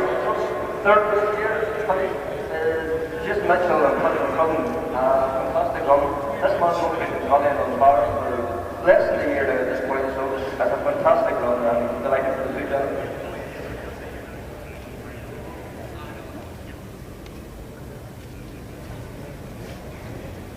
Jason Mitchell, what can we say? Third place, you're like a kid at Christmas. I can't believe it. Terrible, to be honest. I never thought I was going to get a third place. That's way above what we expected. So it was. We just wanted to put up the world to yourself. I should have get to the end of the rally. And, getting to the end of the rally is the FCC. Those opportunities, those come. So don't panic. And I think we can learn them. And sort of really showed me today that stick in there and keep geared up the pace and everything and that. I just like it. And the pace has been there all weekend as well too. Right from the get-go you've been thereabouts. That has to give you good encouragement too. Yeah, and Kevin, we're trying to get quicker and like technology last night because like see times critical. So it's a good thing. We know we're not just totally with the boys yet, but we are doing it safely. So if we keep it safe to get people get a wee closer to them, but there's no that we have to do it. But leave that to Sunday and we're trying to fight for a win or something. But yeah. And this Paddy man is keeping you right, so we'll have a word with him. Paddy, come on out.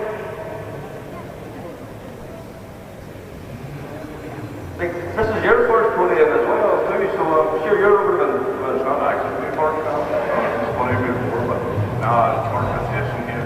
Long time coming now. Good event. Glad to get it. And you've had a lot of work this year, so it's good to see the work paying off. Yeah. Even it takes hard work and we did hard work, but carry on. Yeah, it's good to get it now. Well, let you sit down here. What was that?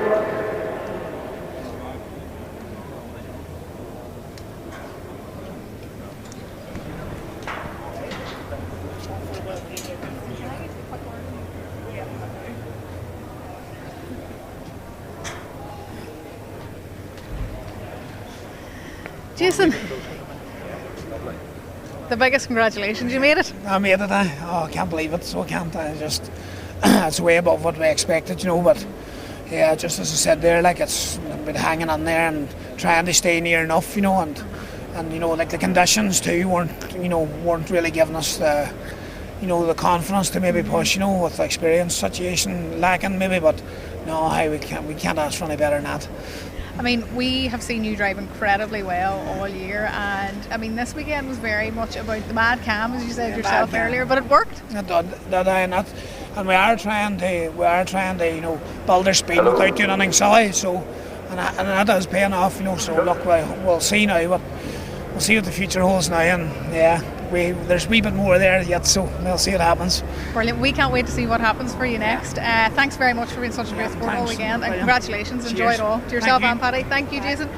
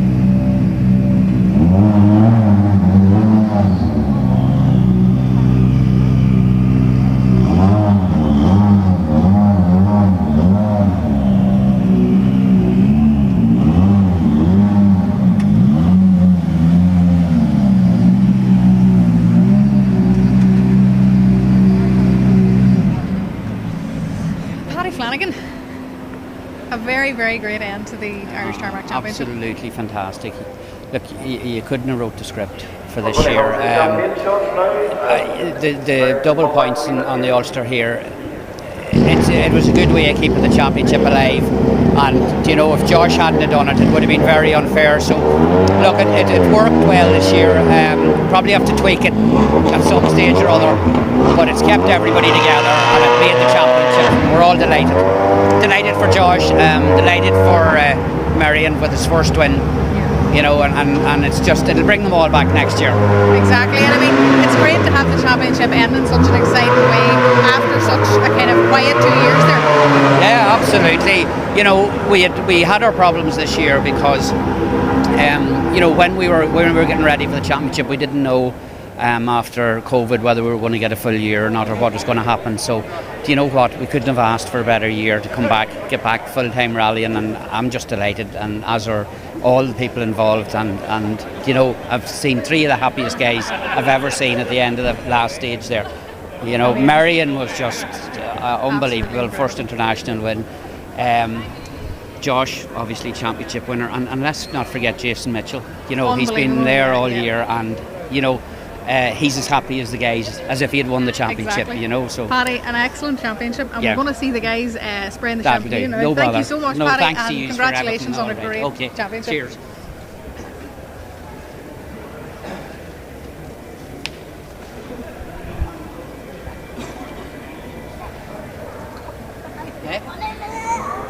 No, you're okay.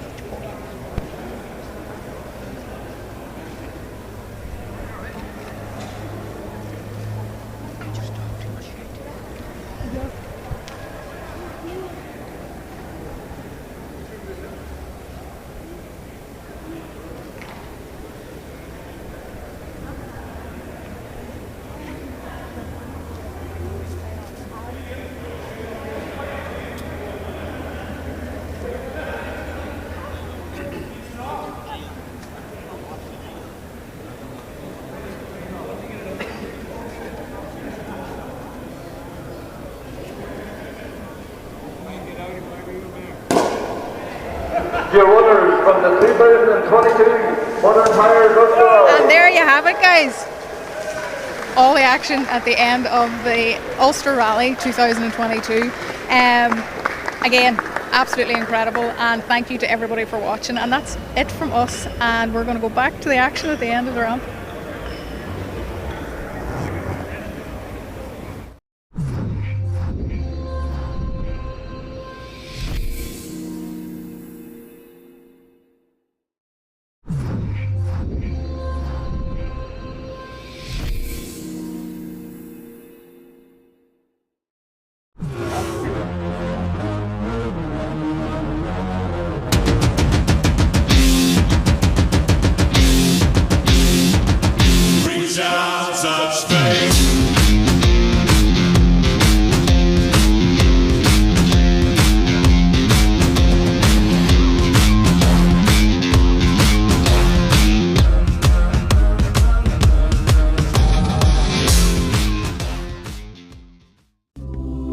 usecarsni.com. Click it, buy it, drive it.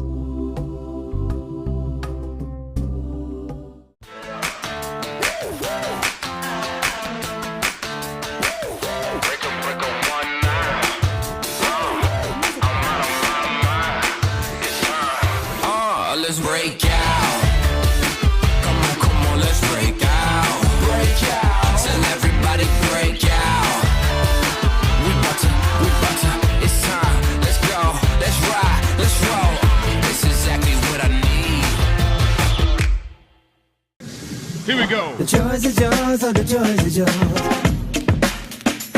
Come on. Come on. The joys are yours, oh, the joys are yours.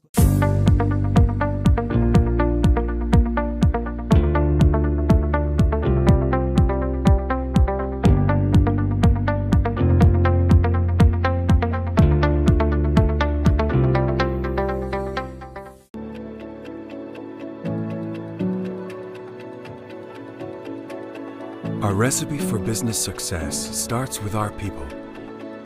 A dependable team working to deliver.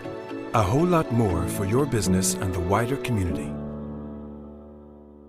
It's our conveniently located 100,000 square foot warehouse where we accurately pick and pack confectionery, soft drinks, grocery, non-grocery, chilled, fresh and frozen goods. Our investment in the latest technology, which gives our customers the freedom to order online or over the phone. Our friendly drivers always go above and beyond to deliver your goods on time every time. We keep the shelves stocked full of variety for more than 2,000 customers, including 150 symbol stores. Above all, we deliver a whole lot more. Savings, success, quality, support, advice, flexibility. We are S&W.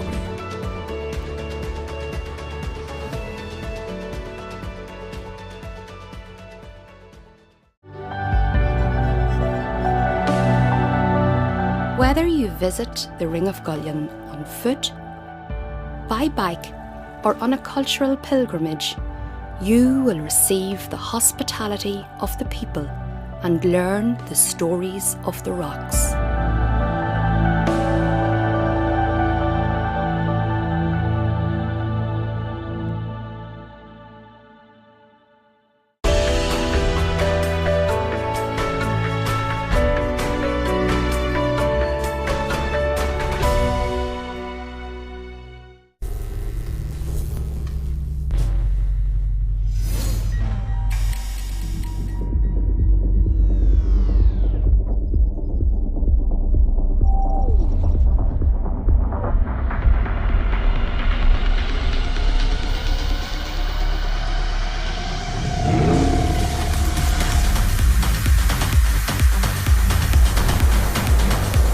Modern Tyres, Ireland's local tyre company.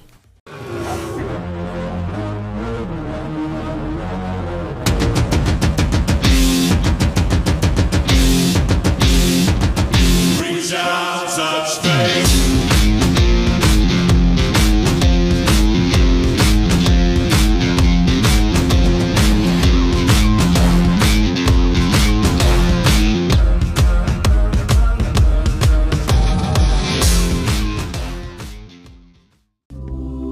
usecarsni.com. Click it, buy it, drive it.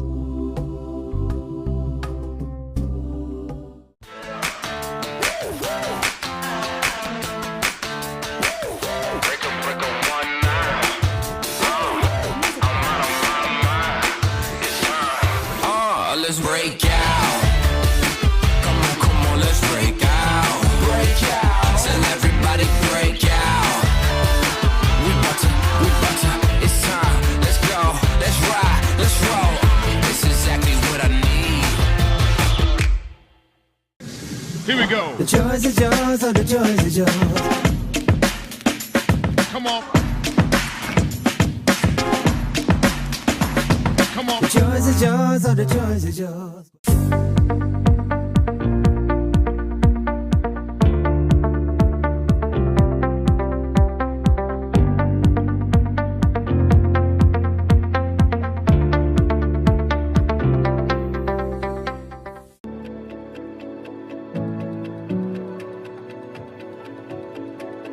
Our recipe for business success starts with our people.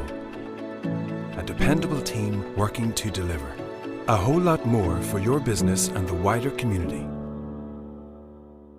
It's our conveniently located 100,000 square foot warehouse where we accurately pick and pack confectionery, soft drinks, grocery, non-grocery, chilled, fresh and frozen goods. Our investment in the latest technology, which gives our customers the freedom to order online or over the phone. Our friendly drivers always go above and beyond to deliver your goods on time every time. We keep the shelves stocked full of variety for more than 2,000 customers, including 150 symbol stores. Above all, we deliver a whole lot more. Savings, success, quality, support, advice, flexibility. We are S&W.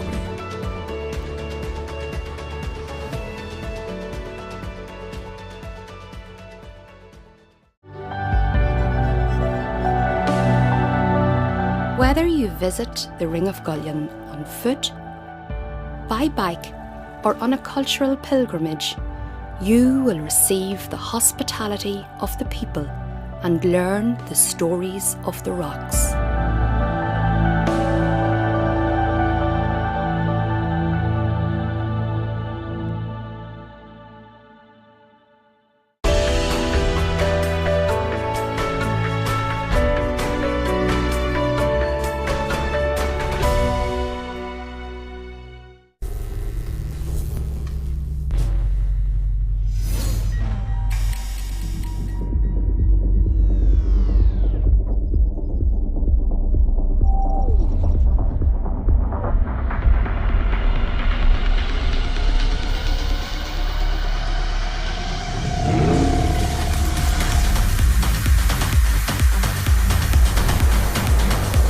Modern Tyres, Ireland's local tyre company.